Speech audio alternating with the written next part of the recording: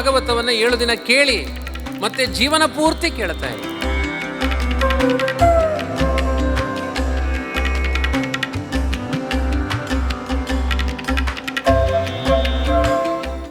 ಹಿರಿಯರಾದ ತಮಗೆಲ್ಲರಿಗೂ ಮತ್ತೊಮ್ಮೆ ವಂದಿಸುತ್ತಾ ಕಾರ್ಯಕ್ರಮದ ಮುಂದಿನ ಹೆಜ್ಜೆ ಈ ದಿನದ ಪ್ರವಚನದ ಪ್ರಾಯೋಜಕರು ಶ್ರೀಮತಿ ಕವಿತಾ ಅಡೂರು ಮತ್ತು ಶ್ರೀ ಚಂದ್ರಶೇಖರ್ ಭಟ್ ಕಾಯಂಬಾಡಿ ಹಾಗೂ ಮಕ್ಕಳಾದಂಥ ಅಕ್ಷರ ಮತ್ತು ಅಭಿಜ್ಞ. ಇವರು ಬಂದು ಆಚಾರ್ಯರಿಗೆ ಹೂಮಾಲೆಯನ್ನು ಸಮರ್ಪಣೆ ಮಾಡುವ ಮೂಲಕ ಇವತ್ತಿನ ಈ ಪ್ರವಚನಕ್ಕೆ ಚಾಲನೆಯನ್ನು ನೀಡಬೇಕು ಅಂತ ಹೇಳಿ ವಿನಂತಿಸಿಕೊಳ್ಳುತ್ತಿದ್ದೆ.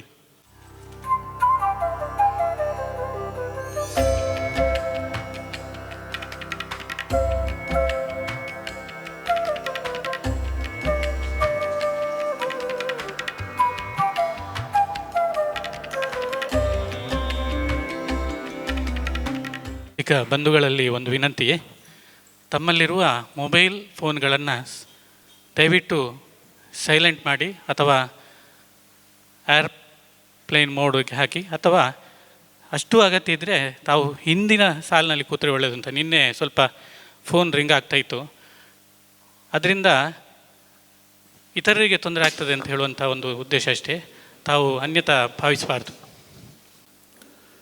ಶ್ರೀ ಗುರುಭ್ಯೋ ನಮಃ. ಹರಿ ಓಂ.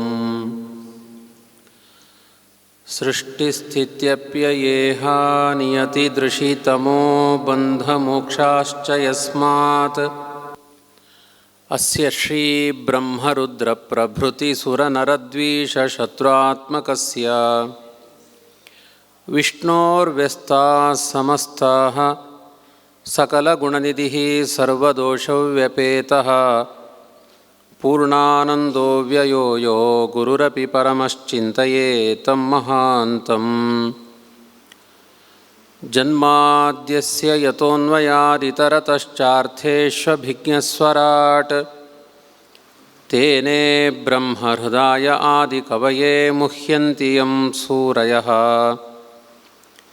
ತೇಜೋ ವಾರಿಮೃದಾಂ ಯಥಾ ವಿನಿಮಯೋ ಯತ್ರ ತ್ರಿಸರ್ಗೋ ಮೃಷಾ ಧಾಮ್ನಾ ಸ್ವೇನ ಸದಾ ನಿರಸ್ತಕುಹಕಂ ಸತ್ಯಂ ಪರಂ ಧೀಮಹಿ.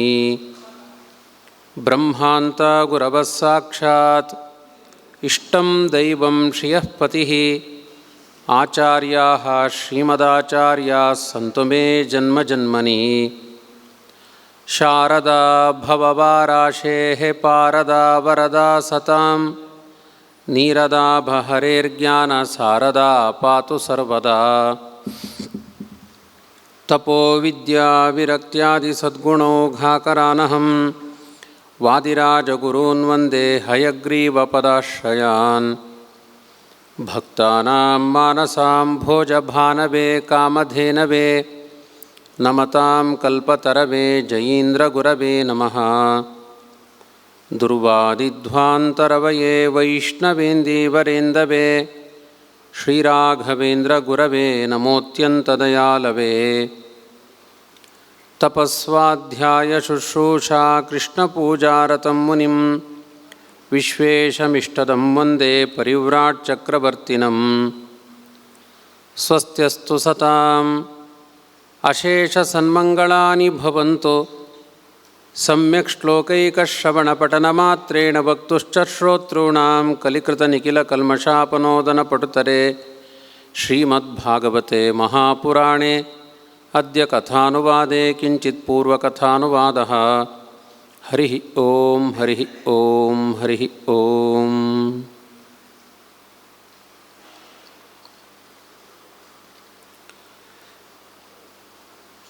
ನಿನ್ನೆಯ ದಿವಸ ಭಾಗವತದ ಮಹತ್ವವನ್ನು ಕೇಳಿಸಿಕೊಂಡಿದ್ದೇವೆ.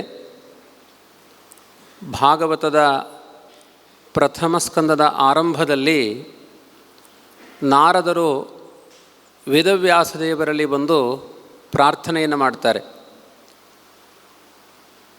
ವೇದವ್ಯಾಸ ಅನ್ನುವುದು ಒಂದು ಭಗವಂತನ ಅವತಾರ. ಎಷ್ಟೋ ಜನ ವೇದವ್ಯಾಸ ಅನ್ನುವ ರೂಪವನ್ನು ಒಂದು ಋಷಿ ಪರಂಪರೆಗೆ ಸೇರಿಸ್ತಾರೆ. ಋಷಿಗಳು ಅಂದರೆ ದೇವತೆಗಳಿಗಿಂತ ಕಡಿಮೆಯ ಅರ್ಹತೆ ಉಳ್ಳವರನ್ನು ಋಷಿಗಳು ಅಂತ ಕರೀತಾರೆ. ಕೆಲವೊಬ್ಬರನ್ನು ಋಷಿ ದೇವತೆ, ಉದಾಹರಣೆಗೆ ನಾರದರು ದೇವತೆ, ಋಷಿಗಳಲ್ಲ. ಆದರೂ ನಾರದ ಋಷಿ ಎನ್ನುವ ಶಬ್ದ ಪ್ರಯೋಗ ಇದೆ. ವಾಸ್ತವಿಕವಾಗಿ ನಾರದರು ದೇವತೆ, ತುಂಬ ದೊಡ್ಡ ಅರ್ಹತೆ. ಮತ್ತು ನಾರದರನ್ನು ಎಷ್ಟೋ ಬಾರಿ ಯಕ್ಷಗಾನಗಳಲ್ಲೆಲ್ಲ ಒಂದು ವಿನೋದದ ರೂಪವನ್ನು ಉಪಯೋಗಿಸಿಕೊಳ್ತಾರೆ. ನಾರದರು ಬಂದರೆ ಗೇಲಿ ಮಾಡುವುದು, ಆಚೆ ಈಚೆ ಹಚ್ಚಿಡ್ತಾರೆ ಅಂತ ಮಾಡ್ತಾರೆ. ಹೌದು, ನಾರದರು ದುಷ್ಟರಿಗೆ ಅನ್ಯಾಯ ಮಾಡಲಿಕ್ಕೆ ಬೇಕಾದ ವ್ಯವಸ್ಥೆಯನ್ನು ಮಾಡ್ತಾರೆ, ಶಿಷ್ಟರಿಗೆ ಅನ್ಯಾಯ ಮಾಡಲ್ಲ. ನಾರದರಿಗೆ ಇನ್ನೊಂದು ನಾಮಾಂತರ ಇದೆ, ಕಲಹಪ್ರಿಯ ಅಂತಲೇ ನಾರದರಿಗೆ ಹೆಸರು. ಆದರೆ ಸಜ್ಜನರಿಗೆ ಹಾನಿ ಮಾಡಲ್ಲ ನಾರದರು, ದುಷ್ಟರಿಗೆ ಮಾತ್ರ ಹಾನಿಯನ್ನು ಮಾಡ್ತಾರೆ. ದೇವತಾ ಸ್ವರೂಪ ನಾರದರು, ಅವರು ಋಷಿಗಳಲ್ಲ. ಈ ಸರಿಯಾದ ದೇವತೆಗಳ ಬಗ್ಗೆ ಒಂದು ಪರಿಕಲ್ಪನೆಯನ್ನು ನೀಡುವ ಗ್ರಂಥಗಳನ್ನು ಮಧ್ವಾಚಾರ್ಯರು ರಚನೆ ಮಾಡಿಕೊಟ್ಟಿದ್ದಾರೆ. ಮೊದಲು ಭಗವಂತ, ಅವನನ್ನು ದೇವತೆ ಅಂತ ಕರಿಬಾರದು, ಅವನನ್ನು ದೈವ ಅಂತ ಕರಿಬೇಕು. ಈ ಪ್ರಾಂತ್ಯದಲ್ಲಿ ದೈವ ಅನ್ನಲಿಕ್ಕೆ ಭಯ ಆಗುತ್ತೆ. ಯಾಕೆಂದರೆ ದೈವ, ಕೋಲ, ಭೂತ ಅವುಗಳ ಕಡೆ ತಲೆ ಹೋಗುತ್ತೆ. ಅದಲ್ಲ, ಅದರ ಅರ್ಹತೆಗಳು ತುಂಬ ಕೆಳಗಿದೆ. ಇಷ್ಟಂ ದೈವಂ, ದೈವ ಅಂದರೆ ಸರ್ವೋತ್ತಮನಾದ ಭಗವಂತ, ಸುಪ್ರೀಂ, ಅವನು ಬಿಟ್ಟು ಮತ್ತಿನ್ಯಾರೂ ಇಲ್ಲ. ಆಮೇಲೆ ಒಂದು ಗುಂಪಿದೆ, ಪರಶುಕ್ಲತ್ರಯರು ಅಂತ ಕರೀತಾರೆ. ಎಂದೂ ತಪ್ಪು ಮಾಡದೇ ಇರುವ ದೇವತೆಗಳು, ಅವರು ತಪ್ಪೇ ಮಾಡಲ್ಲ, ಎಂದೆಂದೂ ತಪ್ಪು ಮಾಡದೇ ಇರುವ ದೇವತೆಗಳು ಅಂದರೆ ಆಂಜನೇಯ ಮುಖ್ಯ ಪ್ರಾಣ, ಇನ್ನೊಂದು ಸೃಷ್ಟಿಕರ್ತನಾದ ಚತುರ್ಮುಖ ಬ್ರಹ್ಮ, ಅವರ ಹೆಂಡಂದಿರು ಸರಸ್ವತಿ, ಭಾರತಿ, ಭಗವಂತನ ಹೆಂಡತಿಯಾದ ಲಕ್ಷ್ಮೀದೇವಿ, 5 ಜನ ಇದ್ದಾರೆ. ಮೊದಲು ಸುಪ್ರೀಂ ನಾರಾಯಣ, ಅದಾದಮೇಲೆ ನೆಕ್ಸ್ಟ್ ಲಕ್ಷ್ಮೀದೇವಿ, ಅದಾದ ಮೇಲೆ ಬ್ರಹ್ಮದೇವರು, ವಾಯುದೇವರು, ಅವರಿಬ್ಬರು ಹೆಂಡಂದಿರು. ಬ್ರಹ್ಮದೇವರ ಹೆಂಡತಿ ಸರಸ್ವತಿ, ವಾಯುದೇವರ ಹೆಂಡತಿ ಅಂದರೆ ಆಂಜನೇಯ, ಮುಖ್ಯಪ್ರಾಣ, ಹನುಮಂತ, ಮಧ್ವಾಚಾರ್ಯ ಎಲ್ಲ ಒಂದೇ, ಸಮಾನ ರೂಪಗಳು, ಅವತಾರ ರೂಪಗಳು. ಅವರ ಪತ್ನಿಯಾದ ಭಾರತಿ. ಅದಾದ ಮೇಲೆ ಬರುವಂತಹದ್ದು ರುದ್ರದೇವರು, ಗರುಡ, ಶೇಷ, ರುದ್ರ ಅಂತ. ಅವರು 3 ಈಕ್ವೆಲ್. ಗರುಡನ ಯೋಗ್ಯತೆ, ರುದ್ರನ ಯೋಗ್ಯತೆ, ಶೇಷನ ಯೋಗ್ಯತೆ ಸಮಾನವಾಗಿದೆ. ಅದಾದಮೇಲೆ ಇಂದ್ರಾದಿ ದೇವತೆಗಳು, ಎಲ್ಲಿಯ ತನಕ? ಅಗ್ನಿದೇವನ ತನಕ. ಇದನ್ನು ವೇದಗಳೇ ಹೇಳುತ್ತೆ. ಮಧ್ವಾಚಾರ್ಯರು ಎಲ್ಲಿಯೂ ಕೂಡ ತಮ್ಮ ಅಭಿಪ್ರಾಯವನ್ನು ದಾಖಲಿಸಿಲ್ಲ. ಯಾವುದೇ ಮಾತುಗಳನ್ನು ಆಡಿದರೂ ಅದನ್ನು ಪ್ರಮಾಣವನ್ನು ಮುಂದಿಟ್ಟು ಮಾತನಾಡಿದ್ದಾರೆ. ನಾವು ಒಂದು ವೇದ ಮಂತ್ರವನ್ನು ಹೇಳ್ತೇವೆ, ಅಗ್ನಿರ್ವೈ ದೇವಾನಾಂ ಅವಮಃ ವಿಷ್ಣು ಪರಮಃ. ಇದು ಋಗ್ವೇದದ ಬ್ರಾಹ್ಮಣ ವಾಕ್ಯ. ದೇವತೆಗಳಲ್ಲಿ ಸರ್ವೋತ್ತಮನಾದವನು ನಾರಾಯಣ. ಅಂದರೆ ದೈವ ಸರ್ವೋತ್ತಮನಾದವನು ದೈವ ನಾರಾಯಣ. ಅವನ ಕಿಂಕರರಾದ ದೇವತೆಗಳಲ್ಲಿ ಕೊನೆಯ ಸ್ತರದಲ್ಲಿ ನಿಂತವನು ಅಗ್ನಿದೇವ. ಹಾಗಾಗಿ ದೇವರ ಒಂದು ಚಿತ್ರ ಮೇಲಿದ್ದರೆ ಕೆಳಗಡೆ ಫೋಟೋ ಇಡ್ತೇವೆ, ಕೆಳಗಡೆಗೆ ಒಂದೆರಡು ದೀಪ ಇಡ್ತೇವೆ. ದೇವರೇ ನೀನು ದೊಡ್ಡವನು, ನಿನ್ನ ಪಾದಕ್ಕೆ ನಮ್ಮ ದೀಪವನ್ನು ಸಮರ್ಪಣೆ ಮಾಡ್ತೇವೆ ಅಂತ ದೇವರ ಮಂಟಪದಲ್ಲಿ ದೀಪವನ್ನು ದೇವರ ಮಂಡೆ ಮೇಲೆ ಇಡೋದಿಲ್ಲ, ಕೆಳಗಡೆ ಇಡ್ತೇವೆ. ಅದು ಸೇವೆಗೋಸ್ಕರ ಕೆಳಗಡೆ ಇಡ್ತೇವೆ. ಇನ್ನು ನಂದಾದೀಪ ಬೇರೆ, ಸಣ್ಣ ಸಣ್ಣ ದೀಪಗಳನ್ನು ಹಚ್ಚಿಡುವುದಾದರೆ ಪಾದದ ಬುಡದಲ್ಲಿ ಸೇವಕನಾಗಿ ಅಗ್ನಿದೇವನ ಪರಿಕಲ್ಪನೆ ಇದೆ. ಇಲ್ಲಿಗೆ ದೇವತಾ ವರ್ಗ ಮುಗೀತು. ಅದಾದಮೇಲೆ ಋಷಿ ವರ್ಗ, ಅದಾದಮೇಲೆ ಚಕ್ರವರ್ತಿಗಳು ಅಂತ ಇದ್ದಾರೆ. ಈ ಚಿಂತನೆಯ ಅಗತ್ಯ ನಿಮಗೆ ಭಾಗವತ ಕೇಳುಗರಿಗೆ ತುಂಬ ಅಗತ್ಯ ಇದೆ. ಭಾಗವತದಲ್ಲಿ ಎಲ್ಲರ ಮಹಿಮೆಯನ್ನು ಹೇಳ್ತಾರೆ. ದೇವತೆಗಳ ಚರಿತ್ರೆ ಇದೆ, ಭಗವಂತನ ಮಹಿಮೆ ಇದೆ, ಭಗವಂತನ ಭಕ್ತರಾದ ಋಷಿಗಳ ಕಥೆ ಇದೆ, ಚಕ್ರವರ್ತಿಗಳ ಕಥೆ ಇದೆ. ಋಷಿಗಳು ಆಮೇಲೆ ಪಿತೃದೇವತೆಗಳು ಬರ್ತಾರೆ. ಋಷಿಗಳಾದ ಮೇಲೆ ಪಿತೃದೇವತೆಗಳು ಬರ್ತಾರೆ. ಪಿತೃದೇವತೆಗಳಾದ ಮೇಲೆ ಚಕ್ರವರ್ತಿಗಳು ಬರ್ತಾರೆ. ಅದಾದಮೇಲೆ ಮನುಷ್ಯೋತ್ತಮರು ಅಂತ. ಈ ಯಾವ ದೇವತೆಗಳು ಋಷಿಗಳು ಇವರಲ್ಲಿ ಕೆಟ್ಟತನ ಇಲ್ಲ. ಮನುಷ್ಯ ಅನ್ನುವ ಕ್ಯಾಟಗರಿ ಬಂದಾಗ ಅದರಲ್ಲಿ 3 ವಿಭಾಗ ಇದೆ. ಸಾತ್ವಿಕ ಮನುಷ್ಯರು, ರಾಜಸ ಮನುಷ್ಯರು, ತಾಮಸ ಮನುಷ್ಯರು ಅಂತ. ತಾಮಸ ಮನುಷ್ಯರು ಬಹುತೇಕ ಈ ಯಾವ ಧರ್ಮ ಅಧ್ಯಾತ್ಮಗಳ ಪರಿಧಿಗೆ ಬರುವುದಿಲ್ಲ. ಅವರು ಪ್ರತ್ಯೇಕವಾಗಿರ್ತಾರೆ. ರಾಜಸ ಅಂದರೆ ಕೆಲವೊಮ್ಮೆ ಇದನ್ನು ಬೇಕು ಅಂತಾರೆ, ಕೆಲವೊಮ್ಮೆ ಬೇಡ ಅಂತಾರೆ. ಕಾಂಪ್ಲಿಕೇಶನ್, ಅದು ಏನು ನಿಶ್ಚಯ ಇಲ್ಲ, ನಿರ್ಣಯಗಳಿಲ್ಲ, ಗೊಂದಲಮಯವಾಗಿರುತ್ತೆ. ಸಾತ್ವಿಕರ ಚೇತನ ಅಂದರೆ ಅವರಲ್ಲಿ ಒಂದೇ ನಿರ್ಣಯ ಇರುತ್ತೆ, ಹೀಗೇ ಹೋಗಬೇಕು ನಮ್ಮ ಬದುಕು ಅನ್ನುವ ನಿರ್ಣಯಗಳಿರುತ್ತೆ. ಬಹುತೇಕ ಭಗವಂತನ ಎಲ್ಲ ಅವತಾರಗಳು ಕೂಡ ಈ ಮನುಷ್ಯರಿಗೆ ಮಾರ್ಗದರ್ಶನ ಮಾಡಲಿಕ್ಕೆ ಬರ್ತಾನೆ. ಯಾಕೆಂದರೆ ಊರ್ಧ್ವ ಲೋಕಗಳು ಎಲ್ಲ ದೇವತೆಗಳ ಲೋಕಗಳು, ಮೇಲ್ಗಡೆ ಯಾರು ಹಾಳಾದವರಿಗೆ ಲೋಕಗಳಿಲ್ಲ. ಅತ್ಯಂತ ಶ್ರೇಷ್ಠವಾದವರ ಲೋಕಗಳೆಲ್ಲ ಊರ್ಧ್ವ ಮುಖದಲ್ಲಿ ಇದೆ. ಅವರಿಗೆ ಮಾರ್ಗದರ್ಶನವನ್ನು ಭಗವಂತ ಆಯಾ ಲೋಕಗಳಲ್ಲೇ ನೀಡ್ತಾನೆ. ಕೆಲವೊಮ್ಮೆ ಭೂಲೋಕದ ಸಾತ್ವಿಕರಾದ ಮನುಷ್ಯರು ದಾರಿ ತಪ್ಪಿದಾಗ ತನ್ನ ಪರಿವಾರದ ದೇವತೆಗಳನ್ನು ಜೊತೆಗೆ ಕರೆದುಕೊಂಡು ಬರ್ತಾನೆ, ತಾನೂ ಬರ್ತಾನೆ. ಅವರಿಗೆ ಮಾರ್ಗದರ್ಶನ ಮಾಡಿ ಭಗವಂತ ತನ್ನ ಅವತಾರ ಕಾರ್ಯವನ್ನು ಪರಿಸಮಾಪ್ತಿ ಮಾಡ್ತಾನೆ.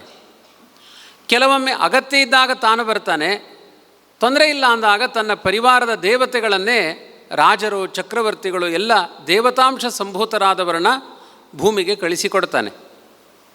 ಅಂತೂ ಈ ಭೂಲೋಕದಲ್ಲಿರುವ ಮನುಷ್ಯರಿಗೆ ನಾರದರು ಹೇಳ್ತಾರೆ, ಮಂದಾಹ ಸುಮಂದ ಮತಯಃ ಮಂದಭಾಗ್ಯ ಹ್ಯುಪದ್ರುತಾಹ. ತುಂಬ ದಡ್ಡತನ ಇರೋದು ಯಾರಲ್ಲಿ ಅಂದರೆ ಮನುಷ್ಯರಲ್ಲಿ.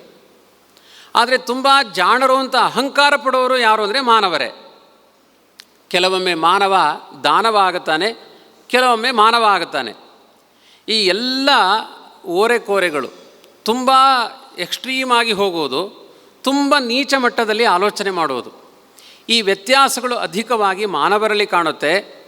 ಮಾನವರಿಗೆ ಮಾರ್ಗದರ್ಶನ ಮಾಡಬೇಕು ಅಂತ ಕೆಳಗಡೆಯ ಲೋಕದಲ್ಲಿರುವ ದೇವತೆಗಳು ಮೇಲೆ ಬರ್ತಾರೆ, ಮೇಲ್ಗಡೆಯ ಲೋಕದಲ್ಲಿರುವ ದೇವತೆಗಳು ಕೂಡ ಇಲ್ಲಿಗೆ ಬರ್ತಾರೆ. ಇದು ಮಧ್ಯದ್ದು ಒಂದು ಸ್ಟೇಷನ್ ಇದ್ದ ಹಾಗೆ.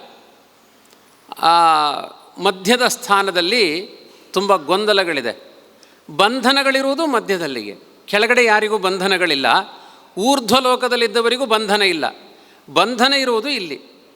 ಅಂದರೆ ನಾವೀಗ ಎಲ್ಲಿದ್ದೇವೆ ಅಂದರೆ, ಬ್ರಹ್ಮಾಂಡ ಅನ್ನೋದು ಒಂದು ಮೊಟ್ಟೆ ಅಂತ ಅಂದ್ಕೊಳ್ಳಿ, ಒಂದು ಬಾಲ್ ಇದ್ದ ಹಾಗೆ ಇದೆ. ಈ ಬಾಲಿನ ನಡುಭಾಗದಲ್ಲಿ ಭೂಲೋಕ ಇದೆ. ಕೆಳಗಡೆ ಅತಳ ವಿತಳ ಸುತಳ ಮಹಾತಳ ತಳಾತಳ ರಸಾತಳ ಅಂತ ಕೆಳಗಡೆ 7 ಲೋಕಗಳಿದೆ. ಮೇಲ್ಗಡೆಗೆ ಭುವಃ ಸುವಹ ಮಹಃ ಜನಃ ತಪಃ ಸತ್ಯಂ ಅಂತ 6 ಲೋಕಗಳಿದೆ. ಮಧ್ಯದಲ್ಲಿ ಭೂಲೋಕ ಇದೆ. 3 ಗುಂಪು, ಕೆಳಗಡೆಯ 7 ಲೋಕಗಳ ಗುಂಪು, ಮೇಲ್ಗಡೆಯ 6 ಲೋಕಗಳ ಗುಂಪು, ನಡುವೆ ಇರುವ ಭೂಲೋಕದ್ದೇ ಒಂದು ಗುಂಪು. ಹೀಗಾಗಿ ಕೆಲವೊಮ್ಮೆ ಪುರಾಣಗಳಲ್ಲಿ 3 ಲೋಕಗಳ ದೊರೆ, ಲೋಕ 3 ಅಲ್ಲ, ಲೋಕಗಳು 14, ಅದನ್ನು 3 ಅಂತ ಕರೀತಾರೆ. 3 ಗುಂಪು ಅಂತ ಅರ್ಥ. ಕೆಳಗಡೆ 7 ಲೋಕಗಳ ಒಂದು ಗುಂಪು, ಮೇಲ್ಗಡೆ 6 ಲೋಕಗಳ ಒಂದು ಗುಂಪು, ನಡುಭಾಗದಲ್ಲಿರುವ ಭೂಲೋಕದ್ದು ಪ್ರತ್ಯೇಕವಾದ ಒಂದು ಗುಂಪು. ಹೀಗಾಗಿ 3 ಗುಂಪುಗಳನ್ನು ಇಟ್ಟುಕೊಂಡು 3 ಅಂತ ಕರೀತಾರೆ. ಕೆಲವೊಮ್ಮೆ ಅದನ್ನು 14 ಅಂತಲೂ ಕರೀತಾರೆ, ತ್ರಿಲೋಕ ಅಂತಲೂ ಕರೀತಾರೆ, ಚತುರ್ದಶ ಭುವನಗಳು ಅಂತಲೂ ಕರೀತಾರೆ. ಒಟ್ಟಿನಲ್ಲಿ ಬ್ರಹ್ಮಾಂಡ ಅನ್ನುವ ಒಂದು ದೊಡ್ಡ ಮೊಟ್ಟೆಯ ಒಳಗಡೆ ಭೂಲೋಕ ನಡುಭಾಗದಲ್ಲಿದೆ. ಬಂಧನಗಳೆಲ್ಲ ಇರುವುದು ಭೂಲೋಕದಲ್ಲಿದ್ದವರಿಗೆ. ಊರ್ಧ್ವಲೋಕದಲ್ಲಿದ್ದವರಿಗೆ ಬಂಧನಗಳಿಲ್ಲ, ಪ್ರಾಬ್ಲಮ್ ಇಲ್ಲ ಅವರಿಗೆ. ಪ್ರಾಬ್ಲಮ್ ಇಲ್ಲ ಅಂದರೆ ಅವರಿಗೆ ಕನ್ಫರ್ಮ್ ಆಗಿದೆ, ಒಳ್ಳೆಯದೇ ಆಗುತ್ತೆ ಅವರಿಗೆ ಅನ್ನುವ ಕನ್ಫರ್ಮ್. ಇನ್ನು ಕೆಳಗಡೆ ಲೋಕದಲ್ಲಿದ್ದವರಿಗೂ ಅಷ್ಟೇ, ಅವರಿಗೆಲ್ಲ ಒಂದು ಏನು ಸ್ಥಾನಮಾನಗಳು ನಿರ್ಣಯ ಆಗಿದೆ. ಭೂಲೋಕದಲ್ಲಿದ್ದವರಿಗೆ ನಿರ್ಣಯ ಇಲ್ಲ. ಸತ್ತ ಮೇಲೆ ನರಕಕ್ಕೆ ಹೋಗ್ತಾರೋ, ಅವರು ಸ್ವರ್ಗಕ್ಕೆ ಹೋಗ್ತಾರೋ, ಅವರ ಗತಿಗಳೇನು, ಅವರ ಬದುಕಿನ ಸಾಧನೆಗಳೇನು, ಯಾವುದು ನಿರ್ಣಯ ಆಗದೇ ಇರುವ ಹಂತ ಭೂಲೋಕದವರು. ಈ ಗೊಂದಲದ ವಾತಾವರಣದಲ್ಲಿದ್ದವರಿಗೆ ಮಾರ್ಗದರ್ಶನ ಮಾಡಲಿಕ್ಕೆ ಭಗವಂತ ಬರ್ತಾನೆ. ಸುಮ್ಮನೆ ನಿಮಗೊಂದು ಅರ್ಥ ಆಗಲಿಕ್ಕೆ ಹೇಳ್ತೇನೆ. ಇದು ವೇದಾಂತ ಮನೆಗೆ ಹೋದ ಮೇಲೆ ಮರೆಯುತ್ತೆ, ಅದು ಕಲ್ಯಾಣ ಮಂಟಪಕ್ಕೆ ಮಾತ್ರ ಸೀಮಿತ ಆಗುತ್ತೆ. ಕೆಲವೊಮ್ಮೆ ನಿಮಗೆ ನೆನಪಾಗಲಿಕ್ಕೆ ಹೇಳ್ತೇನೆ. ನಮ್ಮ ದೇಹ ಅಂತ ಆಲೋಚನೆ ಮಾಡಿ. ನಾಭಿಯಿಂದ ಮೇಲ್ಭಾಗದಲ್ಲಿ 6 ಲೋಕಗಳಿದೆ, ನಾಭಿಯಿಂದ ಕಾಲಿನ ತನಕ 7 ಲೋಕಗಳಿದೆ, ನಾಭಿಯ ಭಾಗದಲ್ಲಿ ಭೂಲೋಕ ಇದೆ. ಭೂಲೋಕವನ್ನು ನೆನಪಿಟ್ಟುಕೊಳ್ಳೋದು ಹೇಗೆ ಅಂದರೆ, ಬಂಧನ ಇರುವ ಲೋಕ ಭೂಲೋಕ. ನಾವೊಂದು ವಸ್ತ್ರ ವಿನ್ಯಾಸ ಮಾಡಿದರೆ, ಈಗ ನಾನೊಂದು ವಸ್ತ್ರವನ್ನು ಧಾರಣೆ ಮಾಡಿದ್ದೇನೆ, ಸ್ತ್ರೀಯರೊಂದು ವಸ್ತ್ರವನ್ನು ಧಾರಣೆ ಮಾಡಿದ್ದಾರೆ ಅಂದರೆ, ಪುರುಷರು ಸ್ತ್ರೀಯರು, ಭಾರತೀಯ ವಸ್ತ್ರ ಸಂಹಿತೆ ಅಥವಾ ಯಾವುದೇ ಇರಲಿ, ಬಂಧನ ಮಾಡೋದು ಸೊಂಟದಲ್ಲಿ, ಬಂಧನ ಇರುವುದು ಭೂಲೋಕದಲ್ಲಿ ಅಂತ ಅರ್ಥ.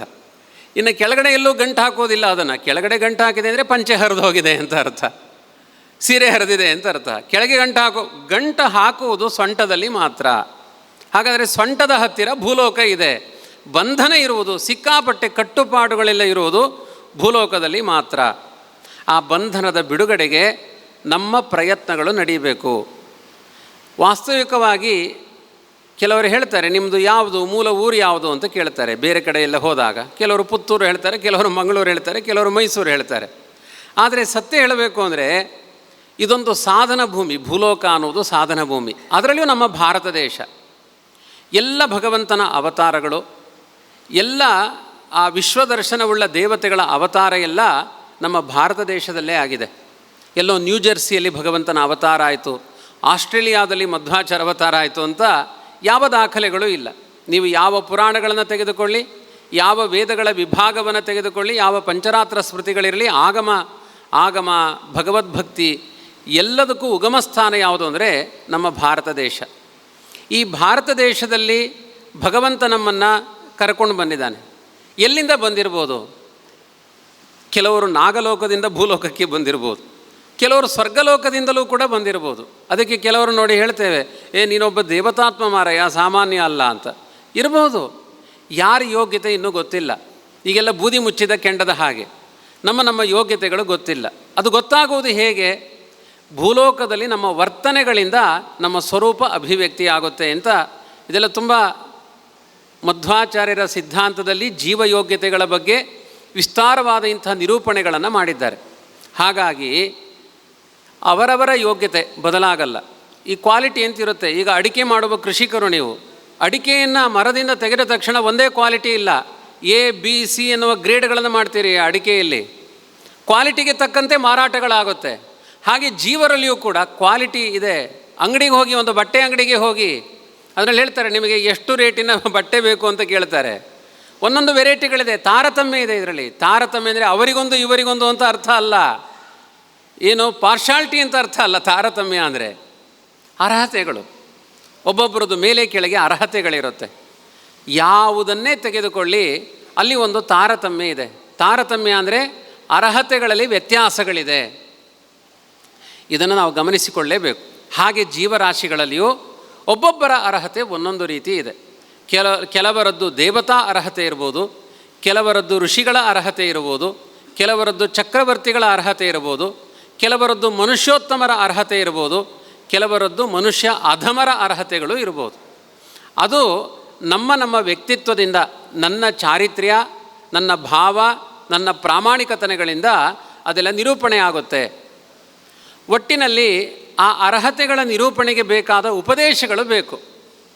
ನಾನು ಹೇಳುವ ಭಾಷೆಗಳು ನಿಮಗೆ ಸ್ವಲ್ಪ ಗೊಂದಲ ಆಗ್ಬೋದು ಶಾಸ್ತ್ರೀಯವಾಗಿ. ಅದನ್ನು ಅರ್ಥ ಮಾಡಲಿಕ್ಕೋಸ್ಕರನೇ ನಾರದರು ಪ್ರಶ್ನೆ ಕೇಳ್ತಾರೆ. ವೇದವ್ಯಾಸದೇವರೇ 18 ಪುರಾಣಗಳನ್ನು ರಚನೆ ಮಾಡಿದ್ದೀರಿ, 1,00,000 ಶ್ಲೋಕಾತ್ಮಕವಾದ ಮಹಾಭಾರತ ಗ್ರಂಥವನ್ನು ರಚನೆ ಮಾಡಿದ್ದೀರಿ, ವೇದಗಳನ್ನೆಲ್ಲ ವಿಭಾಗ ಮಾಡಿದ್ದೀರಿ.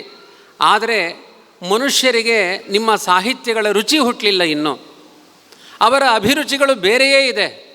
ಇವತ್ತಂತೂ ಮೊಬೈಲ್ ಯುಗದಲ್ಲಿ ಈ ಪುರಾಣಗಳ ಅಭಿರುಚಿಗಳಿಗಿಂತ ಬೇರೆ ಅಭಿರುಚಿಗಳೇ ಹುಟ್ಟುತ್ತಾ ಇದೆ. ಆದರೆ ಬಂದದ್ದು ಅದಕ್ಕೋಸ್ಕರ ಅಲ್ಲ. ಮಗನನ್ನು ಅಪ್ಪಯ್ಯ ಕಳಿಸಿದ್ದಾನೆ, ಬೆಂಗಳೂರಿನಲ್ಲಿ ಕೆಲಸ ಮಾಡಿಕೊಂಡು ಬಾ ಅಂತ. ಮಗ ಹೇಳ್ತಾನೆ, ಅಪ್ಪ ಕೇಳ್ತಾನೆ, ಬೆಂಗಳೂರಿಗೆ ಹೋದ ಕೆಲಸ ಎಲ್ಲ ಆಯಿತಾ? ಎಲ್ಲ ಆಯಿತು, ಎಲ್ಲ ಬೆಂಗಳೂರನ್ನು ಸುತ್ತಾಡಿ ಬಂದೆ, ಮೆಜೆಸ್ಟಿಕ್ ನೋಡಿದೆ, ಕಬ್ಬನ್ ಪಾರ್ಕಿಗೆ ಹೋದೆ, ಲಾಲ್ಬಾಗಿಗೆ ಹೋದೆ. ವಿಧಾನಸೌಧದ ಕೆಲಸ ಏನಾಯಿತು? ಅದೊಂದು ಮಾತ್ರ ಮಾಡಲಿಲ್ಲ ಅಪ್ಪಯ್ಯ. ಅಲ್ಲಯ್ಯ, ನಿನ್ನನ್ನು ಕಳಿಸಿದ್ದ ಅದಕ್ಕೋಸ್ಕರ, ಅದನ್ನು ಬಿಟ್ಟು ಎಲ್ಲ ಮಾಡಿದರೆ ಎಂತ? ನೀನು ಹೋಗಿದ್ದೆ ಯಾಕೆ? ದೇವರು ನಮ್ಮನ್ನು ಭೂಮಿಗೆ ಕಳಿಸಿದ್ದಾನೆ, ಅವನ ಉದ್ದೇಶ ಬೇರೆ ಇದೆ. ಅದನ್ನು ಅರ್ಥ ಮಾಡಿಕೊಳ್ಳದೇನೆ ನಾವು ರೀಲ್ಸ್ ನೋಡ್ತಾ ಕೂತ್ರೆ ನಮ್ಮ ಬದುಕು ವ್ಯರ್ಥ ಆಗುತ್ತೆ. ನಾವು ಯಾಕೋಸ್ಕರ ಭೂಮಿಗೆ ಬಂದಿದ್ದೇವೆ, ನಮ್ಮ ಬದುಕಿನ ಗುರಿ ಏನು, ಉದ್ದೇಶ ಏನು, ಇದನ್ನು ಅರ್ಥ ಮಾಡಿಕೊಳ್ಳುವುದೇ ಜೀವನದ ಮೌಲ್ಯಗಳು ಅಂತ ಭಾಗವತ ವ್ಯಾಖ್ಯಾನ ಮಾಡುತ್ತೆ. ಈ ಅರ್ಥದಲ್ಲಿ ನಾರದರು ಕೇಳ್ತಾರೆ, ತುಂಬ ಸಾಹಿತ್ಯಗಳನ್ನು ಬರೆದಿದ್ದೀರಿ, ಆ ಸಾಹಿತ್ಯಗಳಲ್ಲಿ ಓದುಗರಿಗೆ ಸಾಕಷ್ಟು ಗೊಂದಲಗಳಿದೆ. ಅದರಲ್ಲಿ 3 ಭಾಷೆಗಳಿದೆ, ಸಮಾಧಿ ಭಾಷೆ, ಗುಹ್ಯ ಭಾಷೆ, ದರ್ಶನ ಭಾಷೆ, ಹೀಗೆಲ್ಲ ಒಂದು ಸ್ವಲ್ಪ ಕಾಂಪ್ಲಿಕೇಶನ್ ನಿರೂಪಣೆಗಳಿದೆ. ಸರಿಯಾಗಿ ಅರ್ಥ ಆಗಲ್ಲ ಅವರಿಗೆ. ಮೊದಲೇ ದಡ್ಡರು ಮನುಷ್ಯರು, ಅವರಿಗೆ ಅರ್ಥ ಆಗದೇ ಇರುವ ಭಾಷೆಯಲ್ಲಿ ಹೇಳಿದರೆ ಅನರ್ಥದ ಕೂಪದಲ್ಲಿ ಬೀಳ್ತಾರೆ ಅವರು. ಹಾಗಾಗಿ ಅರ್ಥ ಆಗುವ ಭಾಷೆಯಲ್ಲಿ ಒಂದು ಸಾಹಿತ್ಯವನ್ನು ರಚನೆ ಮಾಡಿ ಜಗತ್ತಿಗೆ ಕೊಡು. ವೇದವ್ಯಾಸದೇವರಲ್ಲಿ ಕೇಳ್ತಾರೆ. ವೇದವ್ಯಾಸದೇವರಲ್ಲಿ ಕೇಳಿದಾಗ ಪ್ರತಿಯಾಗಿ ವ್ಯಾಸರು ಕೇಳ್ತಾರೆ, ನೀನು ಯಾರು ಅಂತ ಕೇಳ್ತಾರೆ. ವೇದವ್ಯಾಸ ಅನ್ನೋದು ಒಂದು ಸರ್ವೋತ್ತಮನಾದ ಭಗವಂತನ ರೂಪ. ಈಗ ನೋಡಿ, ನಾರಾಯಣನೇ ದಶಾವತಾರಗಳಿಂದ ಬಂದಿದ್ದಾನೆ. ಹೇಗೋ ನಾರಾಯಣನ ಮತ್ತೊಂದು ರೂಪ ಪರಶುರಾಮ, ರಾಮ, ಕೃಷ್ಣ ಇದ್ದ ಹಾಗೆ ವೇದವ್ಯಾಸ ಅಂತ ಒಂದು ರೂಪ. ಯಾಕೆ ವೇದವ್ಯಾಸ ದೇವರನ್ನು ಸಾಮಾನ್ಯ ಋಷಿಗಳು ಅಂತ ಹೇಳಬಾರ್ದು ಅಂದರೆ, ಮಹಾಭಾರತದ ಎಲ್ಲ ಘಟನಾವಳಿಗಳನ್ನು 600 ವರ್ಷ ಮೊದಲು ಬರೆದಿಟ್ಟಿದ್ದಾರೆ ವೇದವ್ಯಾಸ ದೇವರು. ಘಟನೆ ನಡೆಯೋಕ್ಕಿಂತ 600 ವರ್ಷ ಮೊದಲು ಕಥೆ ಬರೆದಿಟ್ಟಿದ್ದಾರೆ. ಈಗ ನಾವು ಹೇಳುವ ಎಲ್ಲ ಮಹಾಭಾರತದ ಕಥೆಗಳು ಕೃಷ್ಣನ ಕಾಲದ ಕಥೆಯನ್ನು ನಾವು ಹೇಳ್ತೇವೆ, ಆದರೆ ಬರೆದದ್ದು ಕೃಷ್ಣನ ಕಾಲದಲ್ಲಿ ಅಲ್ಲ. ಕೃಷ್ಣ ಅವತಾರ ಮಾಡೋಕ್ಕಿಂತ 600 ವರ್ಷ ಮೊದಲು ವೇದವ್ಯಾಸದೇವರು ಬರೆದಿಟ್ಟ ಕಥೆಗಳನ್ನೇ ಈಗ ಹೇಳ್ತೇವೆ. ಆದರೆ ಅವರು ಹೇಗೆ ಬರೆದಿಟ್ಟಿದ್ದಾರೋ ಹಾಗೇ ನಡೆದಿದೆ. ಇವತ್ತು ದುರ್ಯೋಧನ ಹುಟ್ಟುತ್ತಾನೆ ಅಂದರೆ ಅವತ್ತೇ ಹುಟ್ಟಿದ್ದಾನೆ. ಅವನು ಹುಟ್ಟಿದಾಗ ಹೇಗೆ ಸೌಂಡ್ ಮಾಡ್ತಾನೆ ಅಂತ ವೇದವ್ಯಾಸದೇವರ 600 ವರ್ಷ ಮೊದಲು ಬರೆದಿಟ್ಟಿದ್ದಾರೆ. ಹುಟ್ಟಿದಾಗ ದುರ್ಯೋಧನ ನರಿ ಹಾಗೆ ಕೂಗುತ್ತಾನೆ ಅಂತ, ಹಾಗೆ ಕೂಗಿದ್ದಾನೆ ಅವ, ಸ್ವಲ್ಪವೂ ವ್ಯತ್ಯಾಸ ಆಗಲಿಲ್ಲ. ಹಾಗಾಗಿ ಸೃಷ್ಟಿಕರ್ತನಾದ ದೇವನೇ ವೇದವ್ಯಾಸರಾಗಿ ಬಂದು ತಾನು ಮುಂದೆ ಯಾವ ಕ್ರಮದ ಸೃಷ್ಟಿ ಪ್ರಪಂಚವನ್ನು ವಿಸ್ತಾರ ಮಾಡ್ತೇನೆ ಎನ್ನುವುದನ್ನು ನಿರೂಪಿಸುವಂತಹ ವ್ಯವಸ್ಥೆಯನ್ನೇ ಮಹಾಭಾರತ ಅಂತ ಕರೆದಿದ್ದಾರೆ. ಇದನ್ನೇ ಮಹಾಭಾರತದಲ್ಲಿಯೇ ಹೇಳ್ತಾರೆ, ಕೋಹ್ಯನ್ಯ ಪುಂಡರೀಕಾಕ್ಷಾತ್ ಮಹಾಭಾರತ ಕೃದ್ಭವೇತ್. ಸರ್ವಜ್ಞನಾಗದೇ ಇರುವ ಒಬ್ಬ ಸಾಮಾನ್ಯ ಋಷಿಗೆ ಇಂತಹ ಮಹಾಭಾರತ ಗ್ರಂಥವನ್ನು ರಚನೆ ಮಾಡಲಿಕ್ಕೆ ಸಾಧ್ಯವೇ ಇಲ್ಲ. ಹಾಗಾಗಿ ವೇದವ್ಯಾಸ ಅನ್ನೋದು ಒಬ್ಬ ಸಾಮಾನ್ಯ ಋಷಿ ಅಂತ ತಿಳ್ಕೊಳ್ಬೇಡಿ. ವೇದವ್ಯಾಸ ಅಂದರೆ ಕೃಷ್ಣ ಹೇಗೋ, ರಾಮ ಹೇಗೋ, ಸಾಕ್ಷಾತ್ ಶ್ರೀಮನ್ನಾರಾಯಣ ಹೇಗೋ, ವಿಷ್ಣು ಹೇಗೋ ಅದೇ ರೀತಿ ವೇದವ್ಯಾಸ. ಸಮಗ್ರ ಗ್ರಂಥವನ್ನು ಉಪದೇಶ ಮಾಡುವ ವೇದವ್ಯಾಸದ ಬಗ್ಗೆ ಇಷ್ಟು ಸರಿಯಾದ ಮಾಹಿತಿಯನ್ನು ಮೊದಲು ಪಡೆಯಬೇಕು. ಅದನ್ನು ನಾರದರು ನಿರೂಪಣೆ ಮಾಡಿದ್ದಾರೆ. ಪ್ರತಿಯಾಗಿ ನಾರದರ ಬಳಿ ವಿಷ್ಣು ಕೇಳ್ತಾನೆ, ಅಂದರೆ ವೇದವ್ಯಾಸರು ಕೇಳ್ತಾರೆ, ನೀನು ಯಾರು ಅಂತ. ನಾರದರು ಹೇಳ್ತಾರೆ, ನಾರದರು ತಮ್ಮ ಆತ್ಮಚರಿತ್ರೆಯನ್ನು ಭಾಗವತದಲ್ಲಿ ಹೇಳಿಕೊಳ್ತಾರೆ. ನಾನೊಬ್ಬ ದಾಸಿ ಪುತ್ರ. ದಾಸಿ ಅಂದರೆ ಅಪ್ಪ ಯಾರೋ ಗೊತ್ತಿಲ್ಲ, ದೇಹವನ್ನು ಮಾರಿಕೊಂಡು ಜೀವನ ನಿರ್ವಹಣೆ ಮಾಡುವ ಒಂದು ವೈಶ್ಯ ಜಾತಿಯ ಒಂದು ಅತ್ಯಂತ ಹೀನ ವೇಶ್ಯೆ ಜಾತಿಯ ಅತ್ಯಂತ ಹೀನವಾದ ಒಂದು ವ್ಯವಸ್ಥೆಯಲ್ಲಿದ್ದವಳು ನನ್ನ ತಾಯಿ. ಮತ್ತು ಈಗ ನೀನು ನಾರದನಾಗಿದೆಯಲ್ಲ, ಅದಕ್ಕೆ ಅವರು ಆತ್ಮಚರಿತ್ರೆ ಹೇಳಿಕೊಳ್ತಾರೆ. ನನ್ನ ತಾಯಿ ಯಾವುದೋ ಒಬ್ಬ ಸನ್ಯಾಸಿಗಳು ಚಾತುರ್ಮಾಸ್ಯ ವ್ರತದಲ್ಲಿ ದೀಕ್ಷಿತರಾಗಿದ್ದರು. ಪ್ರಾಮಾಣಿಕರಾದ ಅವರ ಸೇವೆಯನ್ನು ಅತ್ಯಂತ ನಿಷ್ಠೆಯಿಂದ ಮಾಡ್ತಾಯಿದ್ಲು. ಬಾಲ್ಯದಲ್ಲಿ ನಾನು ಮಗನಾಗಿದ್ದೇನೆ, ಅಪ್ಪ ಯಾರು ಅಂತ ಗೊತ್ತಿಲ್ಲ. ಈ ವಿಷಮ ಸ್ಥಿತಿಯಲ್ಲಿ ತಾಯಿ ನನ್ನನ್ನು ರಕ್ಷಣೆ ಮಾಡಿಕೊಂಡು ಆ ಸಂತರ ಅಂಗಣವನ್ನು ಕಸಗುಡಿಸಿಕೊಂಡು ಅವರ ಸೇವೆ ಮಾಡಿಕೊಂಡು ಅವರು ಕೊಟ್ಟ ಪ್ರಸಾದವನ್ನು ತಿಂದುಕೊಂಡು ಬದುಕ್ತಾ ಇದ್ಲು. ಸಾಯಂಕಾಲದ ಹೊತ್ತು ಆ ಸಂತರು ಸಮಾಜವನ್ನು ಉದ್ದೇಶಿಸಿಕೊಂಡು ಒಂದಷ್ಟು ನೀತಿ ಉಪದೇಶಗಳನ್ನು ಮಾಡ್ತಾಯಿದ್ರು, ಭಾಗವತದ ಕಥೆಗಳನ್ನು ಹೇಳ್ತಾಯಿದ್ರು. ಅದನ್ನು ಕೇಳಿಕೊಂಡು ನನ್ನ ತಾಯಿ ಕಾಲ ಕಳೀತಾ ಇದ್ಲು. ಅವರ ಜೊತೆಗೆ ನಾನು ಸೇರಿಕೊಂಡಿದ್ದೆ. ಪ್ರತಿದಿನ ಕಥೆ ಕೇಳಬೇಕಾದ್ರೆ ಅಮ್ಮ ನನ್ನನ್ನು ಕರ್ಕೊಂಡು ಹೋಗ್ತಾ ಇದ್ಲು, ಬಾ ದೇವರ ಕಥೆ ಕೇಳೋಣ, ಬಾ ಆ ಸಂತರು ಸನ್ಯಾಸಿಗಳು ಪ್ರವಚನ ಮಾಡ್ತಾರೆ ಕೇಳೋಣ ಅಂತ ಕರ್ಕೊಂಡು ಹೋಗ್ತಾ ಇದ್ಲು. ಅವರ ಜೊತೆಗೆ ಹೋಗ್ತಾ ಇದ್ದೆ. ನಾನು 5 ವರ್ಷದ ಬಾಲಕ. ಹಿಂದಿನ ಜನ್ಮದ ಕಥೆ ಹೇಳುವುದು ನಾರದರು. ನಾನು 5 ವರ್ಷದ ಬಾಲಕ. ಇನ್ನೇನು ಚಾತುರ್ಮಾಸ್ಯ ಮುಗಿಬೇಕು. ಒಂದು ಸಂಧ್ಯಾಕಾಲದಲ್ಲಿ ನನ್ನಮ್ಮ ಒಂದು ಕೊಟ್ಟಿಗೆಯಲ್ಲಿ ಹೋಗಿ ಹಸುವನ್ನು ಹಾಲು ಕರಿಬೇಕು ಅಂತ, ದೋಹನ ಕಾಲ, ಹಾಲು ಕರೆಯುವ ಸಮಯ ಅಂತ ಹಾಲು ತೆಗಿಲಿಕ್ಕೆ ಹೋದ್ಲು. ಕೊಟ್ಟಿಗೆಯಲ್ಲಿ ಒಂದು ಹಾವು ಇತ್ತು. ಆ ಕೊಟ್ಟಿಗೆಯಲ್ಲಿರುವ ಹಾವನ್ನು ನೋಡಿ ಹಗ್ಗ ಅಂತ ಭ್ರಮಿಸಿಕೊಂಡ್ಳು. ಅದರ ಮೇಲೆ ಕಾಲಿಟ್ಲು, ಆ ಹುಚ್ಚು ಕಚ್ಚಿತು, ಸತ್ತೋದ್ಲು ನಮ್ಮಮ್ಮ. ಕೊಟ್ಟಿಗೆಯಲ್ಲಿ ಪ್ರಾಣ ಬಿಟ್ಲು ಅವಳು. ಸನ್ಯಾಸಿಗಳು ಚಾತುರ್ಮಾಸ್ಯ ಮುಗಿದ ಮೇಲೆ ಅವರು ತಮ್ಮ ಪಾಡಿಗೆ ತಾವು ಹೊರಟೋದ್ರು. ಅವರು ಪರಿವ್ರಾಜಕರು, ಊರಿಂದ ಊರಿಗೆ ಧರ್ಮ ಪ್ರಚಾರ ಮಾಡಲಿಕ್ಕೆ ಅವರು ಹೊರಟೋದ್ರು. ನನಗೆ ಅಪ್ಪ ಹುಟ್ಟಿನಿಂದ ಕಾಣಲಿಲ್ಲ. ನನ್ನ ಜೊತೆಗಿದ್ದ ಅಮ್ಮ ಹಾವು ಕಡಿದು ಸತ್ತೋದ್ಲು. 5 ವರ್ಷದ ಬಾಲಕ. ನಾನು ಅನಾಥನಾಗಿ ಹೋದೆ. ಯಾರು ನನಗೆ ದಿಕ್ಕು? ಹಿಂದಿಲ್ಲ ಮುಂದಿಲ್ಲ, ಯಾವ ಕುಟುಂಬದ ಸದಸ್ಯರಿಲ್ಲ, ನನ್ನ ಅಮ್ಮ ಇಲ್ಲ. ಸಂತರು ಮೊದಲೇ ಸನ್ಯಾಸಿಗಳು, ಅವರೇ ಹೆಂಡತಿ ಮಕ್ಕಳನ್ನು ಬಿಟ್ಟವರು ನನ್ನನ್ನೇ ಕಟ್ಟಿಕೊಳ್ತಾರೆ. ಅವ್ರ ಪಾಡಿಗೆ ಅವರು ಹೊರಟೋದ್ರು.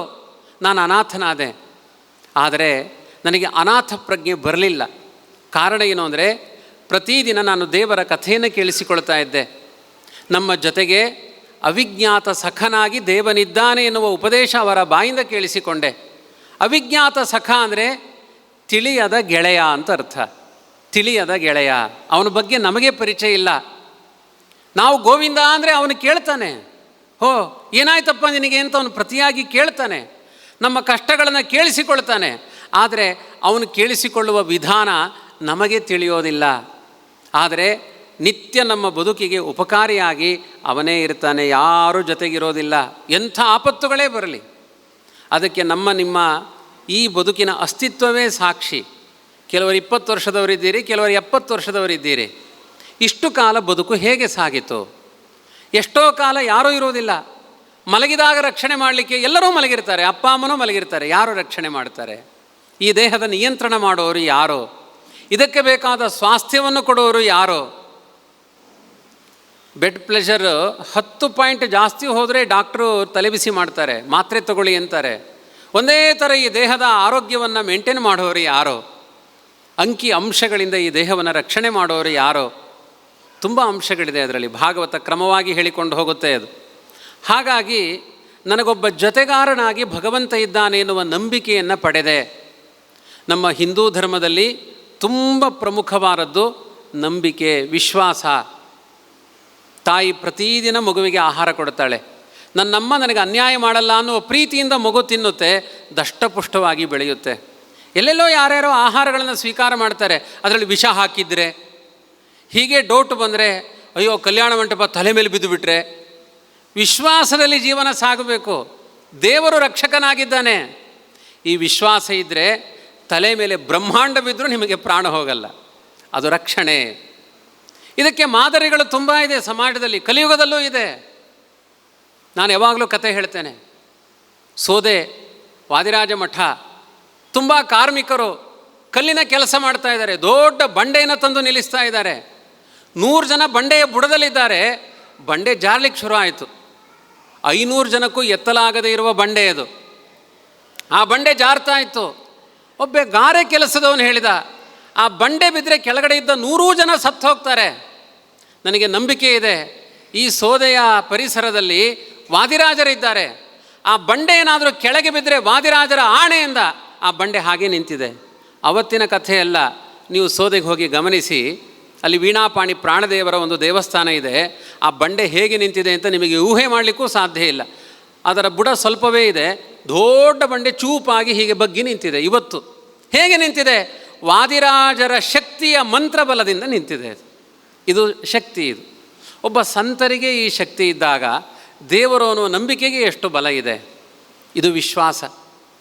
ನಮ್ಮ ಸಮಗ್ರ ಮಹಾಭಾರತ ಭಾಗವತ ಎಷ್ಟೇ ನೀವು ಕಥೆ ಕೇಳಿ, ರಕ್ಷತೀತ್ಯೇವ ವಿಶ್ವಾಸ, ಅವನು ನಮ್ಮ ಬದುಕಿಗೆ ನೇತಾರ, ಅವನು ರಕ್ಷಕ ಅನ್ನುವ ವಿಶ್ವಾಸ ಬರಲಿಲ್ಲ ಅಂದರೆ ನೀವು ಎಷ್ಟು ವರ್ಷಗಳ ಕಾಲ ಈ ಪ್ರವಚನವನ್ನು ಕೇಳಿದರೂ ಅದು ಪ್ರಯೋಜನಕ್ಕೆ ಬರೋದಿಲ್ಲ. ಎಲ್ಲರಲ್ಲೂ ಇರಬೇಕಾದದ್ದು. ನಮ್ಮ ಸಮಗ್ರ ಹಿಂದೂ ಧರ್ಮದಲ್ಲಿ ನಡೆಯುವುದೇ ಧರ್ಮದ ವಿಶ್ವಾಸದಿಂದ. ಆ ವಿಶ್ವಾಸ ನಾರದರಿಗಿತ್ತು. ನನಗೆಂಥ ಆಪತ್ತುಗಳು ಬಂದರೂ ರಕ್ಷಣೆ ಮಾಡ್ತಾನೆ. ಕಾಡಿನಲ್ಲಿ ಸಂಚಾರ ಮಾಡಬೇಕಾದ್ರೆ ನರಿ ತಿಂದುಬಿಟ್ರೆ, ಹುಲಿ ತಿಂದುಬಿಟ್ರೆ, ಸಿಂಹ ಬಂದು ನನ್ನ ಅಟ್ಯಾಕ್ ಮಾಡಿದರೆ 1000 ಭಯಗಳು ಆ ಸಣ್ಣ 5 ವರ್ಷದ ಬಾಲಕನಾದ ನನಗೆ. ಆವಾಗ ಅನ್ನಿಸ್ತು, ಇಲ್ಲ, ಅವರು ಸಂತರು ಹೇಳಿದ್ದಾರೆ, ಕಷ್ಟ ಬಂದಾಗ, ಸಂಕಟ ಬಂದಾಗ ವೆಂಕಟರಮಣ ಅನ್ನೋ ಅವನು ನೀವು ನನ್ನ ಕೈ ಹಿಡಿತಾನೆ. ತ್ವಮೇವ ಮಾತಾ ಚ ಪಿತಾ ತ್ವಮೇವ, ತ್ವಮೇವ ಬಂಧುಶ್ಚ ಸಖಾ ತ್ವಮೇವ, ತ್ವಮೇವ ವಿದ್ಯಾ ದ್ರವಿಣಂ ತ್ವಮೇವ, ತ್ವಮೇವ ಸರ್ವಂ ಮಮ ದೇವ ದೇವ. ಎಲ್ಲ ಸ್ತರದಲ್ಲೂ ಅವನೊಬ್ಬನೇ ಇರ್ತಾನೆ. ಯಾಕೆ ಈ ಮಂತ್ರ ಇದೆ? ಆಲೋಚನೆ ಮಾಡಿ. ತಾಯಿ ರಕ್ಷಕಳು ಹೌದು ಮಕ್ಕಳಿಗೆ. ಎಷ್ಟು ಸಮಯ? ಗಂಡನ ಮನೆಗೆ ಹೋಗೋ ತನಕ ಮಾತ್ರ. ಆಮೇಲೆ ಅಪ್ಪ ಅಮ್ಮ ಎಲ್ಲಿರ್ತಾರೆ? ಹೇಳ್ತಾರೆ, ನೋಡಮ್ಮ, ನಿನ್ನ ಗಂಡನ ಮನೆಗೆ ಹೋದ ಮೇಲೆ ನಿನ್ನ ಜವಾಬ್ದಾರಿ ನಿನಗೆ. ನಾವು ಇಷ್ಟು ದಿನ ಸಾಕಿ ಬೆಳೆಸಿ ಕರ್ತವ್ಯ ಮಾಡಿ ದಾನ ಮಾಡಿದೆ, ಸರಿಯಾಗಿ ನೀನು ವರ್ತಿಸಬೇಕು ಗಂಡನ ಮನೆಯಲ್ಲಿ. ಉಪದೇಶ ಮಾಡಿ ಕಳಿಸ್ತಾರೆ ಅಷ್ಟೇ.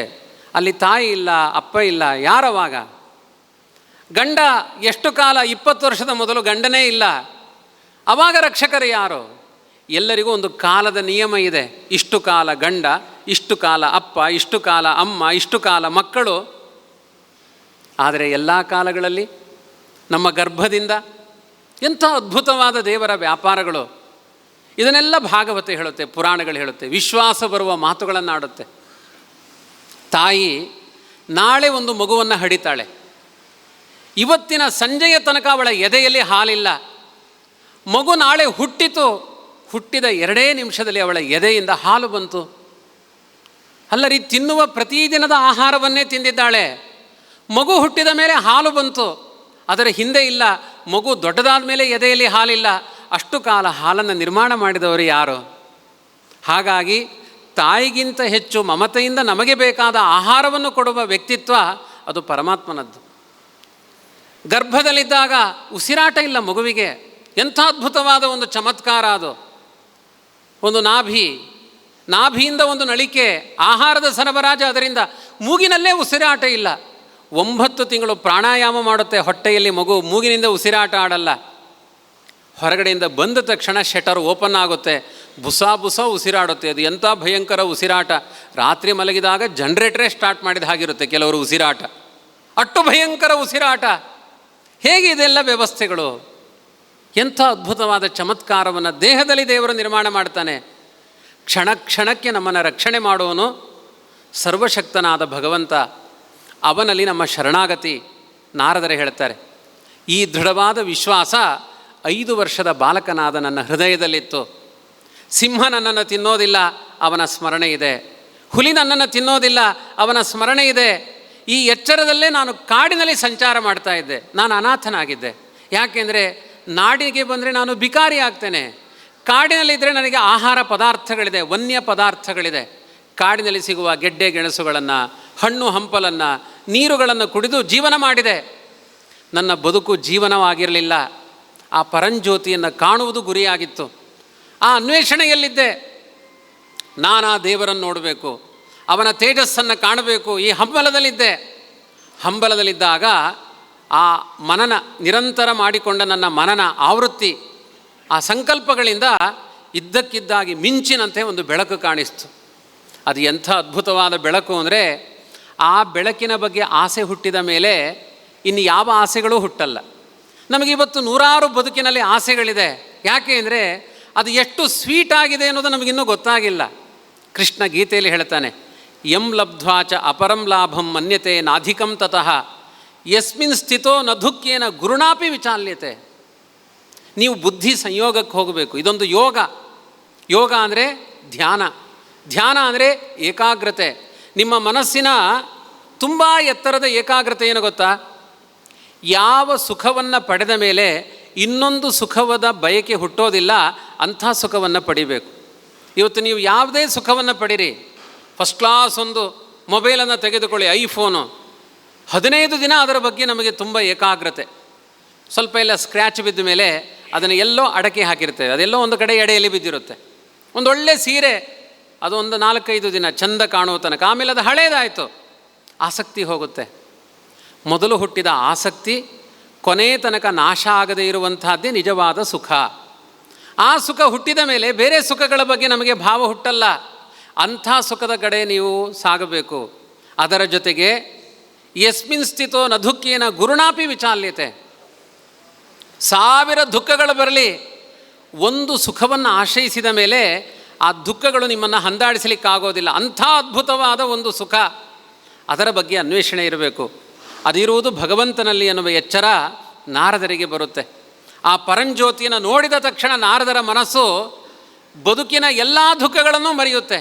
ನನಗೆ ಅಪ್ಪ ಇಲ್ಲ, ಅಮ್ಮ ಇಲ್ಲ, ಗತಿ ಇಲ್ಲ, ಅನಾಥ, ಎಲ್ಲ ಪ್ರಜ್ಞೆಯೂ ಹೊರಟೋಗುತ್ತೆ. ಯಾಕೆ ಅಂದರೆ ಎಲ್ಲ ಇದೆ, ಎಲ್ಲವೂ ಸರ್ವಸ್ವ ಭಗವಂತ ಆಗಿದ್ದಾನೆ. ನಮಗೇನಾಗಿದೆ? ನಮಗೆ ಪದಾರ್ಥಗಳಲ್ಲಿ ಮೋಹ ಇದೆ. ನನಗೆ ಮನೆಯ ಬಗ್ಗೆ ಮೋಹ ಇದೆ, ಹೆಂಡತಿಯ ಬಗ್ಗೆ ಮೋಹ ಇದೆ, ಮಕ್ಕಳ ಬಗ್ಗೆ ಮೋಹ ಇದೆ. ಮಮ ಮಾತಾ ಮಮ ಪಿತಾ ಮಮ ಭ್ರಾತ ಮಮಾತ್ಮಜಾಹ, ನನ್ನವರು ಅನ್ನೋ ಮೋಹ ಇರೋದರಿಂದ ದೇವರ ಕಡೆ ಏಕಾಗ್ರತೆ ಇಲ್ಲ. ಒಂದು ಖಾಲಿ ಪೇಪರನ್ನು ಕೊಟ್ಟು ನಿಮಗೆ ಇಷ್ಟವಾದದ್ದನ್ನು ಬರೀರಿ ಅಂದರೆ ತುಂಬ ಪಟ್ಟಿ ಮಾಡಿ ಬರಿತೇವೆ. ನಮಗೆ ಬೇಕಾದ ಸೀರೆಗಳು, ನಿಮಗೆ ಬಹುಮಾನ ಕೊಡ್ತೇವೆ. ಯಾವುದು ಇಷ್ಟ ಅಂತ ಬರೆದರೆ ಬಹುಮಾನ ಕೊಡ್ತೇವೆ ಅಂದರೆ ಜಗತ್ತಿನ ಎಲ್ಲ ಪದಾರ್ಥವನ್ನು ಬರಿತೇವೆ. ಯಾವುದನ್ನು ಬರೀಬೇಕೋ ಅದನ್ನು ಮರೆತಿರ್ತೇವೆ. ನಮ್ಮ ಬಿಳಿ ಖಾಲಿ ಪೇಪರ್ನಲ್ಲಿ ಏನು ಬರೀಬೇಕು ಅಂದರೆ, ಎಲ್ಲರಿಗಿಂತ ನನಗೆ ಇಷ್ಟ ಆದವನು ಭಗವಂತ, ಅವನಷ್ಟು ಇಷ್ಟ ಆದವರು ಯಾರೂ ಇಲ್ಲ. ಯಾಕೆ ಅಂದರೆ ಈ ಜಗತ್ತಿನಲ್ಲಿ ಸಿಗುವ ಪದಾರ್ಥಗಳೆಲ್ಲ ಈ ಜನ್ಮಕ್ಕೆ ಸಂಬಂಧಪಟ್ಟಿದೆ. ಪ್ರತಿ ಜನ್ಮಗಳಲ್ಲಿಯೂ ನನಗೆ ಇಷ್ಟವಾಗಿ ಸಿಗುವ ದೊರೆ ಆ ಸರ್ವೋತ್ತಮನಾದ ಭಗವಂತ ಅಂತ ಎಚ್ಚರ ಬಂದರೆ ನಮ್ಮ ಬದುಕು ಸಾರ್ಥಕವಾಗುತ್ತೆ. ಇದು ಭಾವನಾತ್ಮಕವಾಗಿ ಜೀವರನ್ನು ದೇವರ ಜೊತೆಗೆ ಸಂಬಂಧವನ್ನು ಅಂಟಿಸಬೇಕು. ಈಗೇನು ಅಂದರೆ ಇಂಜನಿಗೂ ಬೋಗಿಗೂ ಲಿಂಕ್ ತಪ್ಪಿ ಹೋಗಿದೆ. ಭಾಗವತ ಏನು ಮಾಡುತ್ತೆ ಅಂದರೆ ನಮ್ಮ ಬದುಕಿನ ಈ ಬೋಗಿಗಳಿಗೆ ಭಗವಂತನೆಂಬ ಇಂಜನ್ ಜೊತೆಗೆ ಕನೆಕ್ಟ್ ಮಾಡಬೇಕು. ಅದಕ್ಕೋಸ್ಕರ ಭಾಗವತ ಹೊರಟಿದೆ. ನಾರದರು ಹೇಳ್ತಾರೆ, ಆ ಪರಂಜ್ಯೋತಿಯನ್ನು ನೋಡಿದ ಮೇಲೆ ನನ್ನ ಮನಸ್ಸು ಅಲ್ಲೇ ಕನೆಕ್ಟ್ ಆಗಿ ಹೋಯಿತು, ಅದರ ಸಂಬಂಧವನ್ನು ಹೊಂದಿತು. ಅದೇ ಬೇಕು ಅನ್ನೋ ಅನ್ವೇಷಣೆಯಲ್ಲಿ ಕಾಡಿನ ತುಂಬ ಸಂಚಾರ ಮಾಡಿದೆ. ಆ ಪರಂಜ್ಯೋತಿಯನ್ನು ನೋಡಬೇಕು, ನನಗೆ ದೇವರು ಬೇಕು, ದೇವರು ಬೇಕು, ಹಗಲು ರಾತ್ರಿ ಅವನದ್ದೇ ಸ್ಮರಣೆ. ಅವಾಗೊಂದು ಅಶರೀರವಾಣಿಯಾಯಿತು, ಮಗುವೇ, ಈ ಜನ್ಮದಲ್ಲಿ ನಿನಗೆ ಇಷ್ಟೇ ಅರ್ಹತೆ, ಹೆಚ್ಚಿನ ಸಾಧನೆಗಳನ್ನು ಮುಂದಿನ ಜನ್ಮದಲ್ಲಿ ನೀನು ಕಾಣಬಹುದು ಅಂತಂದರು. ಸ್ವಲ್ಪ ಸಮಯ ಬದುಕು ಭೂಲೋಕದಲ್ಲಿ ನಡೀತಾ ಇತ್ತು. ನಾನು ಸತ್ತೋದೆ. ಸತ್ತ ಮೇಲೆ ನಹಿ ಕಲ್ಯಾಣಕೃತ್ ಕಶ್ಚಿತ್ ದುರ್ಗತಿಂ ತಾತಗಚ್ಚತಿ. ಕೃಷ್ಣ ಗೀತೆಯಲ್ಲಿ ಹೇಳ್ತಾನೆ, ಒಳ್ಳೆಯ ಕೆಲಸ ಮಾಡಿದವರಿಗೆ ಅಧಪ್ಪತನವೇ ಇಲ್ಲ, ಅವ್ರ ಕೆಳಗಡೆ ಬೀಳೋದೇ ಇಲ್ಲ. ನನ್ನ ಮನಸ್ಸಿನ ಭಾವಶುದ್ಧಿಯಿಂದ ಮಾಡಿದ ಧ್ಯಾನದ ಪರಿಣಾಮವಾಗಿ ನಾನು ಬ್ರಹ್ಮದೇವರ ತೊಡೆಯಿಂದ ಹುಟ್ಟಿದೆ. ಉತ್ಸಂಗಾತ್ ನಾರದೋ ಜಜ್ಞೆ. ಬ್ರಹ್ಮದೇವರ ಸೃಷ್ಟಿಕರ್ತನಾದ ಚತುರ್ಮುಖ ಬ್ರಹ್ಮನ ತೊಡೆಯಿಂದ ಹುಟ್ಟಿದವನು ನಾರದ. 14 ಜಗತ್ತಿಗೆ ಜ್ಞಾನೋಪದೇಶ ಮಾಡ್ತೇನೆ. ಹಿಂದಿನ ಜನ್ಮದಲ್ಲಿ ಒಂದು ದೇಹವನ್ನು ಮಾರಾಟ ಮಾಡಿಕೊಂಡು ಬದುಕುವ ವೇಶ್ಯೆಯ ಮಗ, ಈ ಜನ್ಮದಲ್ಲಿ 14 ಲೋಕಗಳಿಗೆ ತತ್ವವನ್ನು ಉಪದೇಶ ಮಾಡುವ ಬ್ರಹ್ಮನ ಮಗ. ಆದ್ದರಿಂದ ಈ ಜಾತಿಗಳು, ಈ ದೇಹಗಳು, ಈ ವ್ಯಕ್ತಿತ್ವಗಳೆಲ್ಲ ಬದಲಾಗುತ್ತೆ. ಜಾತಿ ಜಾತಿ ಈ ಜನ್ಮದಲ್ಲಿ ಮಾತ್ರ. ಜೀವನಿಗೆ ಜಾತಿ ಇಲ್ಲ. ಅವನ ಜನ್ಮಾಂತರದಲ್ಲಿ ಸ್ವರೂಪದಲ್ಲೊಂದು ಜಾತಿ ಇದೆ, ಅದು ಯಾವುದೂ ಪ್ರಯೋಜನ ಆಗಲ್ಲ. ಈ ಬಾಹ್ಯವಾದ ಈ ಎಲ್ಲ ವ್ಯಾಪಾರಗಳು ಇವತ್ತಲ್ಲ ನಾಳೆ ನಾವು ಕಳಚಿಕೊಳ್ತೇವೆ. ನಿಜವಾದ ಭಾವಕ್ಕೆ ಸಾಗಬೇಕಾಗಿದೆ. ಹಾಗಾಗಿ ಇವತ್ತು ನನಗೆ ಜ್ಞಾನ ಬಂದಿದೆ. ಎಲ್ಲರ ಪ್ರತಿನಿಧಿಯಾಗಿ, ಸಮಗ್ರ ಸಮಾಜದ ಪ್ರತಿನಿಧಿಯಾಗಿ ಜಗದೊಡೆಯನಾದ ನಿನ್ನ ಬಳಿ ಕೇಳ್ತಾ ಇದ್ದೇನೆ, ಎಲ್ಲರಿಗೂ ಅರ್ಥ ಆಗುವ ಒಂದು ಸಾಹಿತ್ಯವನ್ನು ರಚನೆ ಮಾಡಿಕೊಡು ಅಂತ ನಾರದರು ಶಮ್ಯಾಪ್ರಾಸ ಅನ್ನುವ ಆಶ್ರಮದಲ್ಲಿ ಕುಳಿತ ವೇದವ್ಯಾಸ ದೇವರ ಬಳಿ ಹೋಗಿ ಪ್ರಾರ್ಥನೆ ಮಾಡ್ತಾರೆ. ಜಗತ್ತಿಗೆಲ್ಲ ಬೇಕಾದ ಉಪದೇಶವನ್ನು ಅರ್ಥ ಆಗುವ ಭಾಷೆಯಲ್ಲಿ, ಅಲ್ಲಿ ತುಂಬ ಕಠಿಣ ಆಗಬಾರ್ದು. ಕೇಳ್ತಾ ಇದ್ದರೆ ಆ ಕಥೆಗಳ ಅರ್ಥ ಆಗ್ತಾ ಹೋಗಬೇಕು. ಅದರಲ್ಲಿ ಓರೆಕೋರೆಗಳಿರಬಾರ್ದು, ವ್ಯಾಖ್ಯಾನ ಮಾಡುವಂತೆ ಇರಬಾರ್ದು. ಆ ಥರ ಉಪದೇಶ ಮಾಡಿ ಅಂತ ನಾರದರು ಕೇಳಿದಾಗ, ಸಂಸಾರಿಣಾಂ ಕರುಣಯಾ ಪುರಾಣಗುಹ್ಯಂ, ವೇದವ್ಯಾಸದೇವರು ಶುಕಮುನಿಗಳನ್ನು ನೆಪ ಮಾಡಿಕೊಂಡು ಎಲ್ಲ ಜೀವರಾಶಿಗಳ ದುಃಖದ ಪರಿಹಾರಕ್ಕೋಸ್ಕರ, ಶಾಶ್ವತವಾಗಿ ದುಃಖ ಪರಿಹಾರ ಆಗಬೇಕು. ಅದು ಏನು ಡೋಲೋ 650 ಮಾತ್ರೆ ಥರ ಅಲ್ಲ. ಇವತ್ತು ತೊಗೊಂಡವು, ಸಾಯಂಕಾಲ ಕಡಿಮೆ ಆಯಿತು, ನಾಳೆ ಮತ್ತೆ ತಲೆನೋವು ಶುರು ಆಯಿತು. ಆ ಥರದ ಚಿಕಿತ್ಸಾ ವಿಧಾನಗಳಲ್ಲ. ಶಾಶ್ವತವಾಗಿ ನಮ್ಮ ಬದುಕಿನಲ್ಲಿ ಕಷ್ಟಗಳೇ ನಾಶ ಆಗಬೇಕು. ಅಂತಹ ದಿವ್ಯೌಷಧಿ, ಅದನ್ನು ಭವೌಷಧಿ ಅಂತ ಕರೀತಾರೆ. ಭವ ಅಂದರೆ ಸಂಸಾರ. ಆ ಸಂಸಾರದ ದುಃಖಗಳನ್ನು ಪರಿಹಾರ ಮಾಡುವ ಔಷಧಿ ಯಾವುದು ಅಂದರೆ ಶ್ರೀಮದ್ ಭಾಗವತ. ಕಾಲವ್ಯಾಲ ಮುಖಾಲೀಡ ಜಗತ್ರಾಣ ವಿಧಾಯಕಂ ಶ್ರೀಮದ್ ಭಾಗವತಂ ಶಾಸ್ತ್ರಂ ಕಲೌ ಕೀರೇಣ ಭಾಷಿತಂ. ಎಲ್ಲ ಜೀವರಾಶಿಗಳು ಅಸಹಾಯಕವಾಗಿ ಮೃತ್ಯು ಕೂಪದಲ್ಲಿ ಬೀಳುವ ಪ್ರಸಂಗದಲ್ಲಿ ಅವರನ್ನು ಉದ್ಧಾರ ಮಾಡಬೇಕು ಅನ್ನುವ ಕಾರುಣ್ಯದಿಂದ, ಅತ್ಯಂತ ಕರುಣೆಯಿಂದ, ಸ್ವಾರ್ಥವೇ ಇಲ್ಲದೆ ಮಾಡಿದ ಉಪದೇಶ ಶ್ರೀಮದ್ ಭಾಗವತ. ಅದನ್ನು ಶ್ರದ್ಧೆಯಿಂದ ಕೇಳಿ. ಭಾಗವತದಲ್ಲಿ ಪ್ರತಿಯೊಂದು ಕಥೆಗಳು ಕೂಡ ನಮಗೆ ಮಾರ್ಗದರ್ಶನ ಮಾಡುತ್ತೆ. ಈಗ ನಾನು ಹೇಳಿದೆ, ಒಬ್ಬ ದಾಸಿಪುತ್ರ ಸಾಧನೆಯಿಂದ ನಾರದನಾದ. ಆದರೆ ಸಾಧನೆಯ ಎತ್ತರದಲ್ಲಿರುವಂತಹ ಮಹಾರುದ್ರನೂ ಕೆಲವೊಮ್ಮೆ ತಪ್ಪು ಮಾಡ್ತಾನೆ. ಭಾಗವತ ಹೇಳುತ್ತೆ, ಸಾಕ್ಷಾತ್ ರುದ್ರನ ಅವತಾರ 2. ಒಂದು ಒಳ್ಳೆಯದನ್ನೇ ಮಾಡಿದೆ, ಒಂದು ಕೆಟ್ಟದ್ದನ್ನೇ ಮಾಡಿದೆ. ಶಿವನ ಅವತಾರ ಯಾರು ಅಂದರೆ ವೇದವ್ಯಾಸರ ಮಗನಾದ ಶುಕಮುನಿ ಶಿವನ ಅವತಾರ. ಜಗತ್ತಿನ ತುಂಬ ಎಲ್ಲ ಜೀವರಾಶಿಗಳಿಗೆ ಹಿತವನ್ನೇ ಬಯಸಿದ ರೂಪ ಅದು, ಶುಕ ಅನ್ನುವ ರೂಪ. ಆದರೆ ಅದೇ ರುದ್ರನ ಇನ್ನೊಂದು ರೂಪ ಅಶ್ವತ್ಥಾಮ. ದ್ರೋಣನ ಮಗನಾಗಿ ಅವತಾರ ಮಾಡಿದ ಅಶ್ವತ್ಥಾಮ ಶಿವನ ಅವತಾರ. ಅವನೇನು ಮಾಡಿದ? ಧರ್ಮದ ವಿರುದ್ಧ ಹೆಜ್ಜೆಗಳನ್ನಿಟ್ಟ. ಯಾಕೆ? ಕಲಿಬಾಧೆ ಯಾರಿಗೂ ತಪ್ಪಿದ್ದಲ್ಲ. ಎಷ್ಟು ಭಯಾನಕವಾಗಿದೆ ಅಂದರೆ, ಎಂತೆಂಥ ದೇವತೆಗಳು ಕೂಡ ಈ ಭೂಮಿಗೆ ಬಂದಾಗ ದಾರಿ ತಪ್ಪುತ್ತಾರೆ. ಹೀಗಿದ್ದಾಗ ಸಾಮಾನ್ಯ ಮನುಷ್ಯರ ಕಥೆ ಏನು? ಹಾಗಾಗಿ ದಾರಿ ತಪ್ಪಬಾರದು ಅಂದರೆ ಒಳ್ಳೆಯದನ್ನು ಕೇಳ್ತಾ ಇರಬೇಕು. ಒಳ್ಳೆಯದನ್ನು ಕೇಳಿಸಿಕೊಳ್ತಾ ಇದ್ದರೆ ಕಲಿಗೆ ನಮ್ಮ ದೇಹದಲ್ಲಿ ಇರಲಿಕ್ಕಾಗಲ್ಲ. ಒಳ್ಳೆಯದನ್ನು ಕೇಳಿಸಿಕೊಳ್ಳಿಲ್ಲ ಅಂದರೆ ಕಲಿ ನಮ್ಮ ಹೃದಯಕ್ಕೆ ಬರ್ತಾನೆ. ಅಶ್ವತ್ಥಾಮ ಒಂದು ದಿವಸ ದುರ್ಯೋಧನ ಮನೆಯಲ್ಲಿ ಹಾಲು ಕುಡಿದ. ಅವನ ಮನಸ್ಸು ಹಾಳಾಯಿತು. ಕೆಟ್ಟವರ ಸಂಗ ಮಾಡಿದರೆ ನಮ್ಮ ಮನಸ್ಸು ಹಾಳಾಗುತ್ತೆ, ಮತ್ತು ನಮ್ಮ ಬುದ್ಧಿ ಸರಿಯಾಗುವುದು ಬಹಳ ಕಷ್ಟ ಇದೆ. ಅದಕ್ಕೆ ಹರಿದಾಸರು ಹೇಳ್ತಾರೆ, ಸಜ್ಜನ ಸಂಘ ಮಾಡದಿದ್ದರೆ ಎನಗೆ ಆಣೆ, ದುರ್ಜನರ ಸಂಘ ಬಿಡಿಸದಿದ್ದರೆ ನಿನಗೆ ಆಣೆ, ಎನಗೂ ಆಣೆ ರಂಗ ನಿನಗೂ ಆಣೆ. ನಾವು ಮಾಡಬೇಕಾದದ್ದು ಸತ್ಸಂಗ. ಅಲ್ಲಿ ಕೆಟ್ಟವರಿದ್ದರೆ ಅದನ್ನು ಬಿಡಿಸಬೇಕಾದ ಹೊಣೆಗಾರಿಕೆ ದೇವರಿಗೆ. ನಮಗೆ ಯಾರು ಕೆಟ್ಟವರು ಯಾರು ಒಳ್ಳೆಯವರು ಗೊತ್ತಾಗೋದಿಲ್ಲ. ಅವರವರ ಮುಖದಲ್ಲಿ ಬರುವ ಮಂದಹಾಸಕ್ಕೆ ಬೋಲ್ಡ್ ಆಗ್ತೇವೆ. ಅವರು ನಕ್ಕರೂ ನಾವು ಬೋಲ್ಡ್ ಆದೆವು. ಅವರ ಮನಸ್ಸಿನ ಭಾವಗಳೇನು? ಇದೇ ಸ್ಥಿತಿ ಅಶ್ವತ್ಥಾಮನಿಗಾಯಿತು. ದುರ್ಯೋಧನನ ಮನೆಯ ಹಾಲನ್ನು ಪಾನ ಮಾಡಿದ ಅಶ್ವತ್ಥಾಮ ದುರ್ಯೋಧನನ ಪಕ್ಷಕ್ಕೆ ಹೋಗಿ ಸೇರಿಕೊಳ್ತಾನೆ. ಧರ್ಮದ ಪ್ರವಚನಗಳನ್ನು ಮಾಡಿದವರು ದ್ರೋಣಾಚಾರ್ಯರು.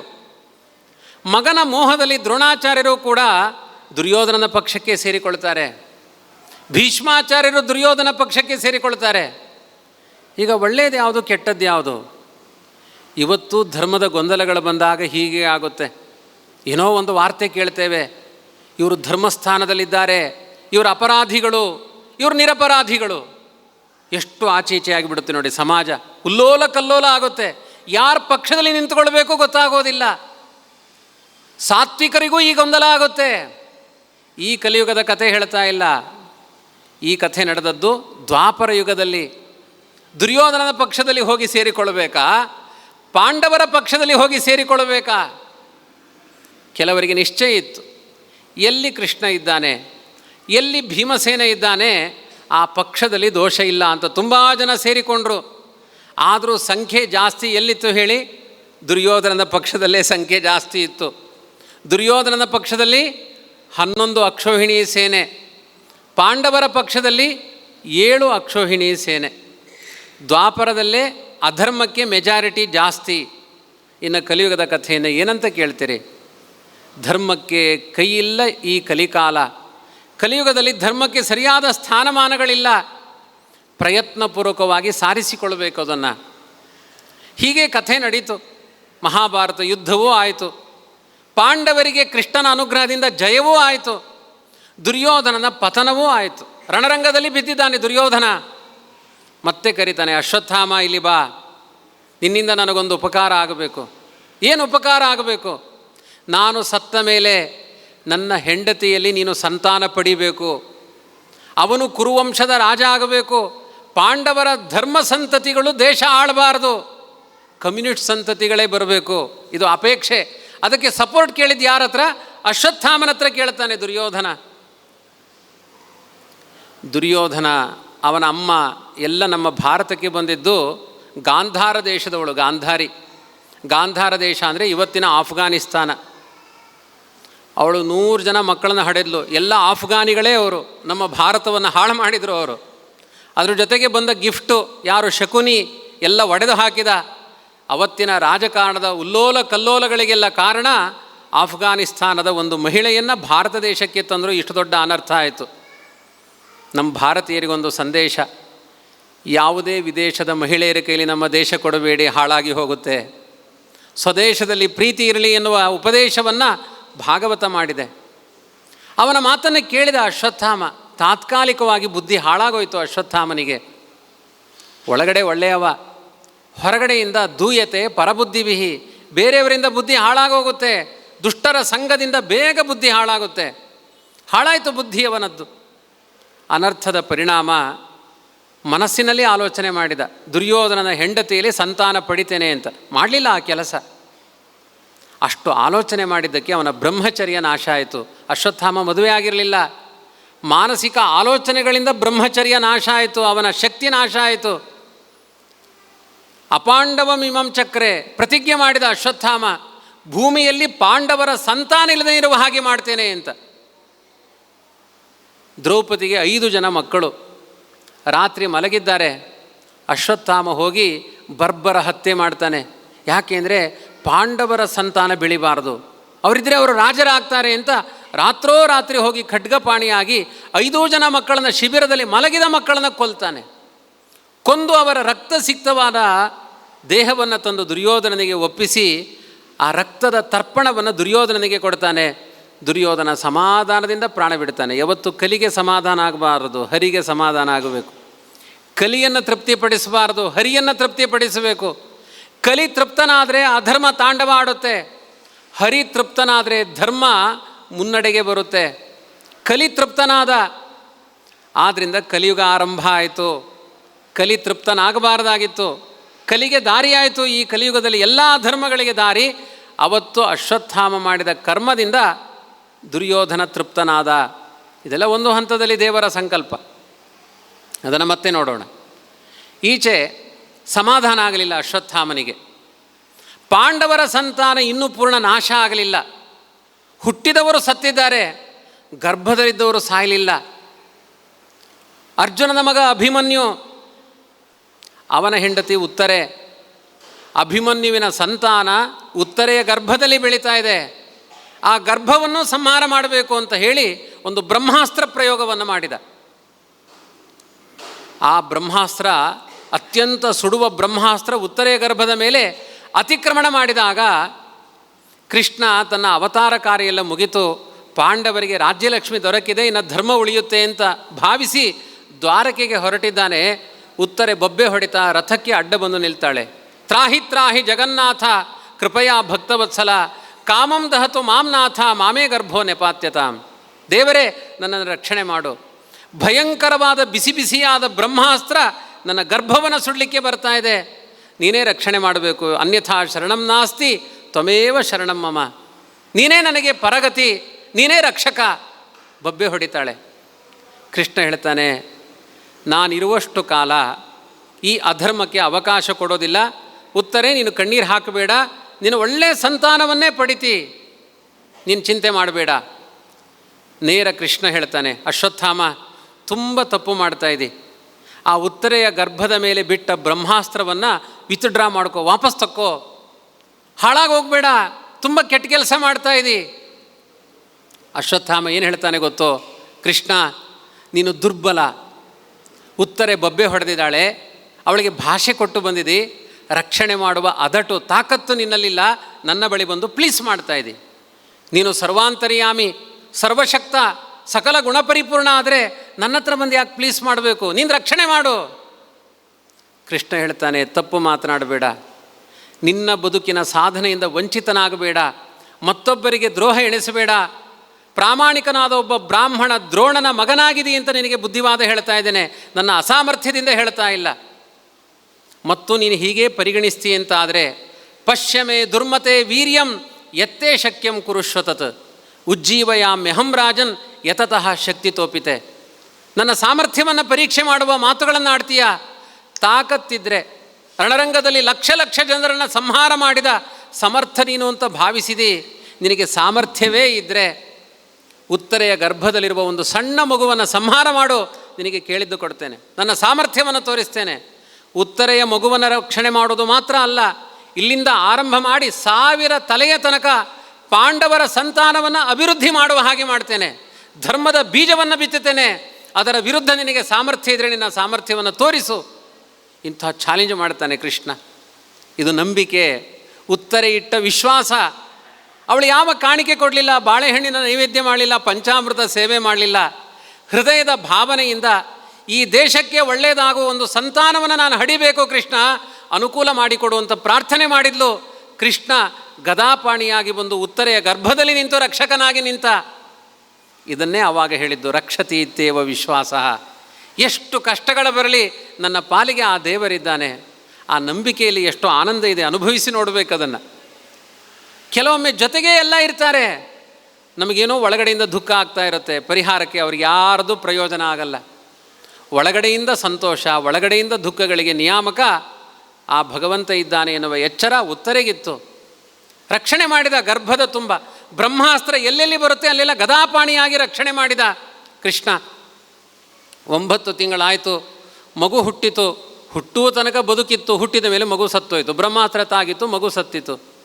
ಯಾಕೆಂದರೆ ಅಲ್ಲಿಯೂ ಒಂದು ಎಡವಟ್ಟಾಗಿದೆ. ಉತ್ತರ ಹೇಳಿದ್ಲು, ಕೃಷ್ಣ ಗರ್ಭದಲ್ಲಿ ರಕ್ಷಣೆ ಮಾಡು, ಮತ್ತೆ ನಾನು ನೋಡಿಕೊಳ್ತೇನೆ. ಕೆಲವರು ಹೇಳ್ತಾರೆ ಒಂದೊಂಜಿ ಅಂಪಲೆ ಬೆತ್ತೇನು ಸೂವಣುಪೆ ಅಂತ. ಯಾರಿಗೂ ಯಾವುದೂ ನೋಡಲಿಕ್ಕಾಗೋದಿಲ್ಲ, ಎಲ್ಲ ಕಾಲದಲ್ಲೂ ಅವನೇ ನೋಡಬೇಕು. ಪ್ರತಿ ಕ್ಷಣವೂ ನಿಯಾಮಕ ಭಗವಂತ. ಮಗು ಹುಟ್ಟಿತು, ಬ್ರಹ್ಮಾತ್ರತ ಆಗಿತ್ತು, ಮಗು ಸತ್ತಿತ್ತು, ಮತ್ತೆ ಎಲ್ಲ ಬೊಬ್ಬೆ ಹೊಡೆದರು, ದೇಶದ ಜನ ಎಲ್ಲ ಒಟ್ಟಾದರು. ಏನು ಅನ್ಯಾಯ, ಇಲ್ಲಿ ತನಕ ಬದುಕಿದ ಮಗು ಸತ್ತು ಹೋಗಿದೆ.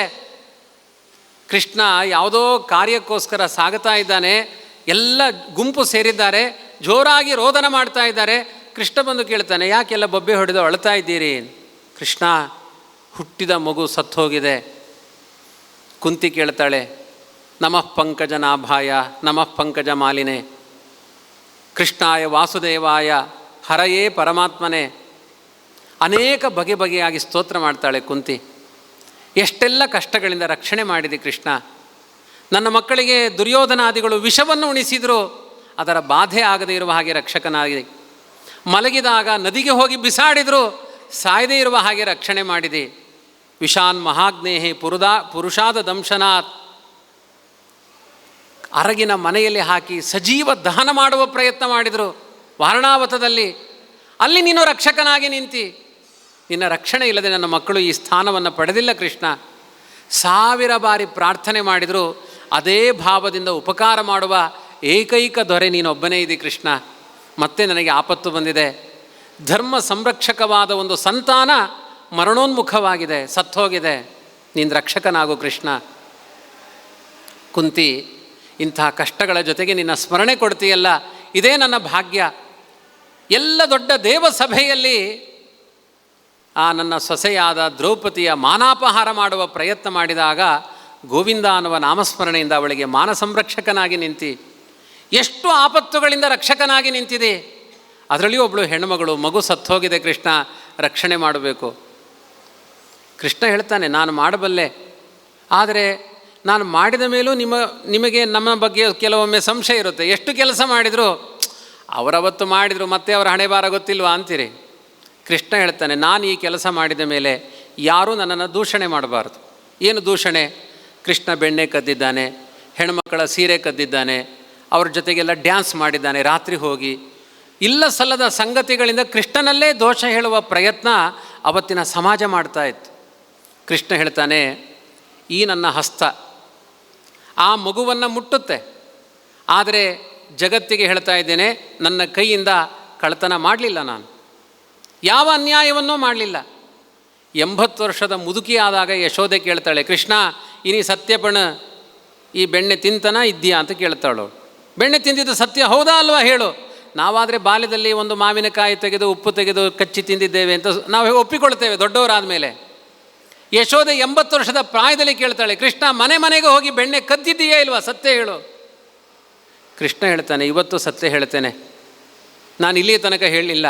ನಿನಗೆ ಚಾಡಿ ಹೇಳಿದ ಆ ಗೋಪಿಯರೆಲ್ಲ ಇದ್ದಾರಲ್ವ, ನಿಜವಾಗಿ ಅವರು ಕಳ್ಳರು, ನಾನು ಕಳ್ಳ ಅಲ್ಲ ಅಂತಾನೆ ಕೃಷ್ಣ. ಯಾಕೆ? ಜಗತ್ತೆಲ್ಲ ನಂದೇ, ನಾನು ಜಗದೊಡೆಯ, ಬೆಣ್ಣೆ ಸೃಷ್ಟಿ ಮಾಡಿದವನು ನಾನೇ, ಹಸುವನ್ನು ನಿರ್ಮಾಣ ಮಾಡಿದವನು ನಾನೇ. ಪುರುಷ ಸೂಕ್ತ ಹೇಳುತ್ತೆ, ತಸ್ಮಾತ್ ಜಾತ ಅಜ ಆವಯ ಗಾವೋಹ ಜಗ್ಗಿರೆ ತಸ್ಮಾತ್ ಯಜುಸ್ತಸ್ಮಾತ್ ಅಜಾಯತ. ಆಡು ನರಿ ಪ್ರಾಣಿ ಪಕ್ಷಿ ಮನುಷ್ಯ ಮಾನವ ದಾನವ ಎಲ್ಲರಿಗೂ ಸೃಷ್ಟಿಕರ್ತನಾದವನು ನಾರಾಯಣ ನಾನು. ಕೃಷ್ಣಸ್ತು ಭಗವಾನ್ ಸ್ವಯಂ. ಜಗತ್ತೆಲ್ಲ ನಂದೇ ಪದಾರ್ಥಗಳು. ಕಳ್ಳತನ ಅಂದರೆ ನನ್ನದಲ್ಲದೇ ಇದ್ದದ್ದಕ್ಕೆ ಕೈ ಹಾಕಬೇಕು, ಯಾವುದು ನಂದಲ್ಲ. ಹಾಗಾಗಿ ನಾನು ಸೃಷ್ಟಿ ಮಾಡಿದ ಪದಾರ್ಥವನ್ನು ಕದ್ದಿಟ್ಟುಕೊಂಡವರು ಗೋಪಿಯರು, ಅವರು ಕಳ್ಳರು, ನಾನು ಕಳ್ಳ ಅಲ್ಲ ಅಂದ ಕೃಷ್ಣ. ಇನ್ನಾದರೂ ಸರಿ ಅರ್ಥ ಮಾಡಿಕೊ. ನಾನು ಕಳ್ಳತನ ಮಾಡಿಲ್ಲ ಅಂತ ಆದರೆ, ಯಾವ ಹೆಣ್ಣಿಗೂ ಅಪಚಾರ ಮಾಡಿಲ್ಲ ಅಂತ ಆದರೆ, ಯಾವುದೇ ರಾಜನೀತಿಯಲ್ಲಿ ತಪ್ಪುಗಳ ಹೆಜ್ಜೆಯನ್ನು ಕೃಷ್ಣ ಇಟ್ಟಿಲ್ಲ ಅಂತ ಆದರೆ, ನನ್ನ ಹಸ್ತ ಆ ಮಗುವನ್ನು ಬದುಕಿಸಲಿ ಅಂತ ಮುಟ್ಟಿದ, ಮಗು ಬದುಕಿತ್ತು. ಒಂದೇ ಒಂದು ದೋಷ ಇಲ್ಲ, ನಿರ್ದೋಷ. ಮಧ್ವಾಚಾರ್ಯ ಹೇಳ್ತಾರೆ, ಅಥೋಶೇಷ ಗುಣೋನ್ನದ್ಧಂ ನಿರ್ದೋಷಂ ಯಾವದೇವ ಹಿ ತಾವದೇವ ಈಶ್ವರೋ ನಾಮ ತತ್ರ ಭೇದೋಪಿ ನ ಕ್ವಚಿತ್. ಒಂದೇ ಒಂದು ದೋಷಗಳಿಲ್ಲ. ಲಕ್ಷ್ಮೀ ಶೋಭಾನ ಹೇಳೋರಿಗೆಲ್ಲ ಗೊತ್ತು, ಕುಂದು ಎಳ್ಳಷ್ಟು ಇಲ್ಲದ ಮುಕುಂದನೆ ತನಗೆಂದು ಇಂದಿರೆ ಮನದಲ್ಲಿ ನೆನೆದಳು. ಲಕ್ಷ್ಮಿ ಮಾಲೆ ಹಾಕಬೇಕಾದ್ರೆ ಆಲೋಚನೆ ಮಾಡಿಲ್ಲಂತೆ, ಒಂದು ತಿಲ ಮಾತ್ರದಷ್ಟು ದೋಷ ಇಲ್ಲದೆ ಇದ್ದವನು ನನಗೆ ಗಂಡನಾಗಲಿ. ದೋಷ ಇಲ್ಲದೆ ಇರುವ ಏಕೈಕ ವ್ಯಕ್ತಿತ್ವ ಸರ್ವಶಕ್ತನಾದ ವಿಷ್ಣುವಿಗೆ ಮಾತ್ರ. ಈ ತತ್ವ ದೃಢ ಆಗಲಿಲ್ಲ ಅಂದರೆ ನಮಗೆ ಮಾರ್ಗದರ್ಶನ ಆಗಲ್ಲ, ದಾರಿ ತಪ್ಪುತ್ತೇವೆ ನಾವು. ಭಾಗವತ ಹೇಳುತ್ತೆ, ನೇರ ಮಾತಿನಿಂದ ಭಾಗವತ ಹೇಳುತ್ತೆ, ಯಾರು ಭ್ರಷ್ಟರಾಗಬೇಡಿ, ದೇವರಲ್ಲಿ ಒಂದೇ ಒಂದು ದೋಷ ಇಲ್ಲ, ಕೃಷ್ಣನಲ್ಲಿ ಒಂದೇ ಒಂದು ದೋಷ ಇಲ್ಲ. ಕೃಷ್ಣ ಪ್ರತಿಜ್ಞೆ ಮಾಡಿ ಮಗುವನ್ನು ಬದುಕಿಸಿದ. ಆ ಮಗುವಿಗೆ ವಿಷ್ಣುರಾತ ಅಂತ ನಾಮಕರಣ ಮಾಡಿದರು. ಭಗವಂತನಿಂದ ಬದುಕನ್ನು ಪಡೆದವ ಅಂತ. ಕಾಲಾಂತರದಲ್ಲಿ ಅವನಿಗೆ ಇನ್ನೊಂದು ನಾಮ ಪರೀಕ್ಷಿತ. ಪರೀಕ್ಷಿತ ಅಂತ ಹೆಸರು ಬರಲಿಕ್ಕೆ ಕಾರಣ ಏನು ಅಂದರೆ ಅದನ್ನು ಮಹಾಭಾರತ ಹೇಳುತ್ತೆ. ಉತ್ತರೆ 3 ವರ್ಷದ ಮಗುವಾಗಿದ್ದಾಗ, ಇದೇ ವಿಷ್ಣುರಾತ 3 ವರ್ಷದ ಬಾಲಕನಾಗಿದ್ದಾಗ ಒಬ್ಬರು ಜ್ಯೋತಿಷ್ಕರ ಬಳಿ ಕರ್ಕೊಂಡು ಹೋದ್ರಂತೆ. ಈ ಮಗು ಹುಟ್ಟಬೇಕಾದ್ರೆ ಅಪ್ಪ ಇಲ್ಲ, ಹುಟ್ಟಿ ಸತ್ತಿ ಬದುಕಿದ ಮಗು, ಇದರ ಮುಂದಿನ ಭವಿತವ್ಯ ಏನಿದೆ, ಇದರ ಅದೃಷ್ಟಗಳೇನಿದೆ ನೋಡಿ ಅಂತ ಜ್ಯೋತಿಷ್ಯವನ್ನು ಕೇಳಿದರು. ಜ್ಯೋತಿಷ್ಯ ಸತ್ಯ ಆಗುತ್ತೆ. ಆ ಜ್ಯೋತಿಷ್ಕರು ಹೇಳಿದರು, ಈ ಮಗು ನಮ್ಮ ಅಖಂಡ ಭಾರತ ದೇಶದ ರಾಜನಾಗಿ ಮೆರಿತಾನೆ, ಚಕ್ರವರ್ತಿಯಾಗಿ ಮೆರೆಯುವ ಚಿಹ್ನೆಗಳಿದೆ, ಕೈಯಲ್ಲಿ ಚಕ್ರದ ಚಿಹ್ನೆ ಇದೆ. ಯಾರಿಗೆ ಕೈಯಲ್ಲಿ ಚಕ್ರದ ಚಿಹ್ನೆ, ಶಂಖದ ಚಿಹ್ನೆ ಇರುತ್ತೆ ಅವರು ದೇಶಕ್ಕೆ ಒಳ್ಳೆಯದನ್ನು ಮಾಡ್ತಾರೆ. ನಿಮ್ಮ ಕೈ ಮನೇಲಿ ಹೋಗಿ ನೋಡ್ಕೊಳ್ಳಿ, ಕೆಲವೊಮ್ಮೆ ಪೊರ್ಕೆ ಚಿಹ್ನೆಯೂ ಇರುತ್ತೆ, ನಿಮಗೆ ಹೇಳಿದ್ದಲ್ಲ, ಅದು ಈ ಬೇಡವಾದ ಚಿಹ್ನೆಗಳಿರುತ್ತೆ, ಅದರಿಂದ ಅನರ್ಥಗಳಾಗುತ್ತೆ. ಅಂಥ ರಾಜಲಕ್ಷಣಗಳಿದ್ದಾವೆ ಭಗವಂತನ ಕೈಯಲ್ಲಿ. ಅವನು ಭಗವಂತನ ಸನ್ನಿಧಾನ ಇದೆ ನಿನ್ನ ಮಗನಲ್ಲಿ. ಆದರೆ ಇವನು ಮುಂದೊಂದು ದಿನ ಹಾವು ಕಡಿದು ಸಾಯ್ತಾನೆ. ಮಗುವಿನ ಮಂಡೆಯಲ್ಲಿ ನಾನು ರಾಜನಾಗ್ತೇನೆ ಅನ್ನೋದು ತಲೆಯಲ್ಲಿ ಕೂತ್ಕೊಳ್ಳಿಲ್ಲ. ಆ 3 ವರ್ಷದ ಮಗುವಿನ ತಲೆಯಲ್ಲಿ ನನಗೆ ಹಾವು ಕಡಿಯುತ್ತೆ. ಅವತ್ತಿನಿಂದ ಪಿರ್ಕಿ ಆಯ್ತಂತೆ ಆ ಮಗು. ಒಂದು ಹಂತದಲ್ಲಿ ಹುಚ್ಚಿಡಿತು ಅದಕ್ಕೆ. ಎಲ್ಲಿ ಹೋಗಬೇಕಾದ್ರೂ ಒಮ್ಮೆ ಹೀಗೆ ರೌಂಡ್ ಹೊಡೆಯೋದಂತೆ, ಎಲ್ಲಿಂದ ಹಾವು ಬರುತ್ತೆ. ಅದಕ್ಕೆ ಅವನಿಗೆ ಪರೀಕ್ಷಿತ ಅಂತ ಬಿರುದು ಬಂತು. ಪರೀಕ್ಷಿತ ಅಂದ್ರೇನು? ಪರಿತಃ ಈಕ್ಷಿತೃತ್ವಾತ್. ಪರಿತಃ ಅಂದರೆ ಸುತ್ತಲೂ ಒಮ್ಮೆ ತಿರುಗಿ ನೋಡ್ತಾ ಇದ್ದ, ಸುತ್ತ ತಿರುಗಿ ನೋಡುವವ ಅಂತ ಅರ್ಥ. ಪರೀಕ್ಷಿತ ಅಂದರೆ ಅರ್ಥ ಏನು? ಸುತ್ತ ತಿರುಗಿ ನೋಡುವವ ಅಂತ. ಹಾವು ಬರುತ್ತೆ ಅಂತ ತಿರುಗಿತಾ ಇದ್ದ ಅವ. ಅದಕ್ಕೆ ಅವನಿಗೆ ಪರೀಕ್ಷಿತ ಅನ್ನೋದು ಬಿರುದು. ಅವನ ಹೆಸರೇನು? ವಿಷ್ಣುರಾತ ಅಂತ ಅವನ ಹೆಸರು. ಮುಂದೆ ತುಂಬ ದೊಡ್ಡ ಚಕ್ರವರ್ತಿಯಾಗಿ ಮೆರಳಿಕ್ಕಿದ್ದಾನೆ ಅಂತ ಅವನ ಕಥೆಯನ್ನು ಹೇಳ್ತಾರೆ. ಈ ಕಥೆಯಲ್ಲಿ ನಾವು ಅರ್ಥ ಮಾಡಿಕೊಳ್ಳಬೇಕಾದದ್ದು ಕೃಷ್ಣನ ಸಾರ್ವಭೌಮ ವ್ಯಕ್ತಿತ್ವ. ಪರೀಕ್ಷಿತನ ಜನ್ಮ ಆಗಲಿಲ್ಲ ಅಂದರೆ ನಮ್ಮ ಸನಾತನ ಸಂಸ್ಕೃತಿ ಕಣ್ಮರೆಯಾಗ್ತಾ ಇತ್ತು, ದುರ್ಯೋಧನನ ಆಡಳಿತವೇ ಬರ್ತಾ ಇತ್ತು. ಇದು 1300 ವರ್ಷದ ಹಳೆಯ ಕಥೆ, ಇದು 6000 ವರ್ಷದ ಹಳೆಯ ಕಥೆ. ಇದು ಕೃಷ್ಣನ ಅವತಾರ ಆಗಿ ಸುಮಾರು 6000 ವರ್ಷ. ಅದರ ಹಳೆಯ ಕಥೆ. ಅಲ್ಲಿಂದ ಇಲ್ಲಿಯ ತನಕ ಅಧರ್ಮವೇ ತಾಂಡ ಆಡ್ತಾ ಇದ್ದು. ಕೃಷ್ಣ ಅನ್ನುವ ಒಂದು ಕುಂತಿ ಮಾಡಿದ ಸ್ತೋತ್ರ, ಉತ್ತರೆ ಮಾಡಿದ ಪ್ರಾರ್ಥನೆಯಿಂದ ಧರ್ಮದ ಬೀಜ ಬೆಳಲಿಕ್ಕೆ ಆರಂಭ ಆಯಿತು ಪರೀಕ್ಷಿತನ ಮೂಲಕ.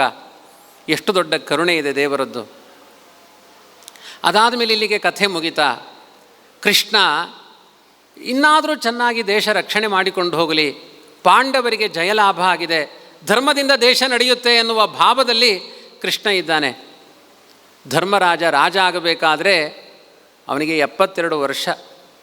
ಅನುಭವಿಗಳಿಗೆ ಅಧಿಕಾರ ಕೊಡಿ. 20 ವರ್ಷದ ತರುಣರಿಗೆ, 22 ವರ್ಷದ ತರುಣರಿಗೆ ಅಧಿಕಾರ ಕೊಟ್ಟರೆ 1 ವರ್ಷದಲ್ಲಿ ಅವರು ಜೈಲಿನಲ್ಲಿ ಮುದ್ದೆಯನ್ನು ತಿಂತಾ ಇರ್ತಾರೆ. ಕಥೆ ಕೇಳಿದ್ದೀರಿ ನೀವು.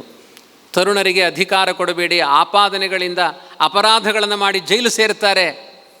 ಅನುಭವಿಗಳಿಗೆ ಅಧಿಕಾರ ಕೊಡಿ. ಮೀಸೆಗಡ್ಡ ಹಣ್ಣಾದವರ ಕೈಲಿ ದೇಶ ಇದ್ದರೆ ಎಷ್ಟು ಚೆನ್ನಾಗಿ ನಡೆಯುತ್ತೆ. ಬಾಲ್ಯದಿಂದ ನಮ್ಮ ಕರ್ನಾಟಕದ ರಾಜಕೀಯ ಮಾತನಾಡಬಾರ್ದು. ಕೇಂದ್ರದ ರಾಜಕೀಯ ಚೆನ್ನಾಗಿದೆ ಈಗ, ದೇವರ ದಯದಿಂದ ತುಂಬ ಚೆನ್ನಾಗಿ ಇದೆ. ಕರ್ನಾಟಕದ ರಾಜಕೀಯ ದಿನಕ್ಕೊಂದೊಂದು ಧರ್ಮದ ಪ್ರಹಾರಗಳು, ತುಂಬ ಅನ್ಯಾಯ. ಈ ನಮ್ಮ ಚಿಂತನೆಯಿಂದ ಒಳ್ಳೆಯ ಆಡಳಿತ ಬರಲಿ ಅಂತ ಪ್ರಾರ್ಥನೆ ಮಾಡಬೇಕಾಗಿದೆ. ಕೆಟ್ಟ ಆಡಳಿತಗಳು ಸಮಾಜಕ್ಕೆ ಕಂಟಕವಾಗುತ್ತೆ, ನೋವಾಗುತ್ತೆ ಮನಸ್ಸಿಗೆ. ಧರ್ಮರಾಜನನ್ನು ಸ್ಥಾಪನೆ ಮಾಡಿದ, ಧರ್ಮದಿಂದ ದೇಶ ಆಳು ಅಂತ. ಅವನಿಗೆ ನೆಮ್ಮದಿ ಇಲ್ಲ, ಅಳ್ತಾ ಕೂತಿದ್ದಾನೆ ಧರ್ಮರಾಜ. ಕೃಷ್ಣ ನನಗೆ ಆಡಳಿತ ಬೇಡ. ಅದು ಧರ್ಮಾತ್ಮರು ಮಾತ್ರ ಆ ಮಾತನ್ನು ಹೇಳ್ತಾರೆ. ಆಡಳಿತಕ್ಕೋಸ್ಕರ ಕಾಂಪಿಟೇಷನ್ ನಡೆಯುವ ಯುಗದಲ್ಲಿ ಧರ್ಮರಾಜ ಹೇಳ್ತಾನೆ, ನನಗೆ ಆಡಳಿತ ಬೇಡ. ರಕ್ತ ಸಿಕ್ತವಾದ ಈ ದೇಶಕ್ಕೆ ನಾನು ಪ್ರಭುವಾಗಲಾರೆ, ನಾನು ರಾಜನಾಗಲಾರೆ. ಕೃಷ್ಣ ಹೇಳ್ತಾನೆ, ಅಲ್ಲಪ್ಪ ನಿನ್ನ ಕರ್ತವ್ಯ. ಅಧರ್ಮ ಮಾಡುವ ಆ ಎಲ್ಲ ದುರ್ಯೋಧನಾದಿಗಳನ್ನು ಸಂಹಾರ ಮಾಡಿದಿ, ನಿನ್ನಿಂದ ಯಾವ ಅಪರಾಧ ಆಗಿಲ್ಲ. ಇಲ್ಲ, ನನಗೆ ಸಮಾಧಾನ ಆಗ್ತಾ ಇಲ್ಲ. ದೇವರು ಹೇಳಿದರೂ ಸಮಾಧಾನ ಆಗಲಿಲ್ಲ. ಕೃಷ್ಣ ಹೇಳ್ತಾನೆ, ಕೆಲವೊಮ್ಮೆ ತುಂಬ ದೊಡ್ಡ ವಿದ್ವಾಂಸರು ಪ್ರವಚನ ಮಾಡಿದರೆ ಕೆಲವರಿಗೆ ಅರ್ಥ ಆಗಲ್ಲ. ಅದಕ್ಕೆ ಕೆಲವೊಮ್ಮೆ ಸಣ್ಣವರು ಹೇಳಿದರೆ ಅರ್ಥ ಆಗುತ್ತೆ ಬೇಗ. ಅದಕ್ಕೆ ಬಾ, ನನ್ನ ಪ್ರವಚನ ನಿನಗೆ ಅರ್ಥ ಆಗಲ್ಲ, ರಣರಂಗದಲ್ಲಿ ಇನ್ನೂ ಭೀಷ್ಮಾಚಾರ್ಯ ನಿನ್ನ ಅಜ್ಜಯ್ಯ ಇದ್ದಾರೆ, ಅವರ ಪ್ರವಚನ ಕೇಳಿಸ್ತೇನೆ ಅಂತ ಕರ್ಕೊಂಡು ಹೋಗ್ತಾರೆ ಭೀಷ್ಮಾಚಾರ್ಯರ ಬಳಿ ಧರ್ಮರಾಜನನ್ನು. ಭೀಷ್ಮಾಚಾರ್ಯರು ಶರಪಂಜರದಲ್ಲಿ ಮಲಗಿದ್ದಾರೆ, ಚುಚ್ಚುವ ಮುಳ್ಳಿನ ಬಾಣಗಳ ಮೇಲೆ ಮಲಗಿದ್ದಾರೆ. ಕೇಳ್ತಾರೆ, ಪಾಂಡವರೇ ಯಾಕಿಲ್ಲಿಗೆ ಬಂದಿದ್ದೀರಿ? ಧರ್ಮರಾಜ ಹೇಳ್ತಾನೆ, ಅಧಿಕಾರ ಸೂತ್ರ ಹಿಡಿಯುವ ಉತ್ಸಾಹ ಇಲ್ಲ, ಬತ್ತಿ ಹೋಗಿದೆ ಹೃದಯದಲ್ಲಿ. ಕಾರಣ, ನಿಮ್ಮನ್ನೆಲ್ಲ ಹೊಡೆದು ರಣರಂಗದಲ್ಲಿ ಅಜ್ಜನನ್ನು ಹೊಡೆದು ಉರುಳಿಸಿ ಸುಖವನ್ನು ಅನುಭವಿಸಬೇಕು ಅಂದರೆ ನನ್ನ ಮನಸ್ಸು ಕೇಳ್ತಾ ಇಲ್ಲ. ನೀವೇ ನನ್ನ ಮನಸ್ಸಿಗೆ ಸಮಾಧಾನ ಮಾಡಬೇಕು. ಭೀಷ್ಮಾಚಾರ್ಯ ಹೇಳ್ತಾರೆ, ಇದೆಲ್ಲ ಕೃಷ್ಣನ ಆಟ. ಭೀಷ್ಮ ಬದುಕಿ 800 ವರ್ಷ ಆಯಿತು, ಸಮಾಜಕ್ಕೆ ಉಪಕಾರವೇ ಆಗಲಿಲ್ಲ ನನ್ನಿಂದ. ಒಳ್ಳೆಯ ಸಂತಾನ ಕೊಡಲಿಲ್ಲ, ಯಾಕೆಂದರೆ ಮದುವೆಯೇ ಆಗಲಿಲ್ಲ. ಒಳ್ಳೆಯ ವಿದ್ಯಾರ್ಥಿಯನ್ನು ತಯಾರು ಮಾಡಲಿಲ್ಲ, ಯಾಕೆಂದರೆ ದುರ್ಯೋಧನನಿಗೆ ಬೋಧಿಸುವುದರಲ್ಲೇ ಕಾಲಹರಣ ಆಗಿ ಹೋಯಿತು. ಒಳ್ಳೆಯ ಸ್ಟೂಡೆಂಟ್ ರೆಡಿ ಮಾಡಲಿಲ್ಲ, ಒಳ್ಳೆಯ ಪಾಠಗಳನ್ನು ಮಾಡಲಿಲ್ಲ, ಸಮಾಜಕ್ಕೆ ಒಳ್ಳೆಯ ಮಕ್ಕಳನ್ನು ಕೊಡಲಿಲ್ಲ, ರಾಜತ್ವದ ಅಧಿಕಾರವನ್ನು ಪಡೀಲಿಲ್ಲ, ಎಲ್ಲ ದುರ್ಯೋಧನಾದಿಗಳಿಗೆ ವಹಿಸಿಕೊಟ್ಟೆ. ತುಂಬ ದೊಡ್ಡ ತಪ್ಪು ಮಾಡಿದ್ದೇನೆ. ಮರಣಕಾಲದಲ್ಲಿ ಪರಶುರಾಮ ದೇವರು ಬೃಹಸ್ಪತಿಗಳಿಂದ ಕಲಿತ ವಿದ್ಯೆ 525 ವರ್ಷಗಳ ಕಾಲ ಗುರುಕುಲವಾಸ ಭೀಷ್ಮನದ್ದು. ಅವನಲ್ಲಿರುವ ಚಿಂತನೆಗಳು ಅವತ್ತಿನ ಸಮಾಜದಲ್ಲಿ ಯಾರ ತಲೆಯಲ್ಲೂ ಇಲ್ಲ. ಇನ್ನು 2 ತಿಂಗಳಲ್ಲಿ ಭೀಷ್ಮನ ಪ್ರಾಣ ಹೋದರೆ ಅವನೊಟ್ಟಿಗೆ ಆ ವಿದ್ಯೆಗಳು ಜಾರಿ ಹೋಗುತ್ತೆ. ಅದೊಂದು ಮನುಕುಲಕ್ಕೆ ಉಪದೇಶ ಆಗಬೇಕು ಅಂತ ದೇವರು ನಿನ್ನ ತಲೆಯಲ್ಲಿ ಒಂದು ಸಂಶಯವನ್ನು ಹಾಕಿ ನನ್ನ ಬಾಯಿಂದ ಉತ್ತರ ಬರುವ ಹಾಗೆ ಮಾಡಿ ಭೀಷ್ಮನ ಬದುಕು ಕೊನೆಯ ಕಾಲದಲ್ಲಿ ಮಂಗಳ ಆಗಬೇಕು ಅಂತ ನಿನ್ನನ್ನು ಕರೆದುಕೊಂಡು ಬಂದಿದ್ದಾನೆ ಅಂತ ಭೀಷ್ಮರೇ ವ್ಯಾಖ್ಯಾನ ಮಾಡ್ತಾರೆ. ನನ್ನ ಬಾಯಿಂದ ಉಪದೇಶ ಮಾಡಬೇಕಾಗಿದೆ, ಅನುಭವದ ನುಡಿಗಳನ್ನೇ ಹೇಳ್ತೇನೆ. ಧರ್ಮರಾಜ, ನಿನ್ನಿಂದ ತಪ್ಪಾಗಿಲ್ಲ. ಅಲ್ಲ, ಶರಪಂಜರದಲ್ಲಿ ಮಲಗಿಸಿದೆ, ಅದಕ್ಕೆ ನಾನು ಮಾಡಿದ ಪಾಪ ಕಾರಣ. ಭೀಷ್ಮರು ಹೇಳ್ತಾರೆ, ನನ್ನ ಹೆಂಡತಿ ಹಿಂದಿನ ಜನ್ಮದ ಕಥೆ. ನಾನು ದ್ಯು ಅನ್ನುವ ವಸು, ಅಷ್ಟ ವಸುದೇವತೆಗಳಲ್ಲಿ ಒಬ್ಬ ವಸುದೇವತೆ ದ್ಯು, ಕೊನೆಯ ವಸುದೇವತೆ. ಅವನಿಗೆ ಅನೇಕ ಜನ ಸಹೋದರರಿದ್ದಾರೆ. ನನ್ನ ಹೆಂಡತಿಯ ಹೆಸರು ವರಾಂಗಿ. ಹೆಸರೇನೋ ಚಂದ ಇದೆ, ವರಾಂಗಿ. ಅವಳು ಪ್ರತಿದಿನ ವಾಕಿಂಗ್ ಹೋಗ್ತಾ ಇದ್ಲು, ಅವಳಿಗೊಂದು ಫ್ರೆಂಡ್ಶಿಪ್ ಇತ್ತು. ಅವಳು ಯಾರ ಜೊತೆಗೆ ಹೋಗ್ತಾ ಇದ್ಲು ಅಂದರೆ ವರಾಂಗಿ ಅಂತ ಅವಳ ಹೆಸರು. ಏಕನಾಮ್ನಿ ಸದಾ ಪ್ರೀತಿ. ಕೆಲವರಿಗೆ ಒಂದೇ ಮ್ಯಾಚಿಂಗ್ ಇದ್ದರೆ ಪ್ರೀತಿ ಜಾಸ್ತಿ ಇರುತ್ತೆ, ಅದಕ್ಕೋಸ್ಕರ ಭಜನಾ ಮಂಡಳಿಗಳು ಒಂದೇ ಥರ ಸೀರೆ ಉಟ್ಕೊಳ್ತಾರೆ. ಹೆಚ್ಚು ಕಮ್ಮಿ ಆಯಿತು ಅಂದರೆ ಮಾತ್ಸರ್ಯ ಹುಟ್ಟುತ್ತೆ. ಒಂದೇ ಥರ ಇದ್ದರೆ ಒಂದು ಪ್ರೀತಿ ಇರುತ್ತೆ. ಹಾಗೆ ಅವಳು ವರಾಂಗಿ ಎನ್ನುವ ಹೆಸರಿನ ಪ್ರೀತಿ. ಅವಳು ವರಾಂಗಿ, ಇವಳು ವರಾಂಗಿ. ಆ ವರಾಂಗಿ ಏನಿದ್ದಾಳೆ, ಒಬ್ಬ ರಾಜನ ಹೆಂಡತಿ. ಅವಳು ಕೆಟ್ಟವಳು. ಅವಳು ಒಂದು ದಿನ ಕೆಟ್ಟ ಪ್ರಚೋದನೆಯನ್ನು ಮಾಡ್ತಾಳೆ. ವಸಿಷ್ಠರ ಮನೆಯಲ್ಲಿ ಕಾಮಧೇನುವಿನ ಮಗಳು ನಂದಿನಿ ಅಂತಿದ್ದಾಳೆ, ಹಸು. ಆ ಹಸುವನ್ನು ಅಪಹಾರ ಮಾಡು. ಆ ನಂದಿನಿಯ ಹಾಲನ್ನು ಪಾನ ಮಾಡಿದರೆ ತಲೆ ಕೂದಲು ಕರಿ ಇದ್ದದ್ದೆಲ್ಲ, ಬಿಳಿ ಇದ್ದದ್ದೆಲ್ಲ ಕರಿ ಆಗುತ್ತೆ. ಇದು ಉಲ್ಟಾ ಯೋಗ. ಕರಿ ಇದ್ದದ್ದೆಲ್ಲ ಬಿಳಿ ಆಗುತ್ತೆ. ಈಗ ನಂದಿನಿ ಹಾಲು ಕುಡಿದರೆ ಎಲ್ಲ ಮಿಕ್ಸ್ ಆಗಿರುತ್ತೆ ಅದರಲ್ಲಿ, ಇದ್ದಿದ್ರಲ್ಲಿ ವಾಸಿ. ಒಳ್ಳೆಯ ಹಸುವಿನ ಹಾಲು ಒಳ್ಳೆಯ ಪುಷ್ಟಿಯನ್ನು ಕೊಟ್ಟರೆ, ಕೆಮಿಕಲ್ ಹಾಲು ನಮ್ಮ ವೃದ್ಧಾಪ್ಯಕ್ಕೆ ಕಾರಣ ಆಗುತ್ತೆ. ಆದರೆ ವಸಿಷ್ಠರ ಮನೆಯ ಕಾಮಧೇನುವಿನ ಹಾಲು, ನಂದಿನಿಯ ಹಾಲು 10,000 ವರ್ಷದ ಯೌವನವನ್ನು ರಕ್ಷಣೆ ಮಾಡುತ್ತೆ. ಹೆಣ್ಮಕ್ಕಳಿಗೆ ಅದೇ ತುಂಬ ಮುಖ್ಯ. ಹೇಗಾದರೂ ಮಾಡಿ ವಸಿಷ್ಠರ ಮನೆಯ ಕಾಮಧೇನುವನ್ನು ಕದ್ದುಕೊಂಡು ಬಾ, ನಿನಗೆ ಒಳ್ಳೆಯದಾಗುತ್ತೆ ಎನ್ನುವ ಪ್ರಚೋದನೆ ಮಾಡಿದ್ಲು. ಅದಕ್ಕೆ ಅವಳು ಬಂದೇನು ಮಾಡಿದ್ಲು, ವಸುವಿನ ಪತ್ನಿ ಆ ದೇವತೆಗೆ ಪ್ರಚೋದನೆ ಮಾಡಿದ್ಲು. ನೋಡಿ, ಕೆಟ್ಟವರ ಸಂಘದಿಂದ ಎಷ್ಟು ಒಳ್ಳೆಯವರು ಹಾಳಾಗುತ್ತಾರೆ ಎನ್ಲಿಕ್ಕೆ ನೋಡಿ. ಪ್ರಚೋದನೆ ಮಾಡಿದ್ಲು. ಇವರಿಗೆ ಮಂಡೆ ಹಾಳಾಯಿತು. ನಮ್ಮ ಸಮಾಜವೇ ಹಾಗೆ, ಎಲ್ಲ ಹೆಂಡತಿಯರ ಮಾತನ್ನು ಕೇಳ್ತಾರೆ. ಕೇಳಬೇಕು. ಧರ್ಮಾತ್ಮರಾದ ಹೆಂಡತಿಯ ಮಾತನ್ನು ಕೇಳಿದರೆ ಅವರು ಧರ್ಮ ಮಾರ್ಗದಲ್ಲೇ ಸಾಕ್ತಾರೆ, ಕೆಟ್ಟ ಮಾತನ್ನು ಕೇಳಿದರೆ ಕೆಟ್ಟ ಮಾರ್ಗದಲ್ಲಿ ಸಾಕ್ತಾರೆ. ಅದಕ್ಕೆ ಹೆಣ್ಣಿಗೆ ಬೋಧನೆಯ ಶಕ್ತಿ ಜಾಸ್ತಿ ಇದೆ, ಬೇಗ ಹೆಣ್ಣಿಗೆ ವಶ ಆಗುತ್ತಾರೆ. ಮೈಕಲ್ ಹೇಳುವ ಸತ್ಯ ಅಲ್ಲ. ತುಂಬ ಜನ ಪುರುಷರೂ ಇದ್ದೀರಿ, ಏನು ಭಟ್ರೆ ನೀವು ಹೆಂಡತಿಗೆ ಸೋತಿದ್ದೀರಾ ಅಂತ ಕೇಳಬೇಡಿ. ನೀವು ಹೇಗೋ ನಾನು ಹಾಗೆ. ನೀವು ಸೋತಿಲ್ಲ ಅಂದರೆ ನಾನು ಸೋತಿಲ್ಲ, ನೀವು ಸೋತಿದ್ದೀರಿ ಅಂದರೆ ನಾನು ಸೋತಿದ್ದೇನೆ. ಹೆಣ್ಣಿನ ಭಾವಗಳಿಗೆ ಆಕರ್ಷಿತವಾಗುತ್ತೆ ಸಮಾಜ. ಅದಕ್ಕೆ ನಮ್ಮ ಇತಿಹಾಸದಲ್ಲಿ ದೇವಮಾಯ ಅಂತ ಕರೀತಾರೆ. ದೇವಮಾಯ ಅಂದರೆ ದೇವತೆಗಳು ಮೋಹಿತರಾಗ್ತಾರೆ. ಆ ಶಕ್ತಿ ಸ್ತ್ರೀ ಶಕ್ತಿ. ದೇಹ ದುರ್ಬಲ ಆಗಿರ್ಬೋದು, ಮನಸ್ಸು ತುಂಬ ಪ್ರಬಲ. ಸೋಲಲ್ಲ ಆ ಹೆಣ್ಣು. ಹಠ ಜಾಸ್ತಿ ಇದೆ ಹೆಣ್ಣಿನಲ್ಲಿ. ಹಠ ಇದೆ, ಒಳ್ಳೆಯ ಹಠ ಆಗಬೇಕು. ಪುರುಷರಲ್ಲಿ ಚಟ ಇದೆ, ಅದು ಕಡಿಮೆ ಆಗಬೇಕು. ಹೀಗೆ ಒಂದು ಸಮಾಜ ಮುಂದೆ ಹೋಗಬೇಕು ಅಂದರೆ ಒಳ್ಳೆಯ ಪ್ರಚೋದನೆಗಳು ಬೇಕು. ಸ್ವಲ್ಪ ಏನಾದರೂ ವ್ಯತ್ಯಾಸ ಆದರೆ ದೇವತೆಗಳಿಗೂ ಅಧಪ್ಪತನ ಇದೆ. ವರಾಂಗಿಯ ಮಾತು ಕೇಳಿ 8 ಜನ ಸಹೋದರರನ್ನು ಸೇರಿಸಿಕೊಂಡು ದಿನಾಮಕ ವಸಿಷ್ಠರ ಮನೆಯ ಹಸುವನ್ನು ರಾತ್ರಿ ಕಳ್ಳತನ ಮಾಡಬೇಕು. ಹಸುವಿಗೆ ಬುದ್ಧಿ ಇದೆ, ಅಷ್ಟು ಪಕ್ಕ ಹೋಗೋದಿಲ್ಲ ಅದು. ನಾಯಿಗಳಿಗಾದರೆ ಬಿಸ್ಕೆಟ್ ಆದರೆ ಬಾಲ ಅಳ್ಳಾಡಿಸಿಕೊಂಡು ಓಡೋಗುತ್ತೆ. ಹಸುಗಳಿಗೆ ಒಂದು ಕೃತಜ್ಞತೆ ಇದೆ, ಯಜಮಾನನ ಮನೆಯನ್ನು ಬಿಟ್ಟು ಹೋಗೋದಿಲ್ಲ ಅಂತ. ಬೊಬ್ಬೆ ಹೊಡಿತು ಹಸು, ಹೋಗಲ್ಲ ಅಂತ ಪ್ರತಿಭಟನೆ ಮಾಡಿತು. ವಸಿಷ್ಠರಿಗೆ ಬೊಬ್ಬೆ ಕೇಳಿಸ್ತು. ಆದರೆ ವಸಿಷ್ಠರ ಸ್ವಭಾವ, ಬ್ರಾಹ್ಮಣ, ಯಾರನ್ನೂ ಶಪಿಸಬಾರದು, ನಿನ್ನ ಆತ್ಮರಕ್ಷಣೆ ಮಾಡಿಕೋ ಅಂದರು. ಬಹಳ ಕಷ್ಟಪಡ್ತು ಹಸು. ಅದನ್ನು ಬಲಾತ್ಕಾರ ಮಾಡಿ ಬೇಲಿಯಲ್ಲಿರುವ ಒಂದು ಮುಳ್ಳಿನ ಕೋಲನ್ನು ತೆಗೆದುಕೊಂಡು ಒಂದು ಏಟು ಹೊಡೆದರು ದಿನಾಮಕ ವಸು. ಮನೆಗೆ ಬರ್ತೀಯಾ ಇಲ್ವಾ ಅಂತ ಹೊಡೆದರು. ಬೊಬ್ಬೆ ಹೊಡಿತು ಅದು. ಭೀಷ್ಮರೀಗ ಕತೆ ಹೇಳ್ತಾರೆ ಧರ್ಮರಾಜನ ಮುಂದೆ. ಒಂದು ಮುಳ್ಳಿನ ಕೋಲಿನಲ್ಲಿ ಪೆಟ್ಟು ಕೊಟ್ಟೆ ಆ ನಂದಿನಿಗೆ, ಅದರ ಪರಿಣಾಮ ಅಂತ್ಯಕಾಲದಲ್ಲಿ ಮುಳ್ಳಿನ ಮೇಲೆ ಮಲಗಿದ್ದೇನೆ. ಒಂದು ಹಸುವಿಗೆ ಪೆಟ್ಟು ಕೊಟ್ಟಾಗ ಅದು ಎಷ್ಟು ಹೆಜ್ಜೆ ನೋವು ಆರುವ ತನಕ ಎಷ್ಟು ಹೆಜ್ಜೆ ಇಡುತ್ತೆ ಅಷ್ಟು ಕುಲಗಳು ನಾಶ ಆಗುತ್ತೆ. ಅಂಥದ್ದು ಇವತ್ತಿನ ಸಮಾಜದಲ್ಲಿ ಕೇರಳ ಹತ್ತಿರವಾಗಿದೆ. ನಮ್ಮ ಭಾರತದಲ್ಲಿ ಕೇರಳದಲ್ಲಿ ಆಗುವಷ್ಟು ಗೋಹತ್ಯೆ ಯಾವ ಪ್ರಾಂತ್ಯದಲ್ಲೂ ಯಾವ ರಾಜ್ಯದಲ್ಲಿಯೂ ಆಗೋದಿಲ್ಲ. ಅಷ್ಟು ದೊಡ್ಡ ಗೋಹತ್ಯೆಗಳ ತಾಣ. ಹಸುಗಳನ್ನು ನರಭಕ್ಷಕರು, ಗೋಮಾಂಸಗಳನ್ನು ತಿನ್ನುವರು. ನಮ್ಮ ಅಧರ್ಮಕ್ಕೆ ಮುಖ್ಯ ಕಾರಣ ಗೋವುಗಳ ಹತ್ಯೆ. ಮನೆಗಳಲ್ಲಿ ಗೋವುಗಳನ್ನು ಸಂರಕ್ಷಣೆ ಮಾಡಬೇಕು. ನಾಯಿ ಇರುತ್ತೆ, ಪುಚ್ಚೆ ಇರುತ್ತೆ, ಹಸು ಇರೋದಿಲ್ಲ, ಪೆತ್ತ ಇರೋದಿಲ್ಲ. ನಾಯಿ ಪುಚ್ಚೆಗಳು ಶಾಪ ಹಾಕುತ್ತಂತೆ. ಮಹಾಭಾರತದಲ್ಲಿ ಹೇಳ್ತಾರೆ, ದುರ್ಯೋಧನ ಹೇಳ್ತಾನೆ, ನನ್ನ ಮನೆಯಲ್ಲಿ ನಾಯಿ ಕಟ್ಟೋದಿಲ್ಲ, ಪುಚ್ಚೆ ಸಾಕೋದಿಲ್ಲ. ಯಾಕೆಂದರೆ ಯಜಮಾನನಿಗೆ ರೋಗ ಬರಲಿ ಎನ್ನುತ್ತಂತೆ. ಅದು ಆಹಾರ ತಿಂದು ಶಾಪ ಇಡುತ್ತಂತೆ ಆ ಪ್ರಾಣಿಗಳು. ಜಾಗ್ರತೆ ಮಾಡಿ. ನಾಯಿ ಕಂಡ್ರೆ ಇನ್ನು ಕಲ್ಲು ತೊಗೊಂಡು ಹೊಡಿಬೇಡಿ, ಅದು ಒಂದು ಪ್ರಾಣಿಯೇ. ತುಂಬ ಮಮತೆ ಬೇಡ, ಕರ್ತವ್ಯಗಳಿಗಿರಲಿ ಅಷ್ಟೇ. ಆದರೆ ಹಸುವಿನ ಬಳಿ ಮಮತೆ ಇಟ್ಟರೆ ಒಂದು ಮುಷ್ಟಿ ಅದು ಏನು ಗೋಗ್ರಾಸ ತಿನ್ನಬೇಕಾದ್ರೆ ಯಜಮಾನನ ಮನೆಯ ಕಷ್ಟಗಳೆಲ್ಲ ಪರಿಹಾರ ಆಗಲಿ ಅಂತ ಜಪ ಮಾಡಿ ಆಹಾರ ತಿನ್ನುವ ಏಕೈಕ ಪ್ರಾಣಿಯದು ಹಸು. ಅದಕ್ಕೆ ಗಾವೋ ವಿಶ್ವಸ್ಯ ಮಾತರಃ, ಜಗತ್ತಿನ ತಾಯಿ ಹಸು. ಅಪ್ಪ 1000 ಅನ್ಯಾಯಗಳನ್ನು ಮಾಡಿರಲಿ, ಒಂದು ಗೋದಾನ ಮಾಡಿದರೆ ಅವನು ಮಾಡಿದ ಪಾಪ ಎಲ್ಲ ಪರಿಹಾರ ಆಗುತ್ತಂತೆ, ಪ್ರಾಯಶ್ಚಿತ್ತ ಆಗುತ್ತೆ. ಯಾವುದಾದ್ರೂ ಪುರಾಣದಲ್ಲಿ ಪುಚ್ಚೆ ದಾನ ಉಂಟಾ? ಯಾವುದಾದ್ರೂ ಪುರಾಣದಲ್ಲಿ ಶ್ವಾನದಾನ, ನಾಯಿ ದಾನ ಅಂತ ಉಂಟಾ? ಗೋದಾನ ಅಂತ ಇದೆ. ನಮ್ಮ ಕಷ್ಟಗಳಿಂದ ದೂರ ಸಾಗಿಸುವ ಒಂದು ಹಸು. ಅಂತಹ ಧರ್ಮದೇವತೆಯಾದ ಹಸುವಿಗೆ ಅನ್ಯಾಯ ಮಾಡಿದೆ. ಅದರ ಪರಿಣಾಮ ಅದಕ್ಕೆ ಮುಳ್ಳಿನ ಕೋಲಿನಿಂದ ಹೊಡೆದು ಅದು ನೋವು ಅನುಭವಿಸಿತು. ಶಪಿಸಿಲ್ಲ ಹಸು, ನೋವು ಅನುಭವಿಸಿತು. ಅದರ ಪರಿಣಾಮ 3 ತಿಂಗಳ ಕಾಲ 10,000 ಚೇಳು ಕಚ್ಚಿದ ದುಃಖ ಆಗ್ತಾ ಇದೆ ಅಂತೆ ಭೀಷ್ಮಾಚಾರ್ಯರಿಗೆ. ಅಂತಹ ಶರಪಂಜರದಲ್ಲಿ ಮಲಗಿದ್ದಾರೆ. ಮಾಡಿದ ಕರ್ಮ ಅನುಭವಿಸಬೇಕು, ದೇವತೆಗಳಾದರೂ ತಿನ್ನಲೇಬೇಕು. ಕೆಟ್ಟ ಕೆಲಸ ಮಾಡಬಾರ್ದು. ಭಾಗವತ ಹೆಜ್ಜೆ ಹೆಜ್ಜೆಗೆ ನಮ್ಮನ್ನು ತಿದ್ದುತ್ತಾ ಹೋಗುತ್ತೆ. ಅದರ ಪರಿಣಾಮ ಅನುಭವಿಸ್ತಾ ಇದ್ದೇನೆ. ಇಷ್ಟರ ನಡುವೆಯೋ ನನ್ನ ಬಾಯಿಂದ ಒಂದು 4 ವೇದಾಂತದ ಮಾತುಗಳು ಬಂದರೆ ನನ್ನ ಪಾಪಗಳೆಲ್ಲ ಪರಿಹಾರ ಆಗುತ್ತೆ ಅಂತ ಕೃಷ್ಣ ನಿನ್ನ ತಲೆಯಲ್ಲಿ ಸಂಶಯವನ್ನು ಹಾಕಿ ನನ್ನ ಬಳಿ ಕರೆದುಕೊಂಡು ಬಂದಿದ್ದಾನೆ. ಕೂತ್ಕೋ.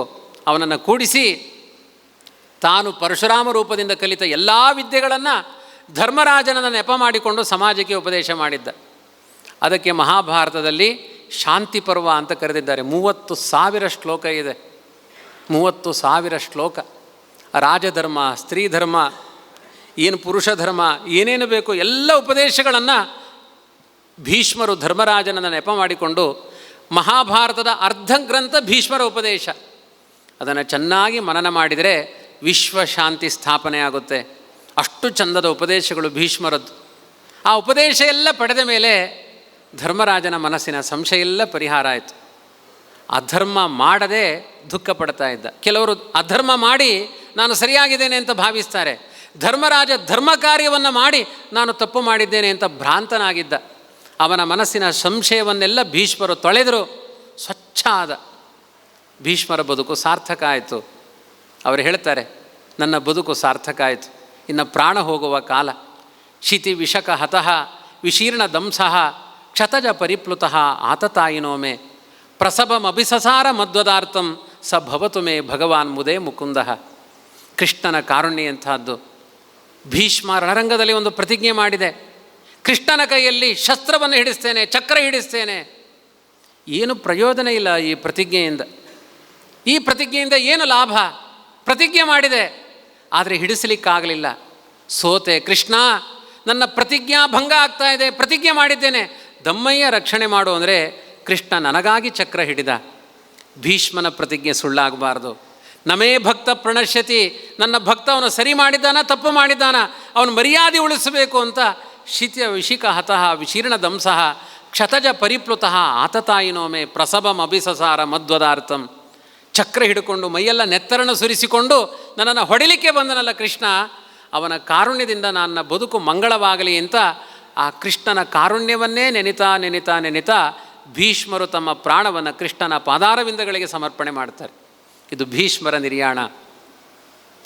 ಏನು ಹೇಳಿತು ಈ ಕಥೆ ನಮಗೆ? ಎಂಥ ದೇವತೆಗಳಾದರೂ ಅಪರಾಧ ಮಾಡ್ತಾರೆ. ಅಪರಾಧ ಮಾಡೋದು ದೊಡ್ಡದಲ್ಲ, ಅದರ ಪಶ್ಚಾತ್ತಾಪ ದೊಡ್ಡದು.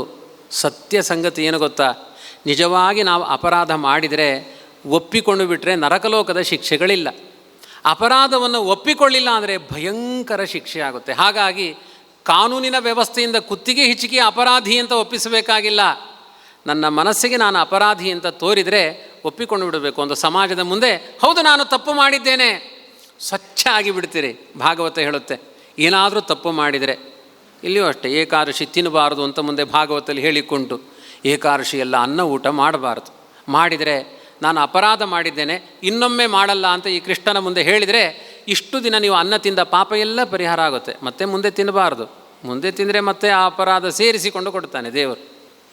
ನಾವು ಮಾಡಿದ್ದನ್ನು ಒಪ್ಪಿಕೊಂಡ್ರೆ, ಮಗು ಒಂದು ಅಪರಾಧ ಮಾಡಿದೆ, ಅಮ್ಮ ಪೆಟ್ಟು ಕೊಡ್ತಾ ಇದ್ದಾಳೆ, ಬಾಯಿ ಬಿಡಿಸಲಿಕ್ಕೆ ಹೊಡಿತಾನೇ ಇದ್ದಾಳೆ, ಅಮ್ಮ ತಪ್ಪಾಯಿತು ಇನ್ನೊಮ್ಮೆ ಮಾಡಲ್ಲ ಅಂದರೆ ಕರುಣೆ ಹುಟ್ಟುತ್ತೆ.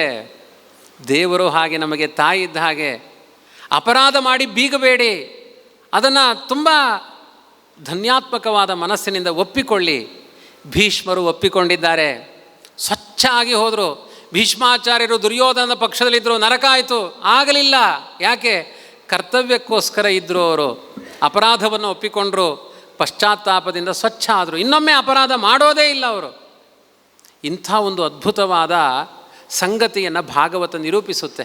ಅಪರಾಧ ಮಾಡಿದರೆ ಒಪ್ಪಿಕೊಳ್ಳಿ, ಇನ್ನೊಮ್ಮೆ ಮಾಡಬೇಡಿ, ಕ್ಷಮೆ ಕೊಡ್ತಾನೆ ದೇವರು.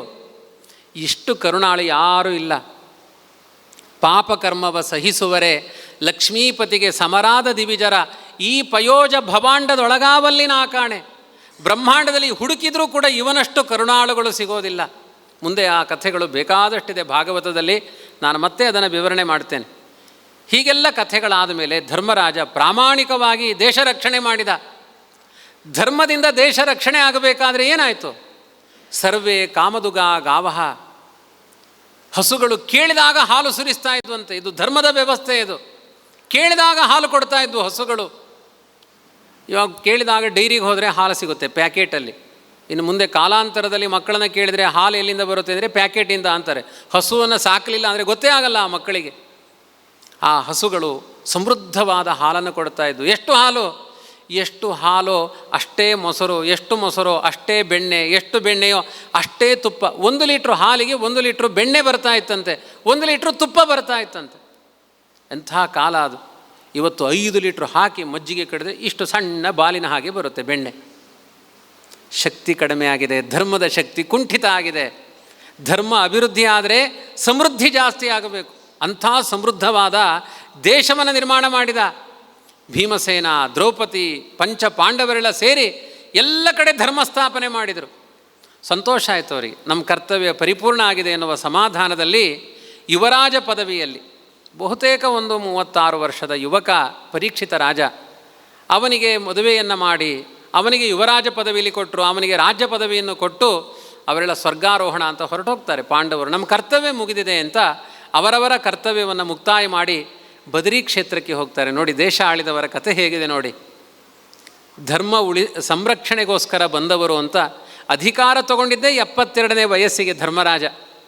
ಅವನೊಂದು 30-36 ವರ್ಷ ಧರ್ಮ ಸಂರಕ್ಷಣೆಯನ್ನು ಮಾಡಿ ಆ ಅಧಿಕಾರವನ್ನು ಮುಂದಿನ ಧರ್ಮದ ಪೀಳಿಗೆಗೆ ಕೊಟ್ಟು ಗಂಗಾ ನದಿಯಲ್ಲಿ ಸ್ನಾನ ಮಾಡಿ ಒಂದು 10 ಜನ ಋಷಿಮುನಿಗಳ ಜೊತೆಗೆ ಪ್ರತಿದಿನ ಪ್ರವಚನ ಕೇಳಿಸಿಕೊಂಡು ಇವತ್ತಿನ ಬದರಿ ಕ್ಷೇತ್ರದ ಅಲಕನಂದೆಯಲ್ಲಿ ಹೋಗಿ ಸ್ನಾನ ಮಾಡಿ ದೇಹವನ್ನು ಪವಿತ್ರ ಮಾಡಿಕೊಂಡು ಸತೋಪಂತಂತ ಇದೆ, ಇವತ್ತು ತುಂಬ ಜನ ಹೋಗ್ತಾರೆ ಅಲ್ಲಿಗೆ.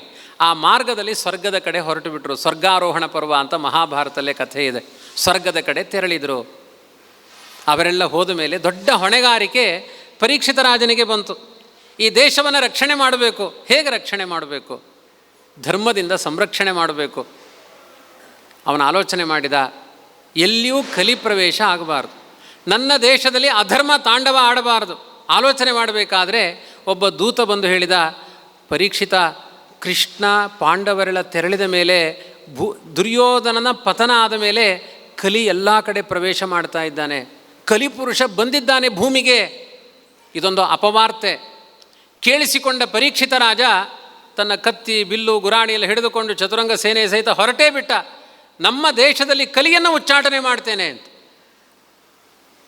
ಆ ಸಮಯದಲ್ಲಿ ಒಬ್ಬ ಋಷಭ, ಒಂದು ಎತ್ತನ್ನು ಒಬ್ಬ ಕಪ್ಪಗಿನ ಪುರುಷ ಸಂಹಾರ ಮಾಡಲಿಕ್ಕೆ ತಯಾರಾಗಿ ನಿಂತಿದ್ದಾನೆ. ಆ ಎತ್ತಿಗೆ 3 ಕಾಲಿದೆ, 3 ಕಾಲಿಲ್ಲ, ಒಂದೇ ಕಾಲಿದೆ, ಒಂದು ಕಾಲಿನಲ್ಲಿ ನಿಂತಿದೆ. ಅದು ಧರ್ಮದೇವತೆ. ಅದು ಋಷಭ ರೂಪದಲ್ಲಿ ಧರ್ಮದೇವತೆ ನಿಂತಿದೆ. ತಪಸ್ಸು, ಶೌಚ, ದಯೆ, ಸತ್ಯ, ಈ 4 ಧರ್ಮದ 4 ಸ್ತಂಭಗಳು ಅಂತ ಕರೆದಿದ್ದಾರೆ. ತಪಸ್ಸು, ಚಂದ ಜಪ ಮಾಡಬೇಕು, ಬ್ರಾಹ್ಮಿ ಮುಹೂರ್ತದಲ್ಲಿ ಏಳಬೇಕು. ಸೂರ್ಯೋದಯ ಕಾಲದಲ್ಲಿ ಮಲಗಿದರೆ ನರಕದಲ್ಲಿ ರಕ್ತದ ಸರೋವರಗಳಲ್ಲಿ ಮುಳುಗಿಸ್ತಾರಂತೆ. ಯಾವುದೇ ಕಾರಣದಿಂದ ಸೂರ್ಯೋದಯ ಕಾಲದಲ್ಲಿ, ಸೂರ್ಯ ಅಸ್ತಮಾನ ಆಗುವ ಸಮಯದಲ್ಲಿ ನಿದ್ರೆ ಮಾಡಬಾರ್ದು, ಮಕ್ಕಳಾಗಲಿ ದೊಡ್ಡವರಾಗಲಿ. ತಪಸ್ಸು ಮಾಡುವ ಕಾಲ ಬ್ರಾಹ್ಮಿ ಮುಹೂರ್ತ. ನೀವು 8 ಗಂಟೆಗೆ 100 ಗಾಯತ್ರಿ ಜಪ ಮಾಡುವುದು ಒಂದೇ. ಬೆಳಿಗ್ಗೆ 10 ಗಾಯತ್ರಿ ಜಪ ಮಾಡಿದರೆ ಅಷ್ಟು ಪುಣ್ಯ ಉಂಟು. ಬೆಳಿಗ್ಗೆ 100 ಗಾಯತ್ರಿ ಜಪ ಮಾಡಿದರೆ ಬ್ರಾಹ್ಮಿ ಮುಹೂರ್ತದಲ್ಲಿ 1000 ಗಾಯತ್ರಿಯ ಬಲ ಉಂಟು. ಅದಕ್ಕೆ ಉದಯಕ್ಕಿಂತ ಮೊದಲು ಜಪ ಮಾಡಬೇಕು. ತಪಸ್ಸು, ಅದರಿಂದ ದೇಶ ರಕ್ಷಣೆ ಆಗುತ್ತೆ. ಬ್ರಾಹ್ಮಣರಿಗೆ ಮುಖ್ಯ ಕರ್ತವ್ಯ ಇದು ತಪಸ್ಸು. ತಪಸ್ಸು ಹೇಗೆ ನಾಶ ಆಗುತ್ತೆ? ಅಹಂಕಾರದಿಂದ ತಪಸ್ಸು ನಾಶ ಆಗುತ್ತೆ. ಕೆಲವರು ತುಂಬ ಜಪ ಮಾಡ್ತಾರೆ, ಅದನ್ನು ಬೋರ್ಡ್ ಹಾಕ್ಕೊಳ್ತಾರೆ, ಏನು ಅಂಚ ಅಂತೆ ಇಂಚ ಅಂತೆ, ಅದು ಹೇಳಿಕೊಂಡೇ ಮುಗೀತು. ಪುಣ್ಯಸ್ರವತಿ ಕೀರ್ತನಾಥ್, ನಿಮ್ಮ ಬಾಯಿಂದ ಮಾಡಿದ ಸತ್ಕರ್ಮಗಳನ್ನು ಹೇಳಿಕೊಂಡು ಹೋದರೆ ಆ ಪುಣ್ಯ ಎಲ್ಲ ನಾಶ ಆಗುತ್ತೆ, ಕೀರ್ತಿ ಬರ್ಬೋದು, ತಪಸ್ಸು ವ್ಯಯ ಆಗುತ್ತೆ, ಜನ್ಮಾಂತರಕ್ಕೆ ಡೆಪಾಸಿಟ್ ಆಗಲ್ಲ. ಒಳ್ಳೊಳ್ಳೆ ಕೆಲಸ ಮಾಡಿದ್ದನ್ನು ಹೇಳಲಿಕ್ಕೆ ಹೋಗಬೇಡಿ. ಬಲಗೈಯಲ್ಲಿ ಕೊಟ್ಟಿದ್ದು ಎಡಗೈಗೆ ಗೊತ್ತಾಗಬಾರ್ದು. ಕೆಲವರು ದಾನ ಮಾಡ್ತಾರೆ, ಯಾವುದೋ ಒಬ್ಬರು ಪಂಡಿತರಿಗೆ, ಆಚಾರ್ಯರಿಗೆ, ಭಟ್ರಿಗೆ ಒಂದು ಪಂಚೆ ಕೊಡೋದು, ರೇಷ್ಮೆ ವಸ್ತ್ರ ಕೊಡೋದು. ಆಮೇಲೆ ನೋಡ್ತಾ ಕೂತ್ಕೊಳ್ಳೋದು ಸಭೆಯಲ್ಲಿ, ನಾಳೆ ನೀವು ಉಟ್ಕೊಂಡು ಬರಲೇಬೇಕು. ಉಟ್ಕೊಂಡು ಬಂದರು ಅವರು. ಇನ್ನು ಎಂಚ ಸೋಜನ್ ತುಳ್ಳಿರ ಆಚಾರ್ಯ ಲಾಯ್ಕ ಸೋಜುರಿ ಕೋಡೆ ಪರ್ಕಟ್ಟು ಪಂಚೆ ಒಂದು ಬತ್ತಿತ್ತೇರಿ, ಇನ್ನು ಲಾಯ್ಕ ಸೋಜುರಿ ಇರ ಚೆನ್ನಾಗಿ ಕಾಣಿಸ್ತಾ ಇದ್ದಾರೆ, ಅವು ಏನೇ ಕೊಳ್ಳ ಮುಗಿತಲ್ಲಿಗೆ. ಇವತ್ತು ವೆಂಕಟರಮಣನಿಗೆ ಒಂದು ಕಿರೀಟ ಹಾಕುವುದು, 10 ಸಲ ನೋಡೋದು, ಹೇಗೆ ಹೇಗೆ ಕಾಣಿಸ್ತಾ ಇದ್ದಾನೆ ವೆಂಕಟರಮಣ, 10 ಸಲ ತಿವಿಯೋದು ಪಕ್ಕದವ್ರನ್ನ. ಇವತ್ತು ಚಂದ ಕಾಣಿಸ್ತಾ ಇದ್ದಾನೆ, ನೀವು ಕೊಟ್ಟ ಕಿರೀಟದಿಂದ ವೆಂಕಟರಮಣನಿಗೆ ಶೋಭೆ. ಈ ಥರ ಗರ್ವಗಳಿಂದ ಏನಾಗುತ್ತೆ, ಮಾಡಿದ ಸತ್ಕರ್ಮದ ಫಲ ಎಲ್ಲ ನಾಶ ಆಗುತ್ತೆ. ಹೇಳಬಾರ್ದು ಅದನ್ನು. ಒಳ್ಳೆಯ ಕೆಲಸ ಮಾಡಿ ಮುಚ್ಚಿಡಬೇಕು, ಪುಣ್ಯ ಅಭಿವೃದ್ಧಿ ಆಗುತ್ತೆ, ಡೆಪಾಸಿಟ್ ಆಗುತ್ತೆ, ಅದು ಅಭಿವೃದ್ಧಿ ಆಗುತ್ತೆ. ಕೆಟ್ಟ ಕೆಲಸ ಮಾಡಿದ ಮೇಲೆ ಮುಚ್ಚಿಡಬಾರ್ದು, ಹೇಳಿಬಿಡಬೇಕು, ಅದರಿಂದ ನಾಶ ಆಗುತ್ತೆ. ಅಸತ್ಕರ್ಮ ಮಾಡಲಿಕ್ಕೆ ಹೋಗಬಾರ್ದು. ತಪ್ಪಿ ಮಾಡಿದರೆ ಹೇಳಿ ಅದನ್ನು ಪರಿಹಾರ ಮಾಡಿಕೊಳ್ಬೇಕು. ನಾನೊಂದು ತಪ್ಪು ಮಾಡಿದ್ದೇನೆ ಅಂತ ಹೇಳಿಬಿಟ್ರೆ ಏನಾದರೂ ಒಂದು ಪ್ರಾಯಶ್ಚಿತ್ತ ಮಾಡಿಸ್ತಾರೆ, ಪರಿಹಾರ ಆಗುತ್ತೆ. ಈ ಕೃತಯುಗದಲ್ಲಿದ್ದವರು ತಪಸ್ಸು ಮಾಡ್ತಾಯಿದ್ರು, ಅಹಂಕಾರ ಪಡ್ತಿರಲಿಲ್ಲ. ಕಲಿಯುಗದಲ್ಲಿ ತಪಸ್ಸು ಮಾಡ್ತಾರೆ, ಅಹಂಕಾರ ಪಡ್ತಾರೆ. ತಪ್ಪು ಅದು. ಒಳ್ಳೆಯ ಕೆಲಸ ಮಾಡಿ ಅಹಂಕಾರ ಪಡ್ತಾರೆ. ಅಹಂಕಾರದಿಂದ ತಪಸ್ಸು ನಾಶ ಆಗಿದೆ, ನಾಶ ಆಗುತ್ತೆ. ಶೌಚ ಯಾವುದರಿಂದ? ಶುಚಿಯಾಗಿರಬೇಕು. ನಮ್ಮ ದೇಹ ಎಲ್ಲ ಶುಚಿಯಾಗಿರಬೇಕು. ಶುಚಿಯಾಗಿರಬೇಕು ಅಂದ್ರೇನು? ಪ್ರತಿದಿನ ಸ್ನಾನ ಮಾಡಬೇಕು, ದೇವರ ಧ್ಯಾನ ಮಾಡಬೇಕು. ಮಲಮೂತ್ರಗಳಿಗೆ ಹೋದಾಗ ಕೈಕಾಲು ತೊಳ್ಕೊಳ್ಬೇಕು ಚಂದ ಮಾಡಿ. ಕೊರೋನಾ ಬಂದಾಗೆಲ್ಲ ಅನುಷ್ಠಾನ ಮಾಡಿದ್ದಾರೆ, ಆಮೇಲೆಲ್ಲ ಮರೆತಿದ್ದಾರೆ. ಶುಚಿಯಾಗಿರಬೇಕು. ಮನಸ್ಸು, ಮಾತು, ದೇಹಗಳು ಶುಚಿಯಾಗಿರಬೇಕು. ಅಪಶಬ್ದಗಳನ್ನು ಆಡಬಾರ್ದು. ದೇಹ ಪವಿತ್ರವಾಗಿರಬೇಕು, ಶುಚಿಯಾಗಿರಬೇಕು. ಈ ಶೌಚ ಅನ್ನುವುದು ನಾಶ ಆಗುತ್ತೆ. ಅಹಂಕಾರದಿಂದ ತಪಸ್ಸು ನಾಶ ಆಗುತ್ತೆ. ಅಶುಚಿಗಳಿಂದ ಶೌಚ ಸದಾಚಾರಗಳು ನಾಶ ಆಗುತ್ತೆ. ಕೆಟ್ಟ ರೀತಿಯಲ್ಲಿ ಅಶುಚಿಗಳನ್ನು ಮಾಡಿಕೊಳ್ಳಬಾರ್ದು ಮನಸ್ಸನ್ನು. ಮತ್ತೊಂದು ದಯ, ಮದದಿಂದ ದಯೆ ಪರಿಹಾರ ಆಗಿಬಿಡುತ್ತೆ. ಕರುಣೆ ಇರಬೇಕು ಸಮಾಜದ ಮೇಲೆ. ಯಾರು ಕಷ್ಟದಲ್ಲಿದ್ದರೋ ಅಲ್ಲೊಂದು ಪ್ರೀತಿ ಹುಟ್ಟಬೇಕು. ಸಮಾಜ ನಾಶ ಆಗಿಬಿಡುತ್ತೆ ಇಲ್ಲದೇ ಇದ್ದರೆ, ಕರುಣೆ ಇಲ್ಲ ಅಂದರೆ. ಕೃತಯುಗದಲ್ಲಿ ತಪಸ್ಸಿತ್ತು, ಶೌಚ ಇತ್ತು, ದಯೆ ಇತ್ತು, ಸತ್ಯ ಇತ್ತು. ಕೃತಯುಗ ಆದಮೇಲೆ ಒಂದೊಂದೇ ಪಾದ ನಾಶ ಆಗ್ತಾ ಬಂತು. ತ್ರೇತಾಯುಗ ತಪಸ್ಸು ನಾಶ ಆಯಿತು, ಶೌಚ, ದಯಾ, ಸತ್ಯ 3 ಉಳಿತು. ದ್ವಾಪರ ಬಂತು, 2 ಹೊರಟೋಯ್ತು. ಶೌಚ ಹೋಯಿತು, ತಪಸ್ಸು ಹೋಯಿತು. ದಯಾ, ಸತ್ಯ 2 ಹೋಯಿತು, 2 ಉಳಿತು. ಕಲಿಯುಗ ಬಂದಿದೆ, ಒಂದೇ ನಿಂತಿದೆ. ಈಗ ಒಂದರಲ್ಲಿ ಆ ಋಷಭ ನಿಂತಿದೆ. ತಪಸ್ಸಿಲ್ಲ, ಶೌಚ ಇಲ್ಲ, ದಯಾ ಇಲ್ಲ, ಸತ್ಯ ಒಂದಿದೆ. ಏನು ಸತ್ಯ? ಮಾರ್ಕೆಟಿಗೆ ಹೋಗಿ 1 kg ಬೆಂಡೆಕಾಯಿ ಕೊಡಿ ಅಂದರೆ 100 ಗ್ರಾಮ್ ಮೋಸ ಮಾಡ್ಬೋದು, 900 ಗ್ರಾಮ್ ಮೋಸ ಮಾಡ್ತಿಲ್ಲ. ಇನ್ನು ಮುಂದೆ ಘೋರವಾದ ಕಲಿಯುಗದಲ್ಲಿ 900 ಗ್ರಾಮ್ ಮೋಸ ಮಾಡ್ತಾರೆ, 100 ಗ್ರಾಮ್ ಕೊಡ್ತಾರೆ. ಇದು ಘೋರ. ಆವಾಗ ನಾಶ ಆಯಿತು ಅಂತಲೇ ಅರ್ಥ, ಕಲಿಯುಗ ಕೊನೆ ಅಂತ ಅರ್ಥ. ಸತ್ಯದಿಂದ ಈ ಜಗತ್ತು ನಿಂತಿದೆ. ಅಂತಹ ಋಷಭವನ್ನು, 3 ಕಾಲಿನ ಕಳ್ಕೊಂಡು ಒಂದೇ ಕಾಲಿನಿಂದ ನಿಂತಿರುವಂತಹ ಋಷಭವನ್ನು ಒಬ್ಬ ಕಪ್ಪಗಿನ ಪುರುಷ ಸಂಹಾರ ಮಾಡಬೇಕು ಅಂತ ಉದ್ಯುಕ್ತನಾಗಿದ್ದಾನೆ. ಅದನ್ನು ನೋಡಿ ಅರ್ಥವಾಯಿತು ಪರೀಕ್ಷಿತನಿಗೆ. ಇವನೇ ಕಲಿಪುರುಷ ಅಂತ ನಿಶ್ಚಯ ಮಾಡಿಕೊಂಡು ಅವನನ್ನು ಸಂಹಾರ ಮಾಡಲಿಕ್ಕೆ ಹೋಗ್ತಾನೆ. ಆವಾಗ ಅವನು ಪ್ರಾರ್ಥನೆ ಮಾಡ್ತಾನೆ, ನನ್ನನ್ನು ಸಂಹಾರ ಮಾಡಬೇಡ. ಕೃಷ್ಣನ ಅವತಾರ ಕಾರ್ಯ ಮುಕ್ತಾಯ ಆದ ಮೇಲೆ, ದುರ್ಯೋಧನನ ಪತನ ಆದ ಮೇಲೆ ಯುಗಕ್ಕೆ ಅನುಗುಣವಾದ ಕಲಿಯುಗ ಆರಂಭವಾಗಿದೆ. ನಾನು ಶರಣಾಗತನಾಗಿದ್ದೇನೆ, ನಿನ್ನ ಪಾದಕ್ಕೆ ಬಿದ್ದು ಬೇಡ್ತೇನೆ. ನಿನ್ನಲ್ಲಿ ನನ್ನನ್ನು ಸಂಹಾರ ಮಾಡುವ ಶಕ್ತಿ ಇದೆ. ಯಾಕೆಂದರೆ ಪರೀಕ್ಷಿತ ರಾಜನಲ್ಲಿ ಭಗವಂತನ ಸನ್ನಿಧಾನ ಇದೆ, ಆ ಶಕ್ತಿ ಇದೆ. ನನ್ನನ್ನು ಸಂಹಾರ ಮಾಡಬೇಡ. ಕೆಟ್ಟವರಿಗೂ ಒಂದು ವೇದಿಕೆಯನ್ನು ಕಲಿಯುಗದಲ್ಲಿ ನಿರ್ಮಾಣ ಮಾಡಿಕೊಳ್ಳಬೇಕು ಅಂತ ಆ ಭಗವಂತನ ಸಂಕಲ್ಪ ಇದೆ. ಹಾಗಾದರೆ ಈಗ ಕಲಿಯುಗದಲ್ಲಿ ಬಂದವರು ನಾವು ಕೆಟ್ಟವರ ಒಳ್ಳೆಯವರ? ಅದಕ್ಕೂ ಭಾಗವತ ಉತ್ತರ ಕೊಡುತ್ತೆ. ಕೃತಾದಿಷು ಪ್ರಜಾರಾಜನ್ ಕಲಾವಿಚ್ಛಂತಿ ಸಂಭವಂ. ಕೃತಯುಗದಲ್ಲಿದ್ದ ಅನೇಕ ಸಜ್ಜನರು ಕಲಿಯುಗದ ಆರಂಭದಲ್ಲಿ ಹುಟ್ಟಬೇಕು ಅಂತ ತಪಸ್ಸು ಮಾಡ್ತಾರಂತೆ. ಯಾಕೆ ಅಂದರೆ ಕೃತಯುಗದಲ್ಲಿ 1000 ವರ್ಷ ತಪಸ್ಸು ಮಾಡುವುದು ಒಂದೇ, ಕಲಿಯುಗದಲ್ಲಿ 1 ಬಾರಿ ಗೋವಿಂದ ಅಂತ ಭಕ್ತಿಯಿಂದ ನಾಮಸ್ಮರಣೆ ಮಾಡುವುದು ಒಂದೇ. ಸಿಕ್ಕಾಪಟ್ಟೆ ಬೆನಿಫಿಟ್ಟು ಹರಿನಾಮದಿಂದ ಸಿಗುವುದು ಕಲಿಯುಗದಲ್ಲಿ.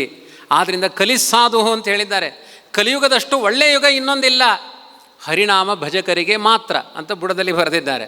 ಹಾಗಾಗಿ ಹರಿನಾಮವನ್ನು ಜಪಿಸುವವರಿಗೆ ತುಂಬ ಶ್ರೇಷ್ಠವಾದ ಯುಗ ಕಲಿಸಾಧು. ಈ ಕಲಿಯುಗ ಆರಂಭವಾಗಿದೆ, ನನಗೆ ಸ್ಥಾನ ಕೊಡು, ನನಗೆ ಇರಲಿಕ್ಕೆ ಒಂದಷ್ಟು ಜಾಗ ಕೊಡು. ಆ ಸಮಯದಲ್ಲಿ ಪರೀಕ್ಷಿತ ರಾಜ ಆ ಕಲಿಪುರುಷನಿಗೆ ದ್ಯೂತಂ ಪಾನಂ ಸ್ತ್ರೀಯಸ್ಸೂನ ಯತ್ರಾಧರ್ಮಶ್ಚತುರ್ವಿಧ ಅಂತ ದ್ಯೂತ ಕ್ರೀಡೆ, ಜೂಜಿನ ಅಟ್ಟ, ಆಮೇಲೆ ಪಾನ ಮದ್ಯಪಾನ, ಸ್ತ್ರೀಯ ಕೆಟ್ಟ ಸ್ತ್ರೀಯರು, ಹಿಂಸ ವಿನಾಕಾರಣ ಹಿಂಸೆ, ಈ 4 ಜಾಗಗಳಲ್ಲಿ ಕಲಿ ಇರಲಿ ಅಂತ. ಕೆಲವರು ವಿನಾಕಾರಣ ಪೀಡೆ ಕೊಡ್ತಾರೆ, ಹಿಂಸೆ ಕೊಡ್ತಾರೆ, ಅದು ಕಲಿ. ಈ ಕಲಿಗೆ ಜಾಗವನ್ನು ಕೊಟ್ಟರು. ಕಲಿಪುರುಷ ಹೇಳಿದ, ಇನ್ನೊಂದು ಕೊಡು ಅಂತ ಕೇಳಿದ. ಪುನಸ್ತು ಯಾಚಮಾನಾಯ, ಮತ್ತೆ ಬೇಡಿದ, ನನಗೆ ಸಾಕಾಗಲ್ಲ, ಬೇಗ ಕಲಿ ಪ್ರವೇಶ ಆಗಬೇಕು ಎಲ್ಲ ಕಡೆ. ಆ ಸಮಯದಲ್ಲಿ ಪರೀಕ್ಷಿತ ರಾಜ ಜಾತರೂಪ ಮದಾತ್ ಪ್ರಭು, ಬಂಗಾರದಲ್ಲಿ ಕಲಿ ಇರಲಿ ಅಂತ ಹೇಳಿದ. ಹಾಗಾಗಿ ಎಷ್ಟೋ ಈಗ ಡೌರಿ ಡೆತ್ ಅಂತೆಲ್ಲ ಶುರುವಾಗಿತ್ತಲ್ಲ, ಅದೆಲ್ಲ ಕಾರಣ ಈ ಬಂಗಾರದ ಹಿನ್ನೆಲೆಯಲ್ಲಿ. ವರದಕ್ಷಿಣೆ ಇದರಲ್ಲೆಲ್ಲ ಕಲಿ ಪ್ರವೇಶ ಆಗುತ್ತೆ. ದೌರ್ಜನ್ಯಗಳನ್ನು ಮಾಡಬೇಡಿ, ಅತಿಯಾದ ಬಂಗಾರವನ್ನು ಪ್ರೀತಿಸಬೇಡಿ, ಅದರಲ್ಲಿ ಕಲಿ ಇದೆ. ದೇಹಕ್ಕೆ ಬಂಗಾರ ಬೇಕು ಅನಿಷ್ಟ ಪರಿಹಾರಕ್ಕೆ. ಕೈಯಲ್ಲೊಂದು ಉಂಗುರ, ಕುತ್ತಿಗೆಯಲ್ಲಿ ಒಂದು ಮಾಂಗಲ್ಯ, ಕಿವಿಯಲ್ಲಿ ಓಲೆ, ಕಾಲಿನಲ್ಲಿ ಬೆಳ್ಳಿಯ ಗೆಜ್ಜೆ, ಇಷ್ಟಕ್ಕೆ 10-15 ಪೌನ ಆಯಿತು ಬಿಡಿ, ಆಯಿತಾ, ಸಾಕು ಅಷ್ಟು. ಇನ್ನು ಮೈಯೆಲ್ಲ ಬಂಗಾರ ಮಾಡಿಕೊಳ್ಳಬೇಕು ಅಂತ ಇಲ್ಲ. ಅತಿಯಾದ ಬಂಗಾರ ಧಾರಣೆ ಅದು ಕಲಿಗೆ ದಾರಿಯಾಗುತ್ತೆ ಅಂತ ಹೇಳಿದರು. ಅಂತೂ ಕಲಿಪುರುಷ ಹೀಗೆ ಅವನು ದೇಶದ ತುಂಬ ಕ್ರಮವಾಗಿ ಸಂಚಾರ ಮಾಡಿ, ಅವನು ಅತಿಕ್ರಮಣ ಮಾಡಿ, ಇವತ್ತು ಕಲಿಯುಗ 6 ವರ್ಷದ ನಂತರ ಇಷ್ಟು ಭೀಕರವಾಗಿ ಬೆಳೆದಿದೆ, ಇನ್ನೂ ಬೆಳೀತಾ ಇದೆ. ಇದರ ಅನರ್ಥಗಳು ತುಂಬ ಬೆಳಲಿಕ್ಕಿದೆ. ಪರೀಕ್ಷಿತ ರಾಜ ಕಲಿಯನ್ನು ನಿಗ್ರಹ ಮಾಡಿದ ಅಂತ ಖ್ಯಾತಿಯನ್ನು ಪಡೆದ. ಒಂದು ದಿನ ಪರೀಕ್ಷಿತ ರಾಜ ದೇಶವನ್ನು ಆಳಿ ಆಯಾಸಗೊಂಡು ಮೃಗಬೇಟೆಗೋಸ್ಕರ ಅರಣ್ಯಕ್ಕೆ ಸಂಚಾರ ಮಾಡಿದ. ಕ್ಷತ್ರಿಯರಿಗೆ ಆಯಾಸ ಆದಾಗ ಒಂದು ವಿನೋದ, ಕಾಡಿನಲ್ಲಿ ಹೋಗಿ ಬೇಟೆ ಆಡೋದು. ಆ ಬೇಟೆಗೆ ಅಂತ ಹೋದ, ಬೇಟೆ ಯಾವುದೂ ಸಿಗಲಿಲ್ಲ. ಬಾಯಾರಿದ. ಒಬ್ಬ ಋಷಿಗಳ ಆಶ್ರಮಕ್ಕೆ ಹೋದ. ಶಮೀಕ ಅಂತ ಅವರ ಹೆಸರು. ಅವರು ಧ್ಯಾನ ಮಗ್ನರಾಗಿದ್ದರು. ಧ್ಯಾನ ಅಂದರೆ 1000 ನಗಾರೆ ಹೊಡೆದರೂ ಎಚ್ಚರ ಆಗಲ್ಲ, ಅಂತಹ ಧ್ಯಾನ. ಒಳಗಡೆಯಿಂದ ದೇವರನ್ನು ನೋಡ್ತಾ ಇದ್ದಾರೆ, ಹೊರಗಡೆಯ ಜಗತ್ತಿನ ಎಚ್ಚರವೇ ಇಲ್ಲ. ನೀರು ಕೇಳಿದ, ನೀರು ಸಿಗಲಿಲ್ಲ. ಹತ್ತಿರದಲ್ಲೇ ಒಂದು ಸತ್ತು ಹೋದ ಹಾವಿತ್ತು. ಮೊದಲಿಂದಲೂ ಹಾವಿನ ಬಗ್ಗೆ ದ್ವೇಷ ಅವನಿಗೆ. ನಾನೊಬ್ಬ ರಾಜ, ಇವನೊಬ್ಬ ಬ್ರಾಹ್ಮಣ, ನನಗೆ ಸತ್ಕಾರ ಮಾಡಲಿಲ್ಲ. ಯಾವ ಬ್ರಾಹ್ಮಣನಾದರೂ ಹಸಿದವರಿಗೆ, ಬಾಯಾರಿದವರಿಗೆ ಅವರಿಗೆ ಶಾಂತನ ಮಾಡಬೇಕು, ಅದು ಬ್ರಾಹ್ಮಣನ ಕರ್ತವ್ಯ. ಕರ್ತವ್ಯ ಭ್ರಷ್ಟನಾಗಿದ್ದಾನೆ ಈ ಬ್ರಾಹ್ಮಣ ಅಂತ ಸತ್ತೋಗಿರುವ ಹಾವನ್ನು ತನ್ನ ಧನುಸ್ಸಿನಿಂದ ತೆಗೆದು, ಕೈಯಿಂದ ಮುಟ್ಟಲಿಲ್ಲ ಅವ. ಕ್ಷತ್ರಿಯರು ಏನು ಕೆಲಸ ಮಾಡೋದಾದರೂ ಧನುಸ್ಸಿನಿಂದಲೇ ಮಾಡಬೇಕು ಅಂತ ಆ ಧನುಸ್ಸಿನಿಂದ ತೆಗೆದು ಅವನ ಕುತ್ತಿಗೆಗೆ ಹಾಕಿದ, ಹೊರಟು ಹೋದ. ಆ ಶಮೀಕರಿಗೆ 5 ವರ್ಷದ ಒಬ್ಬ ಬಾಲಕ ಶೃಂಗಿ. ಅವನಿಗೆ ಬಾಲಕರು ಪಕ್ಕದ ಆಶ್ರಮದಲ್ಲಿದ್ದ ಹೇಳಿದರು ಸ್ನೇಹಿತರು, ನಿನ್ನ ಮಗನಿಗೆ ಯಾವನೋ ಒಬ್ಬ ರಾಜ ಅವಮಾನ ಮಾಡಿ ನಿಮ್ಮ ಅಪ್ಪನಿಗೆ ಅವಮಾನ ಮಾಡಿ ಹೋಗಿದ್ದಾನೆ. ಶೃಂಗಿ ಬಂದು ದುಃಖ ಪಡ್ತಾನೆ. ಜಪ ಮಾಡೋ ಒಬ್ಬ ಬ್ರಾಹ್ಮಣನಿಗೆ ಒಬ್ಬ ರಾಜ ಬಂದು ವಿನಾಕಾರಣ ಅವಮಾನ ಮಾಡಿ ಹೋಗಿದ್ದಾನೆ. ಅವನಿಗೆಂಥ ರಾಜಾದಿರಾಜನೇ ಆಗಿರಲಿ, 7ನೇ ದಿನಕ್ಕೆ ಯಾವ ಹಾವಿನಿಂದ ಅವಮಾನ ಮಾಡಿದ್ದಾನೋ ಸರಿಯಾಗಿ ಇವತ್ತಿನಿಂದ 7ನೇ ದಿನಕ್ಕೆ ಹಾವು ಕಡ್ದು ಅವ್ನು ಸತ್ತು ಹೋಗಲಿ ಅಂತ ಶಾಪ ಕೊಟ್ಟ. ಆ ಜ್ಯೋತಿಷ್ಯ ಸತ್ಯ ಆಯ್ತು. ಈಗ ಹಾವು ಕಡ್ದು ಸಾಯಲಿ ಅಂತ ಶಾಪ ಕೊಟ್ಟ. ಎಚ್ಚರ ಆಯಿತು ಶಮೀಕರಿಗೆ. ಸ್ವಲ್ಪ ಹೊತ್ತಾದ ಮೇಲೆ ಅವರಿಗೆ ಆಕಾಶದಲ್ಲೇ ಎಲ್ಲ ತತ್ವಗಳುಂಟು. ಪರೀಕ್ಷಿತ ಬಂದದ್ದು, ನೀರು ಬೇಡಿದ್ದು, ಆಮೇಲೆ ತನ್ನ ಮಗ ಶೃಂಗಿ ಅತ್ತದ್ದು, ಶಾಪ ಕೊಟ್ಟಿದ್ದು ಎಲ್ಲ ಗೊತ್ತಾಯಿತು ಅವರಿಗೆ. ಈಗ ಅವ್ರು ಹೇಳಿದ್ದಾರೆ ಸೈಲೆಂಟ್ ಮೋಡಲ್ಲಿ ಇಡೀ ಮೊಬೈಲು, ಆಮೇಲೆ ನೀವು ಜನ್ರಲ್ ಮೋಡಿಗೆ ತೊಗೊಂಡು ಬನ್ನಿ. ಫ್ಲೈಟ್ ಮೋಡಿಂದ ಜನ್ರಲ್ ಮೋಡಿಗೆ ಬಂದರೆ ಅಲ್ಲಿಯ ತನಕ ಎಷ್ಟೆಲ್ಲ ಮೆಸೇಜ್ ಇತ್ತು, ಬಡ ಬಡ ಬಡ ಬಡ ಬರುತ್ತೆ. ಅದು ಎಲ್ಲಿತ್ತು? ಆಕಾಶದಲ್ಲಿ ಇತ್ತು. ಅದು ಓಪನ್ ಮಾಡಿದ್ಮೇಲೆ ಎಲ್ಲ ಬರುತ್ತೆ. ಹಾಗೆ ಆಕಾಶ ತತ್ವದಲ್ಲಿ ಅವರು ಆಡಿದ ಮಾತುಗಳೆಲ್ಲ ಇರುತ್ತೆ. ಜ್ಞಾನಿಗಳಿಗೆ ಅದು ಕೇಳುವ ಶಕ್ತಿ ಇರುತ್ತೆ. ಅವರಿಗೆ ಮೊಬೈಲ್ ಬೇಕಾಗಿಲ್ಲ, ಹಾಗೆ ಕೇಳಿಸಿಕೊಳ್ತಾರೆ. ನಮಗೆ ಮೊಬೈಲ್ ಬೇಕಾಗುತ್ತೆ. ಆ ಥರ ಎಲ್ಲ ಕೇಳಿಸಿಕೊಂಡರೂ ಮಗನಿಗೆ ಬೈತಾರೆ, ತುಂಬ ಅಪರಾಧ ಮಾಡಿದೆ ನೀನು. ಒಬ್ಬ ದೂತರ ಮೂಲಕ ಹೇಳಿ ಕಳಿಸ್ತಾರೆ. ಗೌರಮುಖ ಅನ್ನುವ ದೂತನ ಮೂಲಕ ಪರೀಕ್ಷಿತ ರಾಜನಿಗೆ ತಿಳಿಸು, ಬ್ರಹ್ಮಶಾಪಕ್ಕೆ ಪರಿಹಾರ ಇಲ್ಲ. ಒಂದು ಸ್ತ್ರೀ ಶಾಪ, ಒಂದು ಬ್ರಹ್ಮಶಾಪ. ಬ್ರಾಹ್ಮಣರು ಯಾರಿಗೂ ಶಾಪ ಕೊಡಬಾರದು, ಸ್ತ್ರೀಯರ ಶಾಪ ಕೊಡಬಾರದು. ಅದು ಕೊಟ್ಟರೆ ಅದಕ್ಕೆ ಪರಿಹಾರವೇ ಇಲ್ಲ. ಜ್ಯೋತಿಷ್ಕರ ಬಳಿ ಹೋಗಿ ಕೇಳಿ, ಇದು ನಿಮಗೆ ಸ್ತ್ರೀ ಶಾಪ ಉಂಟು ಅಂತಾರೆ, ಬ್ರಹ್ಮಶಾಪ ಉಂಟು ಅಂತಾರೆ. ಅದಕ್ಕೆ ಪರಿಹಾರ ಅಷ್ಟು ಸುಲಭ ಅಲ್ಲ. ಭಾಗವತ ಒಂದೇ ಪರಿಹಾರ, ಸರಿ ಕೇಳಬೇಕಷ್ಟೆ. ಆದ್ದರಿಂದ ಸ್ತ್ರೀಯರ ಶಾಪ ಕೊಡಲಿಕ್ಕೆ ಹೋಗಬೇಡಿ, ಬ್ರಾಹ್ಮಣರು ಶಾಪ ಕೊಡಬೇಡಿ. ಶಾಪ ಅನ್ನೋದು ಒಳ್ಳೆಯದಲ್ಲ, ತಪಸ್ಸು ಕ್ಷಯ ಆಗುತ್ತೆ ಅದರಿಂದ. ಪರೀಕ್ಷಿತ ರಾಜ ಮನೆಗೆ ಹೋಗಿ ನೀರು ಕುಡಿದು ಆಲೋಚನೆ ಮಾಡ್ತಾನೆ. ನನ್ನಪ್ಪ, ನನ್ನ ಅಜ್ಜ ಎಲ್ಲ ಬ್ರಾಹ್ಮಣ ಪ್ರಿಯರು. ರಾಜಸೂಯಾಗ ಮಾಡಬೇಕಾದ್ರೆ ನನ್ನ ಅಜ್ಜಯ್ಯ ಅರ್ಜುನ ಎಲ್ಲ ಬಂದ ಬ್ರಾಹ್ಮಣರ ಪಾದವನ್ನು ತೊಳೆದಿದ್ದಾನೆ ರಾಜನಾಗಿ. ತನ್ನ ರತ್ನಮಯವಾದ ಕಿರೀಟವನ್ನು ಬ್ರಾಹ್ಮಣರ ಪಾದದಲ್ಲಿ ತೊಳೆದಿದ್ದಾನೆ. ಇಂಥ ಬ್ರಾಹ್ಮಣ ವತ್ಸಲನಾದ ನನ್ನ ಅಜ್ಜ ಕೃಷ್ಣ ಅವರೆಲ್ಲ ಅನುಗ್ರಹ ಇದ್ದ ನಾನು ಎಂಥ ಕೆಟ್ಟ ನೀಚ ಕೆಲಸ ಮಾಡಿದೆ. ಧ್ಯಾನಮಗ್ನನಾದ ಒಬ್ಬ ಋಷಿಗೆ ವಿನಾಕಾರಣ ಅವಮಾನ ಮಾಡಿ ಬಂದಿದ್ದೇನೆ. ಅದ್ಯೈವ ರಾಜ್ಯಂ ಬಲರುದ್ಧ ಕೋಶಂ ನಶ್ಯತು. ನನ್ನ ಈ ಎಲ್ಲ ಮದಗಳಿಗೆ ಕಾರಣ ಈ ರಾಜ್ಯ, ಈ ಪೋಷಾಕು, ಈ ವೈಭವಗಳು ಇವತ್ತೇ ನಾಶ ಆಗಲಿ. ಯಾವತ್ತು ನಮ್ಮಿಂದ ಅಸತ್ಕರ್ಮ ನಡೆಯುತ್ತೆ ಆ ವೈಭವಗಳಿಗೆ ಅರ್ಥ ಇಲ್ಲ. ದೇವರು ಸಂಪತ್ತು ಕೊಡುವುದು ವಿನಯಕ್ಕೋಸ್ಕರ ಹೊರತು ಅಹಂಕಾರಕ್ಕಾಗಿ ಅಲ್ಲ. ನಾನು ಅಪರಾಧ ಮಾಡಿದ್ದೇನೆ ಅಂತ ತನ್ನ ರಾಜ್ಯವನ್ನೆಲ್ಲ ತೊರೆದು ತನ್ನ ಮಗ ಜನಮೇಜಯ ಇನ್ನೂ 5 ವರ್ಷದ ಬಾಲಕ ಮಂತ್ರಿಗಳಿಗೆಲ್ಲ ಹೇಳ್ತಾನೆ, ನೀವು ನೋಡಿಕೊಳ್ಳಿ ಈ ರಾಜ್ಯಭಾರವನ್ನು, ನಾನು ಈ ರಾಜ್ಯ ನನಗೆ ಬೇಡ. ಯಾವಾಗ ನನ್ನ ಆಡಳಿತದಲ್ಲಿ ದುರ್ಬುದ್ಧಿ ಬಂತು ನಾನು ಆಡಳಿತಕ್ಕೆ ಅರ್ಹನಲ್ಲ. ಅವತ್ತಿನ ಕಥೆ. ಇವತ್ತು ನಿಮಗೆ ಯಾವಾಗ ಆಡಳಿತದಲ್ಲಿ ದುರ್ಬುದ್ಧಿ ಬರುತ್ತೆ ಅವತ್ತು ಅಧಿಕಾರ ತಗೊಳ್ಳಿ. ಶುರು ಅವತ್ತಿನಿಂದ. ಅವತ್ತು ಬಿಡಬೇಕು, ಇವತ್ತು ಹಿಡಿಬೇಕು ಅದನ್ನು. ಹೊರಟ ಕಾಡಿಗೆ, ಗಂಗಾ ತೀರಕ್ಕೆ ಹೊರಟ. 7 ದಿನಗಳ ಕಾಲ ಹರಿಸ್ಮರಣೆ ಮಾಡಿ ದೇಹಾಂತ್ಯ ಪ್ರಾಯಶ್ಚಿತ್ತ ಅಂತ ಕರೀತಾರೆ. ಅದಕ್ಕೆ ಪ್ರಾಯೋಪವೇಶ. ಪ್ರಾಣ ಹೋಗುವ ತನಕ ಉಪವಾಸ ಕೂತ್ಕೊಳ್ಳೋದು, ಏನು ತಿನ್ನೋ ಹಾಗಿಲ್ಲ, ಕುಡಿಯೋ ಹಾಗಿಲ್ಲ. ಹರಿಸ್ಮರಣೆ ಮಾಡಿ ಪಾಪವನ್ನು ಪಶ್ಚಾತ್ತಾಪದಿಂದ ಪಾಪ ಪರಿಹಾರ ಮಾಡಿಕೊಳ್ಬೇಕು. ನಾವು ಮಾಡಿದ ಎಲ್ಲ ಪಾಪಗಳನ್ನು ಈ ಭೂಮಿಯಲ್ಲೇ ಪರಿಹಾರ ಮಾಡಿಕೊಂಡ್ರೆ ನರಕಲೋಕ ಆಗಲ್ಲ, ಇಲ್ಲದೇ ಭಯಂಕರ ನರಕಗಳಾಗುತ್ತೆ. ಆಲೋಚನೆ ಮಾಡಿ ಕುಳಿತ. ಈ ಪಶ್ಚಾತ್ತಾಪದಿಂದ ದಗ್ಧನಾದ ಪರೀಕ್ಷಿತ ರಾಜನನ್ನು ಉದ್ಧಾರ ಮಾಡಬೇಕು ಅಂತ ಶುಕಮುನಿಗಳು ಬಂದರು. ಶುಕಮುನಿಗಳು ಅಂದರೆ ನಾನೀಗ ತಾನೇ ಕತೆ ಹೇಳಿದೆ, ಗರ್ಭದಲ್ಲಿ ಸಾಯಿಸಲಿಕ್ಕೆ ಹೊರಟ ಅಶ್ವತ್ಥಾಮನ ಇನ್ನೊಂದು ಪಾರ್ಟ್, ಡಬಲ್ ಆ್ಯಕ್ಟಿಂಗ್ ಅದು. ಶುಕಾಚಾರ್ಯರು ಆ ಕಡೆ ಹೊಡಿಲಿಕ್ಕೆ ಹೋದರು, ಈಗ ಬದುಕಿಸಲಿಕ್ಕೆ ಬಂದಿದ್ದಾರೆ ಅವನನ್ನು. ಶುಕಾಚಾರ್ಯರು ಬಂದರು. ಎಲ್ಲಿಯೂ ಕೂತ್ಕೊಳ್ಳೋರೆಲ್ಲ ಎಲ್ಲೂ ಉಪದೇಶ ಮಾಡಿ, ತುಂಬ ದೊಡ್ಡ ಜ್ಞಾನಿ, ವೇದವ್ಯಾಸನ ಮಗ. ಅಂತಹ ಶುಕಮುನಿ ಬಂದಾಗ ಸಾವಿರಾರು ಜನ ಋಷಿಮುನಿಗಳೆಲ್ಲ ಗಂಗಾ ತೀರದಲ್ಲಿ ಸೇರಿದರು. ಪರೀಕ್ಷಿತ ರಾಜ ಕೇಳ್ತಾನೆ, ನಾನು ಬಯಸದೆ ಬಂದ ಭಾಗ್ಯ ನೀವು. ಅಂತ್ಯಕಾಲದಲ್ಲಿದ್ದ ಜನರೆಲ್ಲ ಅವರಿಗೆ ಬೇಕಾದ ಕರ್ತವ್ಯಗಳೇನು, ಅವರ ಜೀವನದ ಚರ್ಯೆ ಹೇಗಿರಬೇಕು? ದೇವರು ಕಣ್ಣು ಕೊಟ್ಟಿದ್ದಾನೆ, ಕಿವಿ ಕೊಟ್ಟಿದ್ದಾನೆ, ವಾಗೀಂದ್ರಿಯ ಕೊಟ್ಟಿದ್ದಾನೆ, ಕೈಕಾಲು ಕೊಟ್ಟಿದ್ದಾನೆ. ಅವನ ಉದ್ದೇಶ ಏನು? ನಾವು ಮಾಡ್ತಾ ಇರುವುದೇನು? ಪರೀಕ್ಷಿತ ರಾಜನಿಗೆ ಶುಕಾಚಾರ್ಯ ಹೇಳ್ತಾರೆ, ಕಾಲು ಕೊಟ್ಟಿದ್ದಾನೆ ಯಾಕೆ ಅಂದರೆ ಪಾರ್ಕಿನಲ್ಲಿ ವಾಕಿಂಗ್ ಮಾಡಲಿಕ್ಕಲ್ಲ, ಒಂದು ದೇವಸ್ಥಾನಕ್ಕೆ ಹೋಗಿ ಅಲ್ಲಿ ನಮಸ್ಕಾರ ಮಾಡಿ ಬನ್ನಿ. ಒಂದು 4 ಕಿಲೋಮೀಟ್ರ್ ದೂರ ಇದೆ ವಿಷ್ಣುಮೂರ್ತಿ ದೇವಸ್ಥಾನ. ಅಲ್ಲಿಂದ ನಡೆದು ಬಂದು ದೇವರಿಗೆ ಪ್ರದಕ್ಷಿಣೆ ಮಾಡಿ 10 ವಿನಾಕಾರಣ ಪ್ರಾಣಿಗಳನ್ನು ಕೊಂದ ಪಾಪ ಪರಿಹಾರ ಆಗುತ್ತೆ. ಪಾರ್ಕಿನಲ್ಲಿ ಸುತ್ತಿದರೆ ಬೊಜ್ಜು ಕರಗೋದಿಲ್ಲ, ಅಷ್ಟೇ, ಸುಮ್ಮನೆ ವ್ಯರ್ಥ ಕಾಲ. ಒಂದು ದೇವ ಮಂದಿರಕ್ಕೆ ನಡೆದುಕೊಂಡು ಹೋಗಿ, ಅದಕ್ಕೆ ದೇವರು ಕಾಲು ಕೊಟ್ಟಿದ್ದಾನೆ. ಕಿವಿ ಕೊಟ್ಟಿದ್ದಾನೆ, ದೇವರ ಕಥೆ ಕೇಳಲಿಕ್ಕೋಸ್ಕರ ಕೊಟ್ಟಿದ್ದಾನೆ ಕಿವಿಯನ್ನು. ದೇವರ ಕಥೆ ಕೇಳಿ ಈ ಕುತ್ತಿಗೆ ಮನುಷ್ಯರಿಗೆ ಕೊಟ್ಟಿದ್ದಾನೆ, ಸ್ಪ್ರಿಂಗ್ ಆ್ಯಕ್ಷನ್ ಇರಲಿ ಅಂತ. ಯಾಕೆ? ದೇವರ ಕಥೆ ಕೇಳಿ ಮಂಡೆ ತೂಗಬೇಕಂತೆ. ಆಹಾ ಎಷ್ಟು ಚೆನ್ನಾಗಿದೆ ಅಂತ. ನಮ್ಮ ಮಂಡೆ ತುಂಬ ಕಥೆ 2-2 ಗಂಟೆ ಹೇಳಿದರೆ ತೂಗುತ್ತಾ ಇರುತ್ತೆ. ಅದು ಹೀಗೆ ಮುಂದೆಗಡೆ ಮಾತ್ರ, ಅದು ಹೀಗೆ ತೂಗುವುದೇ ಇಲ್ಲ. ಅದು ಅದೇ ಪಕ್ಕದ ಮನೆಯವರು ಹೀಗೆ ಅಂತ ಹೇಳಿ, ಅವರು ಗಾಯತ್ರಿ ಮೇಡಮ್ ಇದ್ದಾರಲ್ಲ, ಯಾರೂ ಇಲ್ಲ ತಾನೇ ಇಲ್ಲಿ, ಗಾಯತ್ರಿ ಮೇಡಮ್ ಇದ್ದಾರಲ್ಲ, ಅವ್ರಿಗೆ ಎಂಥ ಪಟಿಂಗ ಬುದ್ಧಿ ಗೊತ್ತುಂಟ ಅಂಥೇಳಿ, ಇಂಗ್ಳೆಗಳ ಅಂಚನೆ ಅಂತೀರಾ ಅಂತ ಕುತ್ತಿಗೆ ಡ್ಯಾನ್ಸ್ ಶುರು ಆಗುತ್ತೆ ಕುತ್ತಿಗೆ. ಇಷ್ಟು ಸ್ಪ್ರಿಂಗ್ ಆ್ಯಕ್ಷನ್ ಪಕ್ಕದ ಮನೆಯವರಿಗಿದೆ, ದೇವರ ಕಥೆಯಲ್ಲಿ ಯಾಕಿಲ್ಲ? ಆಮೇಲೆ ಶುರು ಆಯಿತು ಪ್ರವಚನ, ದೇವರ ಕಥೆ ಅಂಥೇಳಿ. ಅವು ಮತ್ತೆ ಎಂಕಳಿಗೆ ಗೊತ್ತಿದೆ, ಬಟ್ರನ್ ಲೈಫ್ ಪ್ಲೇ ಅಂತ. ಪಕ್ಕದ ಮನೆಯವರ ಬಗ್ಗೆ ಹೇಳಿ, ಪ್ರತ್ಯಕ್ಷ, ಅನುಮಾನ, ಆಗಮ ಎಲ್ಲ ಪ್ರಮಾಣಗಳಿಂದ 2 ಗಂಟೆ ಪ್ರವಚನ. ಆಮೇಲೆ ಹೇಳ್ತಾರೆ ಆಕಳ ಸುದ್ದಿ ಎಂಕಳೆಗೋ ವೈಕ್ ಹೇಳಿ ಆಗಿದೆ 2 ಗಂಟೆ. ಈ ರೀತಿ ನಮ್ಮ ನಾಲಿಗೆ ಇನ್ನೊಬ್ಬರ ಬಗ್ಗೆ ಮಾತನಾಡಬೇಕು ಅಂದರೆ ಪರಪರ ಅಂತ ಇರುತ್ತೆ. ಮಧ್ವಾಚಾರ್ಯ ಹೇಳ್ತಾರೆ, ಹೇ ಜಿಹ್ವೆ ಮಮ ನಿಸ್ನೇಹೆ ಹರಿಂ ಕಿಂ ನಾನು ಭಾಷಸೆ, ಹರಿಂ ಒಂದಸ್ವ ಕಲ್ಯಾಣಿ ಸಂಸಾರೋದದಿನವ್ರ ಹರಿಹಿ. ಇದನ್ನು ಬಂದು ಹೇಳಿದ್ದು ಈ ಭೂಮಿಯಲ್ಲೇ ಹೇಳಿದ್ದು ಮಧ್ವಾಚಾರ್ಯರು. ಕೃಷ್ಣಾಮೃತ ಮಹಾರ್ಣವ ಕೊಕ್ಕಡ ಕ್ಷೇತ್ರದಲ್ಲಿ ಎಡಪಡಿತಾಯರ ವಂಶಕ್ಕೆ ಮಧ್ವಾಚಾರ್ಯರು ರಚನೆ ಮಾಡಿಕೊಟ್ಟಿದ್ದಾರೆ. ಆ ಗ್ರಂಥದ ತುಂಬ ಏನಿದೆ ಅಂದರೆ, ಕಾಲಿಗೆ ಸಾರ್ಥಕ್ಯ ಹೇಗೆ, ನಾಲಿಗೆ ಸಾರ್ಥಕ ಆಗುವುದು ಹೇಗೆ, ಮಂಡೆ ಸರಿಯಾಗುವುದು ಹೇಗೆ, ನಾರಾಯಣೇತಿ ಮಂತ್ರೋಸ್ತಿ ವಾಗಸ್ತಿ ವಶವರ್ತಿನಿ ತಥಾಪಿ ನರಕೆ ಘೋರೆ ಪತಂತಿ ತೇತದದ್ಭುತಂ. ನಾರಾಯಣ ಅನ್ನುವ ನಾಮ ಇದೆ, ಬಾಯಿ ತೆಗೆದಾಗ ಹೇಳಲಿಕ್ಕೆ ಆಗುತ್ತೆ, ಆದರೂ ನಾರಾಯಣ ಅಂತ ಹೇಳಲ್ಲ. ಯಾವುದೋ ವಾರ್ತಾಲಾಪಗಳಲ್ಲಿ ಕಾಲ ಕಳೀತಾರೆ, ನರಕಕ್ಕೆ ಹೋಗಿ ಬೀಳ್ತಾರೆ. ಇವರಿಗೆ ಪ್ರಾಯಶ್ಚಿತ್ತ ಏನು?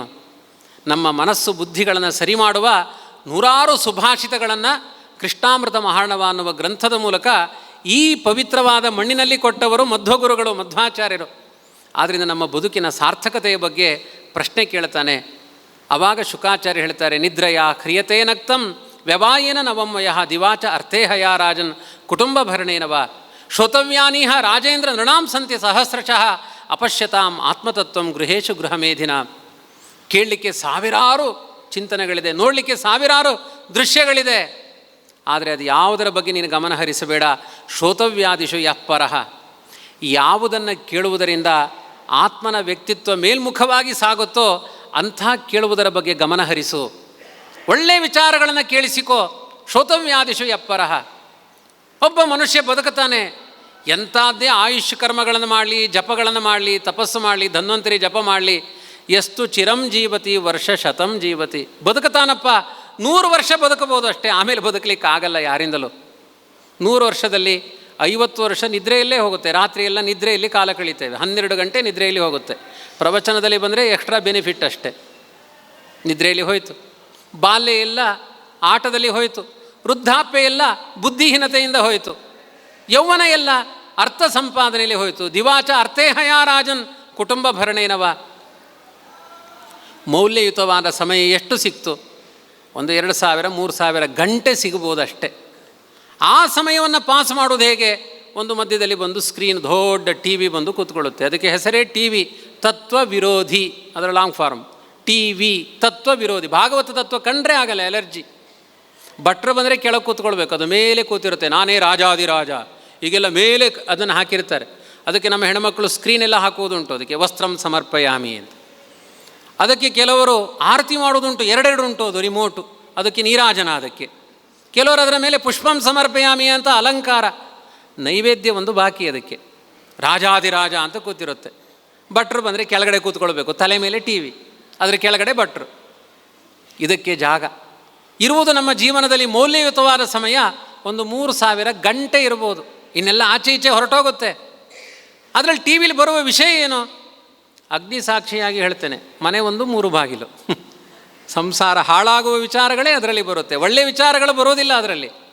ಹುಡುಕಬೇಕಷ್ಟೇ, ನೀವು ಅನ್ವೇಷಣೆ ಮಾಡಬೇಕು. ನಮ್ಮ ಜೀವನ ಹೇಗೆ ಹೋಗ್ತಾ ಇದೆ, ಹಾಗೆ ಮಾಡಬೇಡ. ಆಯುಷ್ಯಂ ಸಾರ್ಥಕಂ ಕುರು. ಇಂಥ ಮನುಷ್ಯ ಯೋನಿ ಮತ್ತೆ ಸಿಗಲ್ಲ. ಅದನ್ನೇ ದಾಸರು ಹೇಳ್ತಾರೆ, ಮಾನವ ಜನ್ಮ ದೊಡ್ಡದೋ ಅದ ಹಾನಿ ಮಾಡಲು ಬೇಡಿ ಹುಚ್ಚಪ್ಪಗಳಿರ. ಎಷ್ಟು ಮೌಲ್ಯಯುತವಾದ ಜೀವನ ದೇವರು ಕೊಟ್ಟಿದ್ದಾನೆ, ಅದನ್ನು ನಾಶ ಮಾಡಬೇಡಿ. ತುಂಬ ಒಳ್ಳೆಯ ಚಿಂತನೆಗಳಿದೆ. ಪರೀಕ್ಷಿತ ಕೇಳ್ತಾನೆ, ಅಲ್ಲ ಶುಕಮುನಿಗಳೇ, ನಾನು ಹೀಗೆ ಕಾಲ ಕಳೆದಿದ್ದೇನೆ. ಒಬ್ಬ ಬ್ರಹ್ಮಜ್ಞಾನಿ ಜಪ ಮಾಡುವ ಅಭಿಪ್ರಾಯವೇ ನನ್ನ ಮಂಡೆಗೆ ಹೋಗಲಿಲ್ಲ. ನನ್ನ ಬದುಕಿನ ಸಾರ್ಥಕತೆ ಹೇಗೆ ಅದನ್ನು ಹೇಳಿ. ಅದಕ್ಕೆ ಶುಕಾಚಾರ್ಯ ಹೇಳ್ತಾರೆ, ಒಬ್ಬ ಮುಹೂರ್ತಾತ್ ಸಂಗಮುತ್ಸೃಜ್ಯ ಗತವಾನ್ ಅಭಯಂ ಹರಿಂ. ಅನೇಕ ಚಕ್ರವರ್ತಿಗಳು ತಮ್ಮ ತಪಸ್ಸಿನಿಂದ ಸಾಧನೆ ಮಾಡಿಕೊಂಡು ಸಾಧನೆಯಿಂದ ಎತ್ತರ ಶಿಖರವನ್ನು ಏರಿದ್ದಾರೆ. ಖಟ್ವಾಂಗೋ ನಾಮ ರಾಜರ್ಷಿ. ಖಟ್ವಾಂಗ ಅಂತ ಒಬ್ಬ ಋಷಿ ಇದ್ದ, ದೇವತೆಗಳಿಗೆಲ್ಲ ಸಹಾಯ ಮಾಡಿದ. ಕೊನೆಗೆ ದೇವತೆಗಳು ಹೇಳಿದರು, ನಮಗಿಷ್ಟು ಉಪಕಾರ ಮಾಡಿದೆ, ನಿಮಗೇನಾದರೂ ಒಂದು ವರ ಕೊಡಬೇಕು. ಅವನು ಕೇಳ್ತಾನೆ, ನನ್ನ ಆಯುಷ್ಯ ಎಷ್ಟಿದೆ ಲೆಕ್ಕ ಮಾಡಿ ಹೇಳಿ, ಆಮೇಲೆ ವರ ಕೊಡಿ. ಅವರು ಹೇಳಿದರು, ಭೂಲೋಕದಲ್ಲಿ ನಿನ್ನ ಆಯುಷ್ಯ 1 ಮುಹೂರ್ತ 48 ನಿಮಿಷ ಇದೆ. ಆವಾಗ ಅವನು ಹೇಳಿದ, ಆ 48 ನಿಮಿಷ ದೇವರಲ್ಲಿ ಏಕಾಗ್ರತೆಯಿಂದ ಧ್ಯಾನ ಮಾಡುವ ಶಕ್ತಿ ಬರುವ ಹಾಗೆ ಅನುಗ್ರಹ ಮಾಡಿ ಅಂತ ಕೇಳಿದ ವರ. 48 ನಿಮಿಷ ಚಿತ್ತ ಏಕಾಗ್ರತೆಯಿಂದ ಅಂತ್ಯಕಾಲದಲ್ಲಿ ದೇವರನ್ನು ಸ್ಮರಣೆ ಮಾಡಿದ, ಮೋಕ್ಷಕ್ಕೆ ಹೋದ. ಸಾಧನೆ ಮಾಡಿಕೊಳ್ಳೋರಿಗೆ ಅಲ್ಪ ಸಮಯವೂ ಸಾಕು. ನಮ್ಮ ಮನಸ್ಸು ಸ್ವಲ್ಪ ಸ್ವಲ್ಪ ದೇವರಲ್ಲಿ ಏಕಾಗ್ರತೆಗೊಂಡ್ರೆ ಬದುಕಿನ 1000 ಪಾಪಗಳು ನಾಶವಾಗುತ್ತೆ, ನಮ್ಮನ್ನು ಉನ್ನತಿಯ ಕಡೆ ಸಾಗಿಸುತ್ತೆ. ಏನು ಚಿಂತೆ ಮಾಡಬೇಡ, ನಿನಗೆ 7 ದಿನ ಇದೆ, 7ನೇ ದಿನ ತಕ್ಷಕ ಕಡಿಯೋದು, 6 ದಿನಗಳ ಕಾಲ ನಿಶ್ಚಿಂತೆಯಿಂದ ದೇವರ ಕಥೆ ಕೇಳು. ಆಶಾವಾದವನ್ನು ಹುಟ್ಟಿಸಿದರು. ಇನ್ನು ನಾವ್ಯಾರೋ ಆಲೋಚನೆ ಮಾಡೋದು ಬೇಡ, ನಮಗೆ ಇನ್ನೂ ತುಂಬ ದಿನ ಉಂಟು, ನಮಗೆ ಯಾವ ಶಾಪ ಇಲ್ಲ ಅಂತ ಯೋಚನೆ ಮಾಡಬೇಡಿ. ಯಾವಾಗ ಪ್ರಾಣ ಹೋಗುತ್ತೋ ಗೊತ್ತಿಲ್ಲ, ಬದುಕಿದ್ದೇವೆ ಅನ್ನೋದು ಸತ್ಯ. ಜನನ ಡೇಟ್ ಫಿಕ್ಸ್ ಆಗಿದೆ, ಮರಣ ಖಾಲಿ ಉಂಟು, ಅದು ಯಾವಾಗ ಅಂತ ಗೊತ್ತಿಲ್ಲ. ಆದ್ದರಿಂದ ಯಾವ ಜೀವನವೂ ಶಾಶ್ವತ ಅಲ್ಲ, ತುಂಬ ಬೇಗ ನಾಶ ಆಗುತ್ತೆ ಕಲಿಯುಗದಲ್ಲಿ. ಆದ್ದರಿಂದ ಗೃಹೀತ ಇವ ಕೇಶೇಶು ಮೃತ್ಯುನಾ ಧರ್ಮಮಾಚರೇತ್. ನಮ್ಮ ಹಿಂದೆ ಮೃತ್ಯು ದೇವತೆ ಇದೆ ಎನ್ನುವ ಆಲೋಚನೆಯಲ್ಲೇ ನಮ್ಮ ಕರ್ತವ್ಯಗಳಿಗೆ ಅವಸರಪಡಿಸಿಕೊಂಡು ಮುಂದೆ ಮುಂದೆ ಹೋಗಬೇಕು. ಒಳ್ಳೆಯ ಕೆಲಸಗಳನ್ನು ಬೇಗ ಬೇಗ ಮಾಡಬೇಕು. ಒಳ್ಳೆಯ ಕೆಲಸವನ್ನು ಮುಂದೆ ತಳ್ಳುವುದಲ್ಲ. ಏನೋ ಒಂದು ಒಳ್ಳೆಯ ಪ್ರೇರಣೆ ಬಂದಿದೆ, ಭಾಗವತದ ಕಥೆ ಕೇಳಬೇಕು, ಕೂಡಲೇ ನಡಿಬೇಕು ಅದು. ಆಮೇಲೆ ಮತ್ತೆ ಅಂದರೆ ಅದು ಹೊರಟೇ ಹೋಗುತ್ತೆ ಅದು. ಇನ್ನು ಕೆಟ್ಟ ಕೆಲಸ ಏನೋ ಒಂದು ಪಿಕ್ಚರ್ ನೋಡಬೇಕು, ಎಲ್ಲೇ ಸುಖ ಅನ್ನಬೇಕು, ಮತ್ತೆ ನಾಳೆ ಎಲ್ಲೇ ಸುಖ, ಮುಂದೆ ತಳ್ಳಿದರೆ ಆ ಕೆಟ್ಟ ವಿಚಾರದಿಂದ ನಿಮ್ಮ ಮನಸ್ಸು ದೂರ ಆಗುತ್ತೆ. ಶುಭಸ್ಯ ಶೀಘ್ರಂ, ಒಳ್ಳೆಯದಕ್ಕೆ ಅವಸರ ಮಾಡಿ ಕೆಟ್ಟದ್ದಕ್ಕೆ ವಿಳಂಬ ಮಾಡಿ. ಮನಸ್ಸಿಗೆ ಕೆಟ್ಟ ಪ್ರೇರಣೆಗಳು ಬಂದರೆ ಇವತ್ತು ಬೇಡಪ್ಪ, ಇವತ್ತೆಲ್ಲ ಉಲ್ಟಾ, ಕೆಟ್ಟದ್ದಕ್ಕೆ ಬೇಗ ಟೀಮ್ ವರ್ಕ್ ನಡೆದು ಬಿಡುತ್ತೆ, ಒಳ್ಳೆಯದಕ್ಕೆ ವಿಳಂಬ. ನೋಡುವ ಧರ್ಮದಲ್ಲಿ ಉದಾಸೀನ ಮಾಡಬೇಡಿ. ಇದೆಲ್ಲ ಭಾಗವತದ ಸಂದೇಶಗಳು. ಈಗ ಒಳ್ಳೆಯದಕ್ಕೆ ಬಂದಿದೆ, ಹಗಲು ರಾತ್ರಿ ದೇವರ ಚಿಂತನೆ ಮಾಡು. ಅವನು ಹೇಳಿದ, ನಾನು ಉಪವಾಸ ಇದ್ದು ಕೇಳ್ತೇನೆ ಎಂದು. ಶುಕಾಚಾರ್ಯ ಹೇಳ್ತಾರೆ, ನಾನು ಉಪವಾಸ ಇದ್ದು ಹೇಳ್ತೇನೆ ಎಂದು. ಅವರಿಗೆ ಯಾವ ಪ್ರಾರಬ್ಧ ಇಲ್ಲ, ಹೇಳುವವರ ಔದಾರ್ಯ ಅದು. ಭಾಗವತದ ಮಹಿಮೆ ಅಷ್ಟು ಮಡಿಮಡಿಯಾದ ಗ್ರಂಥ ಅದು. ಭಾಗವತದ ಒಂದೊಂದು ಅಕ್ಷರಗಳಲ್ಲಿಯೂ ಕೃಷ್ಣನ ಲಕ್ಷ ಲಕ್ಷ ಮೂರ್ತಿಗಳುಂಟಂತೆ. ಭಾಗವತದ ಗ್ರಂಥವನ್ನು ಹಿಡಿದುಕೊಂಡು ಹೋಗುವ ಪುರಾಣ ಪುರುಷನ ಜೊತೆಗೆ ಹೆಜ್ಜೆ ಹಾಕಿದರೆ ಅಶ್ವಮೇಧ ಯಾಗದ ಪುಣ್ಯಗಳುಂಟಂತೆ. ಕೃಷ್ಣ ಪ್ರತ್ಯಕ್ಷವಾಗಿ ಮಾತನಾಡುವ ಗ್ರಂಥ ಅದು ಶ್ರೀಮದ್ ಭಾಗವತ. ಅದರ ಮಹತ್ವವನ್ನು ಹೇಳ್ತಾರೆ. ಪರೀಕ್ಷಿತ ರಾಜನಿಗೆ ವೈರಾಗ್ಯವನ್ನು ಉಪದೇಶ ಮಾಡ್ತಾ, ಅತ್ರ ಸರ್ಗೋ ವಿಸರ್ಗಶ್ಚ ಸ್ಥಾನಂ ಪೋಷಣ ಮೂತಯ ಮನ್ವಂತರೇಶಾನುಕಥಾ ನಿರೋಧೋ ಮುಕ್ತಿರಾಶ್ರಯ ದಶಮಸ್ಯ ವಿಶುದ್ಧ್ಯರ್ಥಂ ನವಾನಾಮಿಹ ಲಕ್ಷಣಂ ಅಂತ ಸಮಗ್ರ ಭಾಗವತದಲ್ಲಿ ಸೃಷ್ಟಿಯನ್ನು ಹೇಳಿದ್ದಾರೆ, ಮನ್ವಂತರದ ಕಥೆಗಳು ಹೇಳಿದ್ದಾರೆ, ಭಗವಂತನ ಅವತಾರಗಳನ್ನು ಹೇಳಿದ್ದಾರೆ, ವಂಶಗಳ ಚರಿತ್ರೆಯನ್ನು ನಿರೂಪಣೆ ಮಾಡಿದ್ದಾರೆ. ಭಗವಂತನ ದಶಾವತಾರಗಳ ವ್ಯಾಖ್ಯಾನ ಇದೆ. ಎಲ್ಲ ವ್ಯಾಖ್ಯಾನ ಯಾಕೋಸ್ಕರ ಅಂದರೆ ದಶಮಸ್ಯ ವಿಶುದ್ಧ್ಯರ್ಥಂ, ಮೋಕ್ಷಕ್ಕೆ ಹೋಗಬೇಕಾಗಿದೆ. ಮೋಕ್ಷ ಅಂದರೆ ಏನು? ಶಾಶ್ವತವಾದ ಸುಖ, ಕೊನೆಯಿಲ್ಲದ ಸುಖ. ಈ ಎಲ್ಲ ಸುಖಗಳು ನೀವು ಎಷ್ಟೇ ಗಳಿಸಿರಿ. ನಮ್ಮ ಮೈಸೂರಿನಲ್ಲಿ ಒಬ್ಬರು ತುಂಬ ಆಸೆ, ಅವರಿಗೆ ಬೆನ್ಸ್ ಕಾರ್ ತೊಗೊಳ್ಬೇಕು ಅಂತ ತೊಗೊಂಡ್ರು. ಮರುದಿನ ಬೆಳಿಗ್ಗೆ ಅದಕ್ಕೆ ಪೂಜೆ ಆಗಬೇಕು, ಅವರಿಲ್ಲ, ಹಾರ್ಟ್ ಅಟ್ಯಾಕ್ ಆಗೋಗಿದೆ. 60ನೇ ವರ್ಷಕ್ಕೆ ಬೆನ್ಸ್ ಕಾರ್ ರಾತ್ರಿ ಮನೇಲಿ ನಿಂತಿದೆ, ಬೆಳಿಗ್ಗೆ ಹಾರ್ಟ್ ಅಟ್ಯಾಕ್ ಆಗಿದೆ. ಈ ಥರದ ನಶ್ವರವಾದ ಈ ಜಗತ್ತಿನ ಸುಖಗಳನ್ನು ಏನು ಮೌಲ್ಯಯುತ ಅಂತ ಭಾವಿಸಿದ್ದೀರಿ? ಶಾಶ್ವತ ಸುಖ ಬೇರೆ ಕಡೆ ಇದೆ. ಈ ಸುಖಗಳಿಗೆ ತುಂಬ ಜೊಲ್ಲು ಸುರಿಸಬೇಡಿ. ದೇವರು ಕೊಟ್ಟಿದ್ದನ್ನು ಸ್ವೀಕಾರ ಮಾಡಿ, ದರಿದ್ರರಂತೆಯೂ ಬದುಕಬೇಡಿ. ಆದರೆ ಅರ್ಥ ಸಂಪಾದನೆಯೇ ಬದುಕಿನ ಗುರಿ ಆಗುವುದು ಬೇಡ. ಅದು ಒಂದು ಧರ್ಮ, ಅರ್ಥ, ಕಾಮ, ಮೋಕ್ಷ, ಚತುರ್ವಿಧ ಪುರುಷಾರ್ಥಗಳಲ್ಲಿ ಒಂದು ಅಂಗ, ಅದೇ ಪ್ರಧಾನ ಅಲ್ಲ. ಹಾಗಾಗಿ ದಾಸರು ಹೇಳ್ತಾರೆ, ಧರ್ಮವೆಂಬ ಸಂಬಳವ ಗಳಿಸಿಕೊಳ್ಳಿರೋ. ಯಾವುದ್ಯಾವುದೋ ಸಂಬಳಕ್ಕೆ ಆಸೆ ಪಡಬೇಡಿ. ಧರ್ಮ ಅನ್ನೋದು ಒಂದು ಸಂಬಳ, ಅದು ಪರಲೋಕ ಸಾಧನ, ಅದರ ಬಗ್ಗೆ ನಿಮ್ಮ ಉಪಾಯಗಳಿರಲಿ ಅಂತ ಶುಕಮುನಿಗಳು ಇಲ್ಲಿಗೆ 2 ಸ್ಕಂದಗಳ ಮುಕ್ತಾಯ ಆಗುತ್ತೆ. 3ನೇ ಸ್ಕಂದದಲ್ಲಿ ಸೃಷ್ಟಿಯ ಬಗ್ಗೆ ವಿಸ್ತಾರವಾದ ವಿಚಾರಗಳನ್ನು ಹೇಳ್ತಾರೆ. ಬ್ರಹ್ಮನಿಂದ ಸೃಷ್ಟಿ ಹೇಗಾಯಿತು, ವರಾಹನ ಚರಿತ್ರೆಯನ್ನೆಲ್ಲ ಹೇಳಿಕೊಂಡು ಸ್ವಯಂಭೂ ಮನುವಿನಿಂದ ಸೃಷ್ಟಿ ಆರಂಭವಾಯಿತು. ಸ್ವಯಂಭೂ ಮನು, ಶತರೂಪಾದೇವಿ ಇಬ್ಬರು ಸೇರಿ ಮಿಥುನಿ ಸೃಷ್ಟಿಯನ್ನು, ಭೂಲೋಕದಲ್ಲಿ ಸೃಷ್ಟಿ ಡೆವಲಪ್ ಆಗಿರಲಿಲ್ಲಂತೆ. ಈ ಟೆಕ್ನಾಲಜಿ ಡೆವಲಪ್ಮೆಂಟ್ಸ್ ಅಂತಾರಲ್ಲ ಹಾಗೆ ಸೃಷ್ಟಿ ಡೆವಲಪ್ ಆಗಿರಲಿಲ್ಲ. ಬ್ರಹ್ಮದೇವರು ಆಲೋಚನೆ ಮಾಡಿದ್ರಂತೆ, ಸೃಷ್ಟಿ ಮುಂದುವರಿಬೇಕು ಅಂದರೆ ಏನು ಮಾಡಬೇಕು? ಪುರುಷರು ತಾವೇ ಸೃಷ್ಟಿಗಳನ್ನು ಮಾಡ್ತಾಯಿದ್ರು, ಅವರಿಗೆ ಸ್ತ್ರೀ ಬೇಕಾಗಲಿಲ್ಲ. ಉದಾಹರಣೆಗೆ ವೇದವ್ಯಾಸದೇವರಿಗೆ ಮಗ ಶುಕಮುನಿಗಳು ಒಂದು ಕಾಷ್ಟವನ್ನು ಮಥನ ಮಾಡಿ ಹುಟ್ಟಿಸಿದ ಮಗ, ಅದು ಯಾವ ಹೆಣ್ಣಿನ ಗರ್ಭದಿಂದ ಬಂದವರಲ್ಲ. ಹೀಗೆ ತುಂಬ ಜನ ಋಷಿಮುನಿಗಳು, ದ್ರೋಣಾಚಾರ್ಯರ ಮಗ ಭರದ್ವಾಜರ ಮಗ ದ್ರೋಣಾಚಾರ್ಯರು, ಭರದ್ವಾಜರು ಒಂದು ದ್ರೋಣದಲ್ಲಿ ತಮ್ಮ ತೇಜಸ್ಸನ್ನು ಧರಿಸಿದರು, ಅಲ್ಲಿಂದ ಒಂದು ಮಗುವನ್ನು ಸೃಷ್ಟಿ ಮಾಡಿದರು. ಅಲ್ಲಿ ಹೆಣ್ಣು ಗರ್ಭಧಾರಣೆ ಮಾಡಲಿಲ್ಲ. ಹಾಗಾಗಿ ಸ್ತ್ರೀಯ ಅಪೇಕ್ಷೆಯೇ ಇಲ್ಲದೆ ಸೃಷ್ಟಿ ಇತ್ತು. ಅದು ತುಂಬ ವಿಳಂಬವಾಗಿತ್ತು. ಇಲ್ಲ, ತುಂಬ ಜೀವರಾಶಿಗಳು ಭೂಮಿಯಲ್ಲಿ ಮನುಷ್ಯರಾಗಿ ಬರಬೇಕು. ಅದಕ್ಕೋಸ್ಕರ ಬ್ರಹ್ಮದೇವರು ಶತರೂಪೆ ಮತ್ತು ಸ್ವಯಂಭೂಮನು ಅನ್ನುವ ಇಬ್ಬರು ಮಕ್ಕಳಿಗೆ ಆದೇಶ ಮಾಡ್ತಾರೆ. ನೀವಿಬ್ಬರು ಪರಸ್ಪರ ಪ್ರೀತಿಸಿ ಮದುವೆಯಾಗಿ ಜಗತ್ತಿಗೆ ಬೇಕಾದ ಧರ್ಮಸ್ಥಾಪಕರಾದ ಸಂತಾನವನ್ನು ಪಡಿರಿ. ಬ್ರಹ್ಮದೇವರು ಹೇಳ್ತಾರೆ, ಹೆಣ್ಣನ್ನು ನೋಡಿದರೆ ಗಂಡಿಗೆ ಒಂದು ಅನುರಾಗ, ಗಂಡನ ನೋಡಿದರೆ ಒಂದು ಹೆಣ್ಣಿಗೆ ಅನುರಾಗ ಹುಟ್ಟಲಿ, ಅವರಿಬ್ಬರ ಮೂಲಕ ಸೃಷ್ಟಿ ಜಗತ್ತಿನಲ್ಲಿ ಅಭಿವೃದ್ಧಿಯನ್ನು ಹೊಂದಲಿ ಅಂತ ಬ್ರಹ್ಮದೇವರ ಸಂಕಲ್ಪಕ್ಕೆ ಅನುಗುಣವಾಗಿ ಸೃಷ್ಟಿ ಮುಂದುವರಿಯುತ್ತೆ. ಆ ಸ್ವಯಂಭೂಮನು ಶತರೂಪಾದೇವಿಗೆ 5 ಜನ ಮಕ್ಕಳು: ಪ್ರಿಯವ್ರತ, ಉತ್ತಾನಪಾದ, ಆಕೂತಿ, ಪ್ರಸೂತಿ, ದೇವಹೂತಿ ಅಂತ. ಸ್ವಲ್ಪ ಫಾಸ್ಟಾಗಿ ಹೇಳ್ತೇನೆ, ಸಮಯ ಆಗ್ತಾಯಿದೆ. ಇನ್ನು 20 ನಿಮಿಷದಲ್ಲಿ ಕಥೆ ಮುಗಿಬೇಕು. 5ನೇ ಸ್ಕಂದದ ತನಕ ಹೋಗಬೇಕು ನಾವು. 2ನೇ ದಿನದ ಕಥೆ ಕೇಳುವುದೇ ಮುಖ್ಯ ಅಲ್ಲ, ಅದರಲ್ಲಿರುವ ತತ್ವಗಳು ಮುಖ್ಯ. ಆ 5 ಜನರಲ್ಲಿ ಕೊನೆಯ ಮಗಳು ದೇವಹೂತಿ. ಅವರನ್ನು ಕರ್ದಮ ಪ್ರಜಾಪತಿಗೆ ಕೊಟ್ಟು ವಿವಾಹ ಮಾಡ್ತಾರೆ. ಆ ಕರ್ದಮ ಪ್ರಜಾಪತಿಯಿಂದ 9 ಜನ ಹೆಣ್ಣುಮಕ್ಕಳು ಮೊದಲು, 10ನೇಯವನು ಭಗವಂತ ಅವತಾರ ಮಾಡ್ತಾನೆ. ಇದೆಲ್ಲ ಹೆಣ್ಣುಮಕ್ಕಳಿಗೆ ಸಂದೇಶ.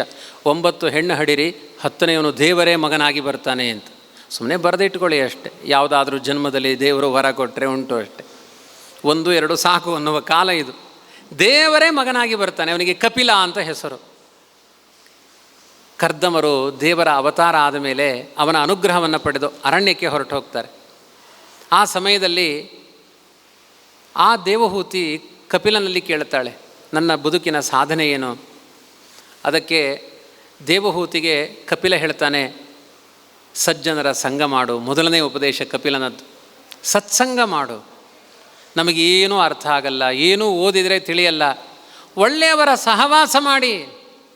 ಸತಾಂ ಸದ್ಭಿಸ್ಸಂಗೋ ಮಹತಿ ಪುಣ್ಯೇನ ಲಭತೆ. ಸತ್ಸಂಗ ಮಾಡೋದು ತುಂಬ ದೊಡ್ಡದು. ಎಷ್ಟೆಷ್ಟು ಸಜ್ಜನರ ಸಹವಾಸ ಮಾಡ್ತಿರೋ ಅಷ್ಟು ಪಾಪಗಳು ಪರಿಹಾರ ಆಗುತ್ತೆ. ನೀವೆಲ್ಲ ಬನ್ನಿ, ದಿನ ಇಷ್ಟು ಒಂದು 200-300 ಜನದ ಒಟ್ಟಿಗೆ ಹೀಗೆ ಕೂತ್ಕೊಂಡ್ರೆ ಅಷ್ಟು ಸಜ್ಜನರ ಜೊತೆಗೆ ಸಹವಾಸ ಮಾಡಿದ ಪುಣ್ಯ ನಮ್ಮ ತುಂಬ ಕಷ್ಟಗಳನ್ನು ಪರಿಹಾರ ಮಾಡುತ್ತೆ. ನೀವು ತೂಕಡಿಸಿದರೂ ಪರವಾಗಿಲ್ಲ, ಇನ್ನು ತೂಕಡಿಸಬೇಡಿ, ತೂಕಡಿಸಿದರೂ ಪರವಾಗಿಲ್ಲ. ಸತ್ಸಂಗದಿಂದ ಒಂದು ಪುಣ್ಯ ಬರುತ್ತೆ, ಪಾಸಿಟಿವ್ ಎನರ್ಜಿ ಕ್ರಿಯೇಟ್ ಆಗುತ್ತೆ. ಸತ್ಸಂಗ ಮಾಡಿ. ದೇವಿ ಭಾಗವತದಲ್ಲಿ ಒಂದು ಕಥೆ ಇದೆ. ನಾರದರು ಹೋಗಿ ದೇವರಲ್ಲಿ ಕೇಳ್ತಾರೆ, ಸಜ್ಜನರ ಸಹವಾಸಕ್ಕೆ ಅಷ್ಟೇನು ಮಹತ್ವ ಇದೆ ಅಂತ. ಅದಕ್ಕೆ ನಾರದರಿಗೆ ವಿಷ್ಣು ಹೇಳ್ತಾನೆ, ಭೂಮಿಯಲ್ಲಿ ಒಂದು ಓತಿ ಕಾಟ ಅಂತ ಕರೀತಾರೆ, ಬೇಲಿ ಮೇಲೆ ಕೂತಿದೆ, ಅದರ ಬಳಿ ಹೋಗಿ ಕೇಳು. ದೊಡ್ಡ ದೊಡ್ಡ ಪ್ರಶ್ನೆಯನ್ನು ನನ್ನ ಬಳಿ ಕೇಳಿಕ್ ಬಾ, ಸಣ್ಣ ಸಣ್ಣ ಪ್ರಶ್ನೆ ನನ್ನ ಹತ್ರ ಯಾಕೆ ಕೇಳ್ತಿ? ನಾರದರು ಅದರ ಹತ್ರ ಹೋಗಿ ಕೇಳಿದರು, ಸಜ್ಜನರ ಸಂಘದ ಮಹಿಮೆ ಏನು ಅಂತ ಕೇಳಲಿಕ್ಕೆ ಹೊರಟರು. ಅವರ ನೆರಳು ತಾಗಿ ಆ ಓಂತಿ ಸತ್ತು ಹೋಯಿತು. ನಾರದರು ಹೇಳ್ತಾರೆ, ವಿಷ್ಣು ನನಗೆ ಉತ್ತರ ಹೇಳಲಿಲ್ಲ, ಓಂತಿ ಸತ್ತೇ ಹೋಯಿತು. ಅವರು ಹೇಳ್ತಾರೆ, ಹಾಗಾದರೆ ಒಂದು ಪಂಜರದಲ್ಲಿ ಗಿಳಿ ಇದೆ, ಅದರ ಹತ್ರ ಹೋಗಿ ಕೇಳು ಅಂತ ಮತ್ತೆ ಕಳಿಸಿದರು. ಮೊದಲು ನೆರಳು ಬೀಳಿಸಿದರು, ಸಾಯಲಿಲ್ಲ. ಗಿಳಿರಾಯ ಗಿಳಿರಾಯ, ಸತ್ಸಂಗದ ಮಹಿಮೆ ಏನು ಅಂತ ಕೇಳಿದರು. ಶಬ್ದ ಕೇಳಿದ ತಕ್ಷಣ ಅದು ಪಡಚ. ಕೆಲವರು ಪುರಾಣ ಮಂಗಳ ಶ್ಲೋಕ ಹೇಳಿದ ತಕ್ಷಣ ನಿದ್ರೆಗೆ ಜಾರುತ್ತಾರೆ ಅವರು, ಮತ್ತೆ ಹೇಳೋದು ಮುಗಿದ ಮೇಲೆ, ನಿಮಗೆ ಯಾರಿಗೂ ಹೇಳಿದ್ದಲ್ಲ. ಹಾಗೆ ಅದು ಸತ್ತೇ ಹೋಯಿತು. ಮತ್ತೆ ಬಂದರು ವಿಷ್ಣುವಿನ ಬಳಿ ನಾರದರು, 2 ಪ್ರಾಣಿಗಳು ನನ್ನಿಂದ ಹತ್ಯೆ ಆಯಿತು ದೇವರೇ, ನೀನೇ ಹೇಳು ಸತ್ಸಂಗದ ಮಹಿಮೆ ಏನು? ವಿಷ್ಣು ಹೇಳ್ತಾನೆ, ನಾನು ಹೇಳಲ್ಲ. ಭೂಲೋಕದಲ್ಲಿ ಒಬ್ಬ ರಾಜನಿಗೆ 10 ವರ್ಷದಿಂದ ಮಕ್ಕಳಾಗಿರಲಿಲ್ಲ. ಈಗ ತುಂಬ ದೊಡ್ಡ ತಪಸ್ಸು ಮಾಡಿ ಒಂದು ಗಂಡು ಮಗು ಹುಟ್ಟಿದೆ, ಅದು ನಿನಗೆ ಉತ್ತರ ಕೊಡುತ್ತೆ, ಹೋಗು. ನಾರದರು ಹೇಳ್ತಾರೆ, ಏನು ಪೋಪರಿ ಅಂತಾರೆ. ಯಾಕೆಂದರೆ 2 ಸತ್ತಿದ್ದು ಪ್ರಾಣಿಗಳು, ಕೇಸ್ ಆಗಲ್ಲ. ಈಗ ರಾಜನ ಮಗು ಸಾಯಿತು ಅಂದರೆ ನನಗೆ ಜೈಲಿಗೆ ಆಗ್ತಾನವ, ನಾನು ಹೋಗೋದಿಲ್ಲ. ವಿಷ್ಣು ನಾರದರನ್ನು ಕರ್ಕೊಂಡು ಬರ್ತಾನೆ, ಬಾ ನಿನ್ನೊಟ್ಟಿಗೆ ನಾನು ಬರ್ತೇನೆ, ಆ ಮಗುವೇ ನಿನಗೆ ಉತ್ತರ ಕೊಡುತ್ತೆ. ನಾರದರು ರಾಜನ ಹೆಬ್ಬಾಗಿಲಿನಲ್ಲಿ ಪಾದ ಇಟ್ಟಿಲ್ಲ, ತೊಟ್ಟಿಲಲ್ಲಿ ಹುಟ್ಟಿದ ಮಗು ಕರೆಯುತ್ತೆ, ನಾರದರೆ ಬನ್ನಿ ಬನ್ನಿ ಅಂತ ಕರೆಯುತ್ತೆ. ಆಶ್ಚರ್ಯ ನಾರದರಿಗೆ, ಹುಟ್ಟಿದ ಮಗು ಮಾತನಾಡೋದು ಅಂದ್ರೇನು, ನನ್ನನ್ನು ಕರಿತಾ ಇದೆಯಲ್ಲ ಗಮನಿಸಿ. ಅದು ಹೇಳುತ್ತೆ, ನಾನು ಮೊದಲನೆಯ ಜನ್ಮದಲ್ಲಿ ಓಂತಿಯಾಗಿ ಹುಟ್ಟಿದ್ದೆ, ನಿಮ್ಮಂಥ ಸಜ್ಜನರ ನೆರಳು ತಾಗಿದ ಪುಣ್ಯದಿಂದ ಹಾರಾಡುವ ಗಿಳಿಯಾದೆ. ಆವಾಗಲೂ ಬಂದು ನೀವೇನೋ ಮಾತನಾಡಿದರೆ ಅರ್ಥ ಆಗಲಿಲ್ಲ, ಆದರೂ ಕಿವಿಯಲ್ಲಿ ಬೀಳ್ತು ಶಬ್ದಗಳು.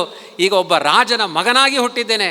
ಕೋಟಿ ಕೋಟಿ ಜನ್ಮಗಳಲ್ಲಿ ಸಾಧನೆ ಮಾಡಿ ಹುಟ್ಟಬೇಕಾದ ರಾಜತ್ವ 3 ಜನ್ಮದಲ್ಲಿ ಬಂದಿದೆ ನಿಮ್ಮಂಥ ಸಜ್ಜನರ ಸಹವಾಸದಿಂದ. ಇದನ್ನು ಭಾಗವತ ಹೇಳುತ್ತೆ. ಸತ್ಸಂಗ ಮಾಡಿ ನಿಮ್ಮ ಕಷ್ಟಗಳೆಲ್ಲ ಪರಿಹಾರ ಆಗುತ್ತೆ. ಇದು ಕಪಿಲ ಮಾಡಿದ ಮೊದಲನೇ ಉಪದೇಶ. ಆದೌ ಸಂಗಂಚ ಸಾಧುಷು, ಸಜ್ಜನರ ಸಹವಾಸವನ್ನು ಮೊದಲು ಮಾಡಿ, ದುಷ್ಟರ ಸಹವಾಸ ಮಾಡಬೇಡಿ. ಹೀಗೆ ಕಪಿಲನ ಉಪದೇಶವನ್ನು ಕೇಳ್ತಾ ಕೇಳ್ತಾ ದೇವಹೂತಿ ಬದುಕು ಒಂದು ದಿವ್ಯವಾದ ನದಿಯಾಗಿ ಹರಿದು ಹೋಗುತ್ತೆ. ದೇವಹೂತಿಯ ಬದುಕು ಸಾರ್ಥಕ ಆಗಿಬಿಡುತ್ತೆ. ತಾಯಿಗೆ ಪ್ರತ್ಯಕ್ಷವಾಗಿ ಮೋಕ್ಷವನ್ನು ಕರುಣಿಸಿದ ಕರುಣಾಳು ಕಪಿಲ. ಭಾಗವತದ ಮೊದಲನೆಯ ಕಥೆಯಲ್ಲಿಯೇ ಒಂದು ಹೆಣ್ಣಿಗೆ ಮೋಕ್ಷ ಆಯಿತು ಅನ್ನುವ ಕಥೆ ಇದೆ. ಕರುಣೆಯ ಕಥೆ ಇದು. ಹೆಣ್ಣಿಗೂ ಮೋಕ್ಷ ಇದೆ.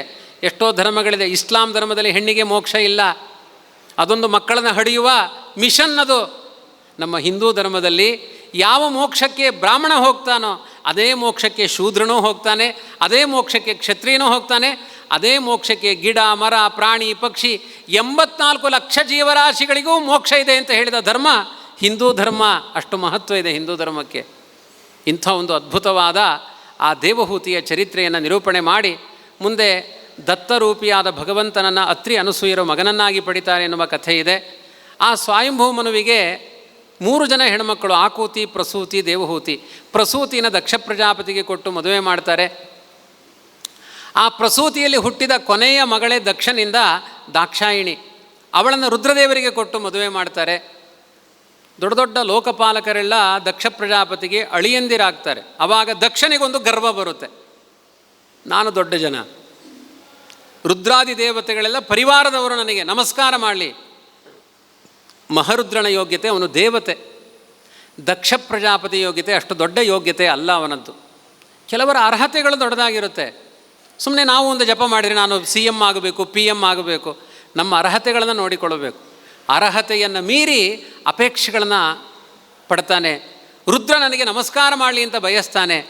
ಅಹಂಕಾರಿಗಳಿಗೆ ನಮಸ್ಕಾರ ಮಾಡಬಾರ್ದು ಅಂತ ರುದ್ರದೇವರು ಸಾಕ್ಷಾತ್ ಮಹಾಲಿಂಗೇಶ್ವರ ನಮಸ್ಕಾರ ಮಾಡಲ್ಲ ದಕ್ಷ ಪ್ರಜಾಪತಿಗೆ. ಯಾಕೆ ಅಂದರೆ ಅವನ ಮಂಡೆ ಹಾಳಾಗಿದೆ.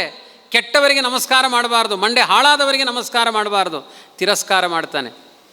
ಕೋಪಗೊಂಡ ದಕ್ಷ ಪ್ರಜಾಪತಿ ರುದ್ರನ ವಿರುದ್ಧ, ನೀವು ಯಕ್ಷಗಾನ ನೋಡಿರ್ತೀರಿ, ದಕ್ಷಾಧ್ವರ ದಕ್ಷಯಜ್ಞ ಪ್ರಸಂಗ ಎಲ್ಲ ನಿಮಗೆ ಗೊತ್ತಿರುತ್ತೆ. ಭಯಂಕರವಾಗಿ ಒಂದು ಯಜ್ಞವನ್ನು ಮಾಡ್ತಾನೆ. ಅದರಲ್ಲಿ ಸತಿ ಹೋಗುತ್ತಾಳೆ, ಗಂಡನಿಗೆ ಅವಮಾನ ಆಗುತ್ತೆ ಅಂತ ತನ್ನ ದೇಹತ್ಯಾಗ ಮಾಡ್ತಾಳೆ.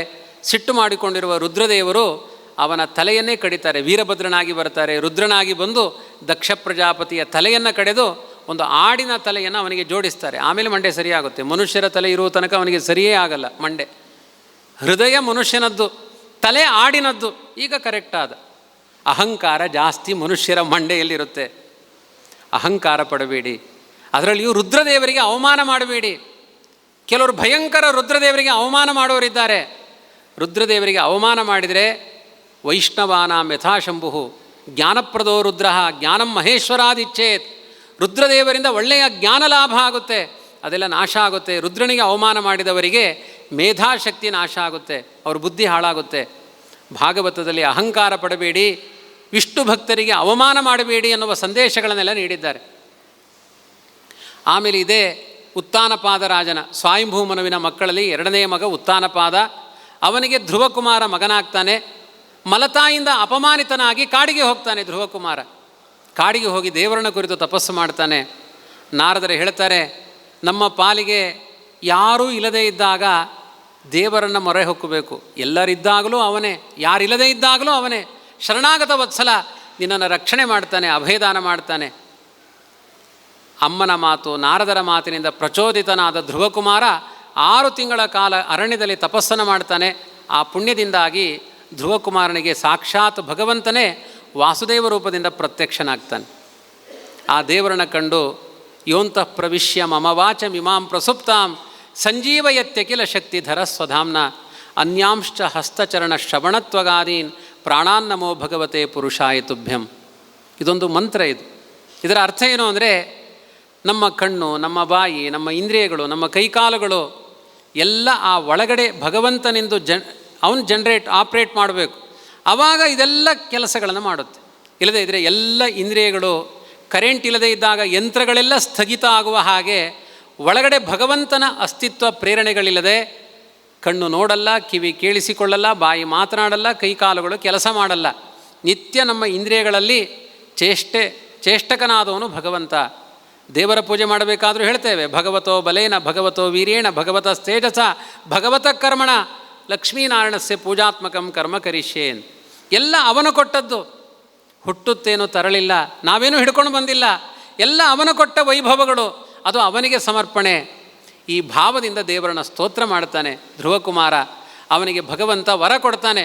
36,000 ವರ್ಷಗಳ ಕಾಲ ಯಾವುದೇ ಶತ್ರುಗಳ ಉಪದ್ರವವಿಲ್ಲದೆ ಇರುವ ದೇಶಕ್ಕೆ ರಾಜನಾಗು, ಧರ್ಮಸ್ಥಾಪಕನಾಗು ಅಂತ ಧ್ರುವಕುಮಾರನಿಗೆ ಉಪದೇಶ ಕೊಡ್ತಾರೆ. ಅದಾದ ಮೇಲೆ ನೀನು ಧ್ರುವಮಂಡಲದಲ್ಲಿ ಸಾಕ್ಷಿ ದೇವತೆಯಾಗು. ದೇವರನ್ನು ಧ್ಯಾನ ಮಾಡಿದವರಿಗೆ ಸ್ಥಾನಪ್ರಾಪ್ತಿ ಹೇಗಾಗುತ್ತೆ ಅನ್ನೋದಕ್ಕೆ ನೀನು ಸಾಕ್ಷಿಯಾಗು. ಅವನು ಧ್ರುವತಾರೆ ಅಂತಾರೆ ಇವತ್ತಿಗೂ ಕೂಡ. ಧ್ರುವತಾರೆ, ಧ್ರುವ ಅಂದರೆ ನಿಶ್ಚಲ ಅಂತ ಅರ್ಥ, ನಾಶವೇ ಇಲ್ಲ. ಇವತ್ತು ನೀವು ಆಗಸದಲ್ಲಿ ಮೇಲೆ ತಲೆ ಎತ್ತಿ ನೋಡಿದರೆ ಧ್ರುವ ನಕ್ಷತ್ರ ಕಾಣುತ್ತೆ. ದೇವರನ್ನು ಸ್ತೋತ್ರ ಮಾಡಿದವರಿಗೆ ಸ್ಥಾನ ನಿಶ್ಚಯ, ಅವರಿಗೆ ಯಾವತ್ತೂ ಸ್ಥಾನಮಾನಗಳ ನಾಶ ಆಗಲ್ಲ. ಆದ್ದರಿಂದ ಹರಿಯ ನೆನೆಯಿರೋ, ನಮ್ಮ ಹರಿಯ ನೆನೆಯಿರೋ, ದೇವರನ್ನ ಸ್ಮರಣೆ ಮಾಡಿ. ತುಂಬ ಅದ್ಭುತವಾದ ಬಲ ಇದೆ ಇದರಲ್ಲಿ ಅನ್ನೋದಕ್ಕೆ ಸಾಕ್ಷಿಯಾಗಿ ನಿಲ್ಲುವ ಕಥೆ ಧ್ರುವಕುಮಾರನ ಕಥೆ. ಆಮೇಲೆ ಇದೇ ಪರಂಪರೆಯಲ್ಲಿ ಅಂಗರಾಜ ಬರ್ತಾನೆ. ಅವನು ತುಂಬ ಕಷ್ಟಪಟ್ಟು ಒಬ್ಬ ಮಗನನ್ನು ಹುಟ್ಟಿಸ್ತಾನೆ. ಅವನು ತುಂಬ ಅಧರ್ಮಗಾಮಿಯಾದ ವೇನನ ಜನ್ಮ ಆಗುತ್ತೆ. ವೇನ ಅನ್ನೋನು ಕಡುಪಾಪಿ, ಕಲಿಯ ಅಂಶ ಅವನು. ವೇನ ತಾಮಸ ಗುಣದವನು. ಆ ಶಬ್ದಗಳೆಲ್ಲ ಅಲ್ಲಲ್ಲೇ ಹತ್ತಿರಕ್ಕಿದೆ ನೋಡಿ. ವೈನ್ ಶಾಪ್ ಅಂತಾರೆ, ಅದು ವೇನದಿಂದ ಹುಟ್ಟಿದ್ದು ವೈನ್.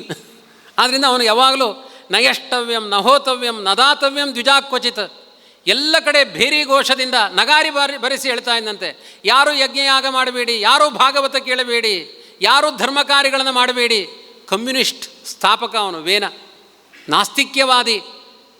ಅವತ್ತಿನ ಬ್ರಾಹ್ಮಣರೆಲ್ಲ ಒಟ್ಟಾಗಿ ಅವನನ್ನು ಹೂಂಕಾರದಿಂದ ನಾಶಪಡಿಸಿದ್ರಂತೆ. ಇವತ್ತು ಎಲ್ಲ ಒಟ್ಟಾಗಬೇಕು. ಅಧರ್ಮಗಳೆಲ್ಲ ಒಟ್ಟಾದಾಗ ನಾವು ಎಂಕಳೆಗೋಯ್ಕ ಅಂತ ಈ ಸ್ಥಿತಿಯಲ್ಲಿ ಇರಬಾರ್ದು. ಅಧರ್ಮಗಳು ತಾಂಡವ ಆಗಬೇಕಾದ್ರೆ ಬ್ರಾಹ್ಮಣರೆಲ್ಲ ಒಟ್ಟಾಗಬೇಕು, ಪ್ರತಿಭಟನೆ ಮಾಡಬೇಕು. ವೇನದನ್ನು ಸಂಹಾರ ಮಾಡಿದರು. ಆವಾಗ ಬೇರೆ ಕಳ್ಳರೆಲ್ಲ ಮೇಲೆ ಎದ್ದರು. ಅದು ಒಂದು ಅನ್ಯಾಯ ಆಯಿತು. ಮತ್ತು ವೇನನ ಶರೀರವನ್ನು ಚೆನ್ನಾಗಿ ಮಥನ ಮಾಡಿದರು. ಅದರಿಂದ ಪೃಥು ಅನ್ನುವ ಒಬ್ಬ ಬ್ರಹ್ಮಜ್ಞಾನಿಯನ್ನು ಮಂತ್ರದ ಬಲದಿಂದ ಸೃಷ್ಟಿ ಮಾಡಿದರು. ಪೃಥು ಅನ್ನುವನು ಒಬ್ಬ ಚಕ್ರವರ್ತಿ. ಅವನಿಂದ ಈ ಭೂಮಂಡಲಕ್ಕೆ ಪೃಥಿವಿ ಅಂತ ಹೆಸರು ಬಂದಿದೆ. ಅವನ ಕೈಯಲ್ಲಿ ಶಂಖಚಕ್ರಗಳ ಚಿಹ್ನೆ ಇತ್ತಂತೆ. ಭಗವಂತನ ರಾಜರಾಜೇಶ್ವರ ಅನ್ನುವ ರೂಪದ ಸನ್ನಿಧಾನ ಇತ್ತು. ಅಂಥ ಪೃಥು ಸಮಗ್ರ ಭೂಮಂಡಲದ ತುಂಬ ಸಂಚಾರ ಮಾಡಿ ಈ ದೇಶವನ್ನು ರಕ್ಷಣೆ ಮಾಡಿದ. ಪೃಥಿವಿ ಸಸ್ಯಶಾಲಿನಿ. ಅವನ ಪ್ರಾಮಾಣಿಕತನವನ್ನು ಕಂಡು ತನ್ನಲ್ಲಿ ಹುದುಗಿಸಿಕೊಟ್ಟ ಸಂಪತ್ತನ್ನೆಲ್ಲ ಭೂದೇವಿ ಹೊರಗಡೆ ದಾನ ಮಾಡಿದ್ಲಂತೆ. ಇವತ್ತು ಸಮದಟ್ಟಾದ ಭೂಮಿ, ಕೃಷಿ ಮಾಡುವ ಪದ್ಧತಿ, ದವಸ ಧಾನ್ಯಗಳನ್ನು ತಿನ್ನುವಂತಹ ವ್ಯವಸ್ಥೆ, ಇದು ಎಲ್ಲವನ್ನೂ ಆವಿಷ್ಕಾರ ಮಾಡಿದವನು ಪೃಥುಚಕ್ರವರ್ತಿ ಅಂತ ಭಾಗವತದಲ್ಲಿದೆ. ಬೆಳಿಗ್ಗೆ ಎದ್ದು ಅಂಥ ಮಹಾತ್ಮರ ಹೆಸರನ್ನು ಸ್ಮರಣೆ ಮಾಡಿಕೊಳ್ಬೇಕು. ನಾವು ತಿನ್ನುವ ಪ್ರತಿಯೊಂದು ಪದಾರ್ಥಗಳಲ್ಲಿಯೂ ಅವನ ಕರುಣೆ ಇದೆ, ಪೃಥುಚಕ್ರವರ್ತಿಯ ಕರುಣೆ ಇದೆ ಅಂತ ಉಪದೇಶ ಮಾಡಿದ್ದಾರೆ. ಕೊನೆಗೆ ಚತುರ್ಥ ಸ್ಕಂದದ ಕೊನೆಯಲ್ಲಿ ಒಂದು ಪುರಂಜನ ಉಪಾಖ್ಯಾನ ಅಂತ ಹೇಳಿದ್ದಾರೆ, ಜೀವರ ಕಥೆ. ಏನಿಲ್ಲ, ಒಂದು ಪ್ರಶ್ನೆಯನ್ನು ಕೇಳ್ತಾರೆ. ಎಲ್ಲ ಜೀವರಾಶಿಗಳು ಹುಟ್ಟುತ್ತಾರೆ, ಅದರ ಸಾರ್ಥಕ್ಯ ಏನು ಅಂತ. ಸರ್ವೇಷಾಮಪಿ ಜಂತೂನಾಂ ಸತತಂ ದೇಹಪೋಷಣೆ ಅಸ್ಥಿ ಪ್ರಜ್ಞಾ ನಿಜಾಯತ್ತ ಕೋ ವಿಶೇಷ ತಯಾಂದ್ರಣಾಂ. 84 ಲಕ್ಷ ಜೀವರಾಶಿಗಳಲ್ಲಿ ಹುಟ್ಟಿದ ಎಲ್ಲ ಜೀವರಿಗೂ ಒಂದು ಕಾಮನ್ ಸೆನ್ಸ್ ಇದೆ. ನನ್ನ ಹೆಂಡತಿ, ನನ್ನ ಮಕ್ಕಳು, ನನ್ನ ಸಂಪತ್ತು, ನನ್ನ ಮನೆ, ನನ್ನ ಸುಖ. ಇದೇ ಭಾವ ಮನುಷ್ಯರಲ್ಲಿಯೂ ಇದೆ. ಅಂದರೆ ಆ ಪ್ರಾಣಿ ಪಕ್ಷಿಗಳಿಗೂ ಮನುಷ್ಯರಿಗೂ ಏನು ವ್ಯತ್ಯಾಸ? ಸತತಂ ದೇಹ ಪೋಷಣೆ ಪ್ರಜ್ಞಾ ಅಸ್ತಿ. ದೇಹ ರಕ್ಷಣೆ ಮಾಡಬೇಕು ಅನ್ನೋ ಎಚ್ಚರ ಎಲ್ಲರಿಗೂ ಇದೆ. ಕೋ ವಿಶೇಷ ತಯಾಂದ್ರಣಾಂ. ಮನುಷ್ಯರ ಹೆಚ್ಚುಗಾರಿಕೆ ಏನು?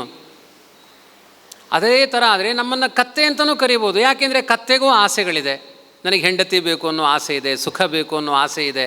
ಮನುಷ್ಯನಿಗೂ ಅದೇ ಈಕ್ವೆಲ್ ಆಗಿದೆ. ಅಂದರೆ ಸಾಕ್ಷಾತ್ ಪಶು ಪುಚ್ಛ ವಿಷಾಣಹೀನ ಅಂತ ನಿಂದನೆ ಮಾಡುತ್ತೆ ಭಾಗವತ. ಅದನ್ನು ಪಶು ಅಂತ ಗಮನಿಸಲಿಕ್ಕೆ ಬೇಕಾದ ಕೊಂಬು ಬೀಲ ಇದೆ. ಮನುಷ್ಯನಲ್ಲಿ ಅದೆರಡು ಇಲ್ಲ. ಇದು ಪಶುವೇ. ಪಶುತ್ವದ ಕಡೆ ನಮ್ಮ ಬದುಕು ಸಾಗಬಾರದು. ಹಾಗಾದರೆ ಏನು ಮಾಡಬೇಕು? ಅದಕ್ಕೆ ಉತ್ತರ ಭಾಗವತವೇ ಹೇಳುತ್ತೆ. ವಾಚಂ ಯಚ್ಛ ಮನೋ ಯಚ್ಛ ಯಚ್ಛ ಪ್ರಾಣೇಂದ್ರಿಯಾಣಿ ಚ ಆತ್ಮಾನಂ ಆತ್ಮನಾ ಯಚ್ಛ ನ ಪುನರ್ಭೂಯಸೆ ಧ್ವನೆ. ದೇವರು ಕೊಟ್ಟ ನಾಲಿಗೆಯನ್ನು, ಈ ಮಾತನಾಡುವ ಶಕ್ತಿಯನ್ನು ಭಗವಂತ ಮನುಷ್ಯರಿಗೆ ಮಾತ್ರ ಕೊಟ್ಟಿದ್ದಾನೆ. ಯಾವ ಪ್ರಾಣಿಗಳಿಗೂ ಮಾತನಾಡುವ ಶಕ್ತಿ ಇಲ್ಲ. ಹೊಟ್ಟೆ ತುಂಬಿಸಿಕೊಳ್ಳಿಕ್ಕೆ ತುಂಬ ಮಾತನಾಡಬೇಕಾಗಿಲ್ಲ. ಆನೆ ದಿನಕ್ಕೆ 400-500 kg ಆಹಾರ ತಿನ್ನುತ್ತೆ, ಮಾತಾಡಲ್ಲ, ಮೌನವಾಗಿ ತಿನ್ನುತ್ತೆ. ಅದು ಹುಟ್ಟಿಸಿದ ದೇವರು ಹುಲ್ಲು ಮೇಯಿಸೋದಿಲ್ಲ, ಆಹಾರ ಕೊಟ್ಟೇ ಕೊಡ್ತಾನೆ. ಹೊಟ್ಟೆ ಹೊರೆಯುವ ವಿದ್ಯೆಗೋಸ್ಕರ ನಿರಂತರ ಮಾತನಾಡುವ ಅಗತ್ಯ ಇಲ್ಲ. ದೇವರನ್ನು ಧ್ಯಾನ ಮಾಡಿ, ಸಂಧ್ಯಾಕಾಲಗಳು ಬಂದಾಗ ಮನೆಯವರೆಲ್ಲ ಸೇರಿ ರಾಮ ಭಜನೆ ಮಾಡಿ, ಕೃಷ್ಣನ ಸ್ಮರಣೆ ಮಾಡಿ, ದೇವರು ನಾಲಿಗೆ ಕೊಟ್ಟಿದ್ದಕ್ಕೆ ಸಾರ್ಥಕವಾಗುತ್ತೆ. ವಾಚಂ ಯಚ್ಛ ಮನೋ ಯಚ್ಛ. ಮನಸ್ಸನ್ನು ಯಾರ್ಯಾರಿಗೂ ಕೊಡಬೇಡಿ. ಕೊನೆಗೊಂದು ದಿನ ಅನಿಸುತ್ತೆ, ಎಷ್ಟೋ ಜನ 60 ವರ್ಷ ಸಂಸಾರ ಮಾಡಿ 2 ಮಕ್ಕಳಾಗಿರ್ತಾರೆ, ಆಮೇಲೆ ಡೈವೋರ್ಸ್ ನೋಟಿಸ್ ಬರಲ್ವೇ? ಮನಸ್ಸು ಯಾರಿಗೆ ಕೊಟ್ಟಿದ್ರಿ? ಹಾಗಾದರೆ ಏನು ಅರ್ಥ ಇದಕ್ಕೆ? ಬೇಡ. ಮನುಷ್ಯರಲ್ಲಿ ಅತಿ ವಿಶ್ವಾಸ. ವಿಶ್ವಸ್ತೇಪಿ ನ ವಿಶ್ವಸೇತ್, ಮಹಾಭಾರತದ ವಿದುರನ ನೀತಿ. ತುಂಬ ವಿಶ್ವಾಸ ಇಟ್ಟವರಲ್ಲೂ ಒಂದು ವಿಶ್ವಾಸದ ಕೊರತೆ ಇದ್ದೇ ಇರುತ್ತೆ. ಹಾಗಾಗಿ ಸಮಗ್ರ ನಮ್ಮ ವಿಶ್ವಾಸಕ್ಕೆ ದಾರಿ, ನಿಧಾನ ಸರ್ವೋತ್ತಮನಾದ ಭಗವಂತ, ಅವನಿಗೆ ಮನಸ್ಸನ್ನು ಕೊಡಿ. ಯಚ್ಛ ಪ್ರಾಣೇಂದ್ರಿಯಾಣಿ ಚ.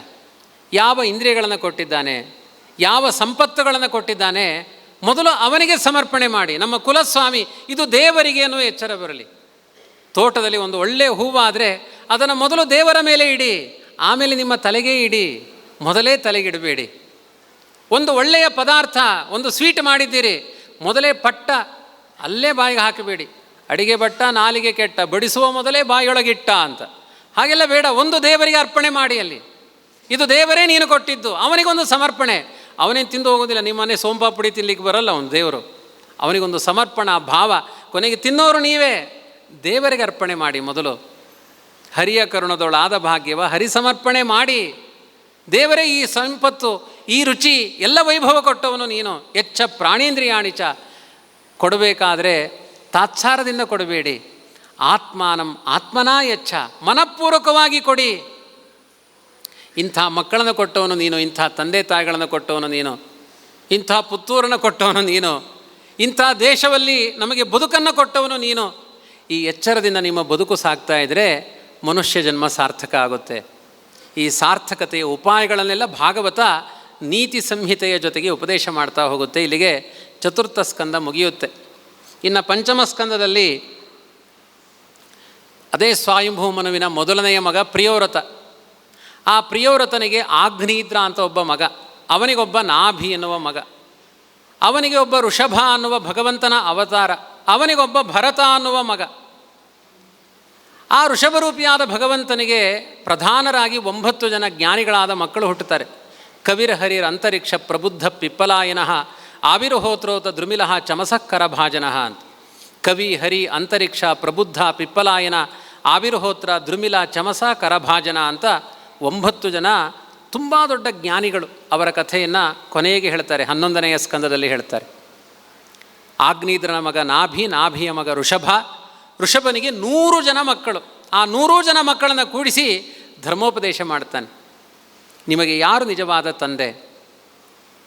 ನಮ್ಮ ಬದುಕಿನ ಜನನ ಮರಣಗಳ ಬಗ್ಗೆ ಸರಿಯಾದ ವಿವೇಕವನ್ನು ಅರ್ಥ ಮಾಡಿಸಿ ನಮ್ಮ ಬದುಕಿನ ಗುರಿಯ ಕಡೆ ನಮ್ಮನ್ನು ಕರೆದುಕೊಂಡು ಹೋಗೋವನೇ ನಿಜವಾದ ತಂದೆ, ನಿಜವಾದ ತಾಯಿ, ನಿಜವಾದ ಗಂಡ, ನಿಜವಾದ ಹೆಂಡತಿ, ನಿಜವಾದ ಗುರು. ಕೇವಲ ಲೋಕದ ಸುಖಗಳ ಬಗ್ಗೆಯೇ ವ್ಯಾಖ್ಯಾನ ಮಾಡುವವರು ಅವರು ನಮ್ಮ ಬದುಕಿನ ಶತ್ರುಗಳಾಗ್ತಾರೆ. ಅವನ ತಂದೆಯೇ ಇರಲಿ, ತಾಯಿಯೇ ಆಗಿರಲಿ, ಗುರುಗಳೇ ಆಗಿರಲಿ. ನಮ್ಮ ಕಷ್ಟಗಳನ್ನು, ಸಾರ್ವಕಾಲಿಕವಾದ ನಮ್ಮ ಚಿಂತೆಗಳನ್ನು, ನಮ್ಮ ಮೃತ್ಯುಗಳನ್ನು ಪರಿಹಾರ ಮಾಡುವ ವೇದಾಂತ ಉಪದೇಶವನ್ನು ಯಾರು ಮಾಡ್ತಾರೆ ಅವರೇ ನಮ್ಮ ಬದುಕಿನ ಬಂಧುಗಳು. ಈ ನಂಬಿಕೆಯಿಂದ ಧರ್ಮ ಸಂರಕ್ಷಣೆ ಮಾಡಿ ಪ್ರಜೆಗಳಿಗೆ ಉಪದೇಶ ಮಾಡಿ ಅಂತ ಋಷಭರೂಪಿಯಾದ ಭಗವಂತ ಭರತನಿಗೆ ದೇಶವನ್ನು ಕೊಟ್ಟು ತಾನು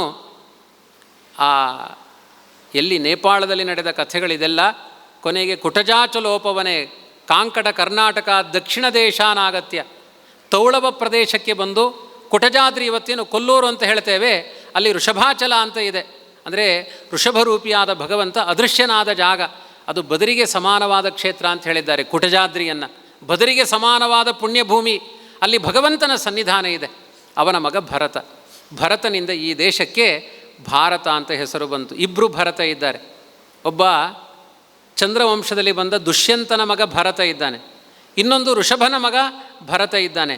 ಈ ದೇಶಕ್ಕೆ ಭಾರತ ಅಂತ ಹೆಸರು ಬಂದಿದ್ದು ಭರತನಿಂದ, ಭಾರತ ಅಂತ ಆಗಿದ್ದು ಋಷಭನ ಮಗನಾದ ಭರತನಿಂದ. ಈ ಪಂಚಮಸ್ಕಂದದಲ್ಲಿ ಬರುವಂತಹ ಭರತ ಚಕ್ರವರ್ತಿಯಿಂದ ಆ ಭರತನ ಕಥೆಯ ತನಕ 2ನೇ ದಿನದ ಕಥೆಯನ್ನು ಹೇಳಬೇಕು ಅಂತ ಹೇಳಿದ್ದಾರೆ. ನಿನ್ನೆಯ ಕಥೆ ಇವತ್ತಿನ ಕಥೆಯನ್ನೆಲ್ಲ ಸ್ವಲ್ಪ ಸಂಗ್ರಹ ಮಾಡಿ ಕೆಲವು ಕಥೆಗಳನ್ನೆಲ್ಲ ಸಂಕ್ಷೇಪ ಮಾಡಿ ಹೇಳಿದ್ದೇನೆ. ನಾಳೆ ನರಸಿಂಹದೇವರ ಉಪಾಖ್ಯಾನ, ನಾಳೆ ದಿವಸ 7ನೇ ಸ್ಕಂದದ ಕೊನೆಯ ತನಕ 6 ಮತ್ತು 7 ಮತ್ತು 5ನೇ ಸ್ಕಂದದ ಕೆಲವು ಕಥಾಭಾಗಗಳು, ಹೀಗೆ 3 ಸ್ಕಂದಗಳ ಕಥಾಭಾಗವನ್ನು ನಾಳೆ ಮತ್ತೆ ಸೇರಿದಾಗ ನೋಡೋಣ ಅಂತ ಹೇಳ್ತಾ, ಭಾಗವತದ ಮೌಲಿಕವಾದ ಚಿಂತನೆಗಳು ಇಷ್ಟೊತ್ತು ಕೇಳಿದ್ದೇವೆ ಅಂದರೆ ಇದು ಧ್ಯಾನ. ಮನೆಯಲ್ಲಿ ಒಂದು ಧಾರಾವಾಹಿ ಅರ್ಧ ಗಂಟೆ ನೋಡಲಿಕ್ಕಾಗಲ್ಲ, ಮಧ್ಯದಲ್ಲಿ ಚಹಾ ಕುಡಿತಾ ಇರ್ತೇವೆ. ಈಗ ಒಂದು ಅರ್ಧ ಅಡಿಯ ಚೇರಿನಲ್ಲಿ, 1 ಅಡಿಯ ಚೇರಿನಲ್ಲಿ 2 ಗಂಟೆಗಳ ಕಾಲ ಮನೆಯಲ್ಲಿ ಹೀಗೆ ಕೂತ್ಕೊಳ್ಳಿಕ್ಕಾಗುತ್ತಾ? ಇದನ್ನೇ ತಪಸ್ಸು ಅಂತ ಕರೆಯೋದು. 4 ಧಾರಾವಾಹಿ ಟೈಮ್ ಇದು, ಮಧ್ಯದಲ್ಲಿ ಯಾವುದೇ ಪಾನೀಯಗಳಿಲ್ಲ, ನಿಮಗೆ ಏಕಾಗ್ರತೆಯಿಂದ ಕೂತಿದ್ದೀರಿ. ಈ ಏಕಾಗ್ರತೆ ಉಂಟಲ್ವಾ, ಇದು ನಮ್ಮ ಬದುಕಿನ ತಪಸ್ಸು ಅಂತ ಶಾಸ್ತ್ರ ಕರೆದಿದೆ. ಈ ಏಕಾಗ್ರತೆಯನ್ನು ಹುಟ್ಟಿಸುವ ಶಕ್ತಿ ಯಾವ ಜಗತ್ತಿನ ಕಥೆಗಳಿಗೂ ಇಲ್ಲ. ಯಾವ ಪಿಕ್ಚರ್ ಆದರೂ ಅದಕ್ಕೊಂದು ಇಂಟರ್ವ್ಯೂಲ್ ಇದೆ, ಮಧ್ಯದಲ್ಲಿ ಒಂದು ಕಾಫಿ ಕುಡಿಸ್ತಾರೆ ನಿಮಗೆ. ಆದರೆ ಭಾಗವತದ ಕಥೆಯಲ್ಲಿ ನಿರಂತರ ಒಂದು ಧ್ಯಾನದ ರೂಪದಲ್ಲಿ ನಡೆಯುವ ಕಥೆ ಇದು, ಸಮಾಜಕ್ಕೆ ಹಿತವನ್ನು ಮಾಡುವ ಕಥೆ. ಅದರಲ್ಲಿಯೂ ನರಸಿಂಹೋಪಾಖ್ಯಾನ ಅತ್ಯಂತ ಶ್ರೇಷ್ಠವಾದ, ನಮ್ಮ ಭಾರತ ದೇಶದ ಅನಿಷ್ಟಗಳನ್ನೆಲ್ಲ ಪರಿಹಾರ ಮಾಡಿ ಮನೆ ಮನೆಗಳಲ್ಲಿ ಕಷ್ಟಗಳನ್ನು ಪರಿಹಾರ ಮಾಡುವಂತಹ ಶ್ರೇಷ್ಠವಾದ ಕಥೆ ನರಸಿಂಹ ಉಪಾಖ್ಯಾನ. ಮತ್ತೆ ನಾಳೆ ಸೇರಿದಾಗ ಆ ಕಥಾಭಾಗದಲ್ಲಿ ಭಾಗವಹಿಸೋಣ ಅಂತ ಹೇಳ್ತಾ, ಹರಿನಾಮ ಸಂಕೀರ್ತನೆಯ ಜೊತೆಗೆ ಇವತ್ತಿನ ಚಿಂತನೆಯನ್ನು ಮುಕ್ತಾಯ ಮಾಡೋಣ. ಹರಯೇ ನಮಃ. ಶ್ರೀಕೃಷ್ಣಾರ್ಪಣಮಸ್ತು. ಹರೇ ಹರೇ ಮೇ ಹರಪಾತಕಾನಿ, ಹರೇ ಹರೇ ಮೇ ಕುರುಮಂಗಳಾನಿ, ಹರೇ ಹರೇ ಮೇ ತವ ದೇಹಿ ದಾಸ್ಯಂ, ಹರೇ ಹರೇ ಮೇ ತ್ವಯಿ ಭಕ್ತಿರಸ್ತು. ಹರಯೇ ನಮಃ, ಹರಯೇ ನಮಃ, ಹರಯೇ ನಮಃ. ಶ್ರೀರಾಮ ಜಯ ರಾಮ ಜಯ ಜಯ ರಾಮ, ಶ್ರೀರಾಮ ಜಯ ರಾಮ ಜಯ ಜಯ ರಾಮ, ಶ್ರೀರಾಮ ಜಯ ರಾಮ ಜಯ ಜಯ ರಾಮ, ಶ್ರೀರಾಮ ಜಯ ರಾಮ ಜಯ ಜಯ ರಾಮ, ಶ್ರೀರಾಮ ಜಯ ರಾಮ ಜಯ ಜಯ ರಾಮ, ಶ್ರೀರಾಮ ಜಯ ರಾಮ ಜಯ ಜಯ ರಾಮ, ಶ್ರೀರಾಮ ಜಯ ರಾಮ ಜಯ ಜಯ ರಾಮ, ಶ್ರೀರಾಮ ಜಯ ರಾಮ ಜಯ ಜಯ ರಾಮ, ಶ್ರೀರಾಮ ಜಯ ರಾಮ ಜಯ ಜಯ ರಾಮ, ಶ್ರೀರಾಮ ಜಯ ರಾಮ ಜಯ ಜಯ ರಾಮ, ಶ್ರೀರಾಮ ಜಯ ರಾಮ ಜಯ ಜಯ ರಾಮ.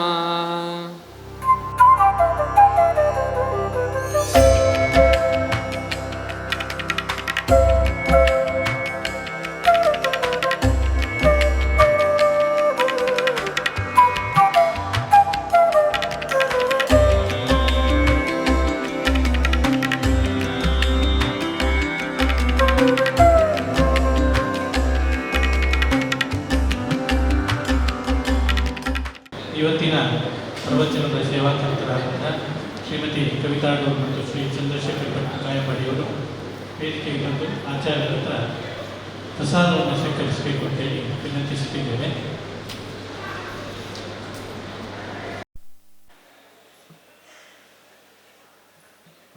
ಆಸ್ತಿಕ ಬಂಧುಗಳಿಗೊಂದು ಸೂಚನೆ.